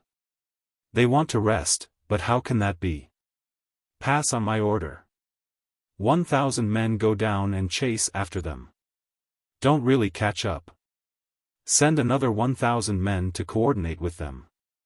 If the enemy leaves behind some troops to cover their retreat, then surround them. Small victories can lead to great victories. After giving out his order, Zhang Xiaobao happily smiled and said to the other members of the inner courtyard, Did you see that? This is the first chapter of the harassment strategy, the initiative to attack. There's also the second chapter, the initiative to attack, and the third chapter. Little young master, what's the difference between the two? Someone from the inner courtyard asked. One emphasizes attacking, while the other emphasizes taking the initiative. I'm just messing with you. What's the point of being so serious? The real strategy is to not let the enemy have an easy time, depending on the situation. When the enemy wants to rest, we have to keep them busy. When the enemy wants to find wild vegetables to eat, we have to let them smell the aroma of meat and smack their lips. When the enemy doesn't have any clothes to wear, we have to change out of them in an hour. In any case, we have to do whatever we can to disgust them. Zhang Xiaobao cheerfully explained. The people from the inner courtyard nodded, believing that the little young master was right. They had to attack both physically and mentally. Even if the enemy managed to escape in the end, they had to leave behind some residual effects. While they were rejoicing, Zhang Shougui was cursing, Slut, Zhang Xiaobao, you slut, I'm already like this, and you're still like this. Just what do you want to force me into? Leave 500 people to cover the retreat and increase the speed of the march. 15 minutes later, a messenger ran back. Reporting, we've successfully surrounded the enemy's rear guard. The pursuing troops have not engaged in battle. Then that's right. Send another 1,000 people to circle around and continue the pursuit. Send 500 people to the troops responsible for surrounding the enemy's rear guard. If the enemy leaves behind any rear guard, continue the encirclement. Zhang Xiaobao knew that his wife's 20,000 main force was still in Mount Huangshan, responsible for building the fortifications and restricting Zhang Shougui's movements. Even if he didn't pursue, it didn't matter. But if he could do something, then he could. Disgust others was also good. Little young master, why are we surrounding them and not destroying them? Are you afraid of increasing casualties? An inner courtyard member asked. Before Zhang Xiaobao could answer, another inner courtyard member spoke first. I say you're Urbio, and you really are one. What's the point of killing 500 people? The troops left behind to cover the retreat are only for the sake of dying. All the food on them has definitely been given to others. Little young master wants to keep them and let them starve. Starvation is boring, so they'll naturally find a chance to fight for their lives. If we open the path and let them join up with the main force, will Zhang Shogui give them food to eat? If we give them too little, they won't be able to recover. If we give them too much, they'll have even less food left. You're the one who's Urbio. If you keep talking about me, I'll get angry with you. Do you think the little young master's schemes are as simple as you think? In truth, the little young master has another plan. It's to confuse Zhang Shogui. The weather is getting colder, the autumn leaves are yellow, and the autumn rain is continuous. We'll use the environment to deal with Zhang Shogui. When he hunts, he consumes bullets and only eats wild vegetables, making it difficult to replenish his strength. Isn't that right, little young master? The inner courtyard member called Urbio turned his head and asked Zhang Xiaobao. The two of you are too formidable. Even I didn't think of it. In truth, my plan is very simple. I just want a few of them to run out and send a message to their main force. Cuckoo and I have always hoped that their radios would be unblocked, but we don't think that's possible. Wang Yi's sniper battalion is still working. If they don't send a message, they still have 80,000 main force. How much strength do we have to use to fight them? We'll draw the enemy's main force over, and then we'll think of a way to delay the rest of the army in Hangzhou. Once we finish off their main force, what will they fight for? Zhang Xiaobao smiled as he spoke to the two, and then he gave a long sigh. War was far too difficult to fight. Strategically, one could look down on the enemy, and tactically, one could consider and scheme against the enemy, but how could the gap in weapons be so easily made up for? God damn it, no matter what, I can't let others learn my weapon techniques. Although in the end, the ones fighting in war are people, the quality of weapons can't be denied. Once I make the tractors, I'll have them research the tanks. It doesn't need to be able to withstand a lot of armor-piercing bullets, as long as it can withstand bows and large sabers. The tanks also don't need to be equipped with long-range cannons. I just need to leave some firing ports and place a few machine guns. Right, that's actually called an armored vehicle. Zhang Xiaobao mumbled, but his voice wasn't soft. Everyone in the inner courtyard heard him, and they were all very excited, anticipating the birth of a good weapon. Zhang Shogui was also excited. To be more precise, he was excited.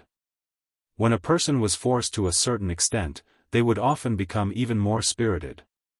He was currently in such a situation. After dispatching 1,500 people to cover the rear 3 times, he finally led the exhausted troops to a hillside where water flowed through. For the time being, they could be considered to have settled down. Zhang Xiaobao, I'll remember you. In the future, even if you invite me to a meal, I won't go.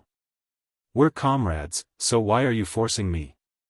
Unless you're cooking your own seafood, the abalones have to be 4 heads long, the sea jellyfish have to be next year, and the oysters have to be wild. I really won't eat. I won't give you face, but I'll do as I say. Zhang Shogui was also given a piece of corn. It was roasted, and he plucked the kernels one by one, tossed them into his mouth, and chewed with all his might, not even stopping him from speaking. The other generals in the room also became dissatisfied with Zhang Xiaobao. Look at you, Zhang Xiaobao, you're tormenting our General Zhang to the point of insanity. In the end, the great Tang General Yang Xishuan was able to determine the situation of the vanguard. When a portion of the Central Army was still in Hangzhou and had not come ashore, they received a report. The contents of the report showed that a radio relay station had lost contact with all the other troops. The main vanguard force had rushed to the front line of Mount Huangshan. The last news the other portion received was that a brigade had been crippled by the enemy and was surrounded. Emergency, outside my relay station, more than 100 enemy troops have appeared and are searching for us. My station will fight with our lives on the line. This was the last news they received. When they sent a message to the relay station, there was no reply. After Yang Xishuan received this news, he closed his eyes and thought for a full hour. Just when everyone thought he had fallen asleep, he opened his eyes and sent a report to the other generals, calling for an impromptu meeting. All the generals, except for the vanguard general, left the room together after half a day of meeting and gathered outside the door of the central sand table. Li Longji had just woken up, taken a bath, and gotten a massage. He was in the middle of burning incense in a corner of the central sand table when he saw a group of people appear at the door. He stood up in surprise and asked, "Esteemed guests, this is..." Yang Xishuan took a step forward and said, "Your Majesty, we were not prepared enough and hastily accepted the challenge. We request a ceasefire and seal the sand table. Once we have thought things through, we will begin again. I hope that Xiao Bao and Cuckoo will agree." Seal the sand table? Then Cuckoo's military examination. This was the first question that came to Li Longji's mind. Just like Vanguard Zhang Shogue admits that he is in a difficult situation, we also admit that Cuckoo is fully deserving of being the champion of the military examination. Yang Xishuan did not ask for the specifics, but the meaning of his words was clear. Even if the sand table was sealed, his group of generals would not discuss the battle on the sand table. Oh. That's fine too. Call Zhang Shogue over and ask him, haha. When Li Longji thought of Zhang Shogue's current situation, he couldn't help but laugh. Zhang Shogue was called over. After hearing the words of the generals, he lightly nodded his head with an extremely unsightly expression. His voice trembling, he said, "I am the vanguard, the vanguard. I am currently, fine, I agree that Cuckoo is the champion, and Xiao Bao is the champion. Whoever disagrees can take my position and continue the battle." You're tuning into the Dreamy Chapters YouTube channel. We're so grateful for your support, and don't forget to subscribe to join us on this incredible journey through captivating stories. Your generosity through donations truly makes a world of difference, as it's the primary source of revenue that allows me to expand and enhance this channel for you. Thank you from the bottom of my heart for being a part of this adventure.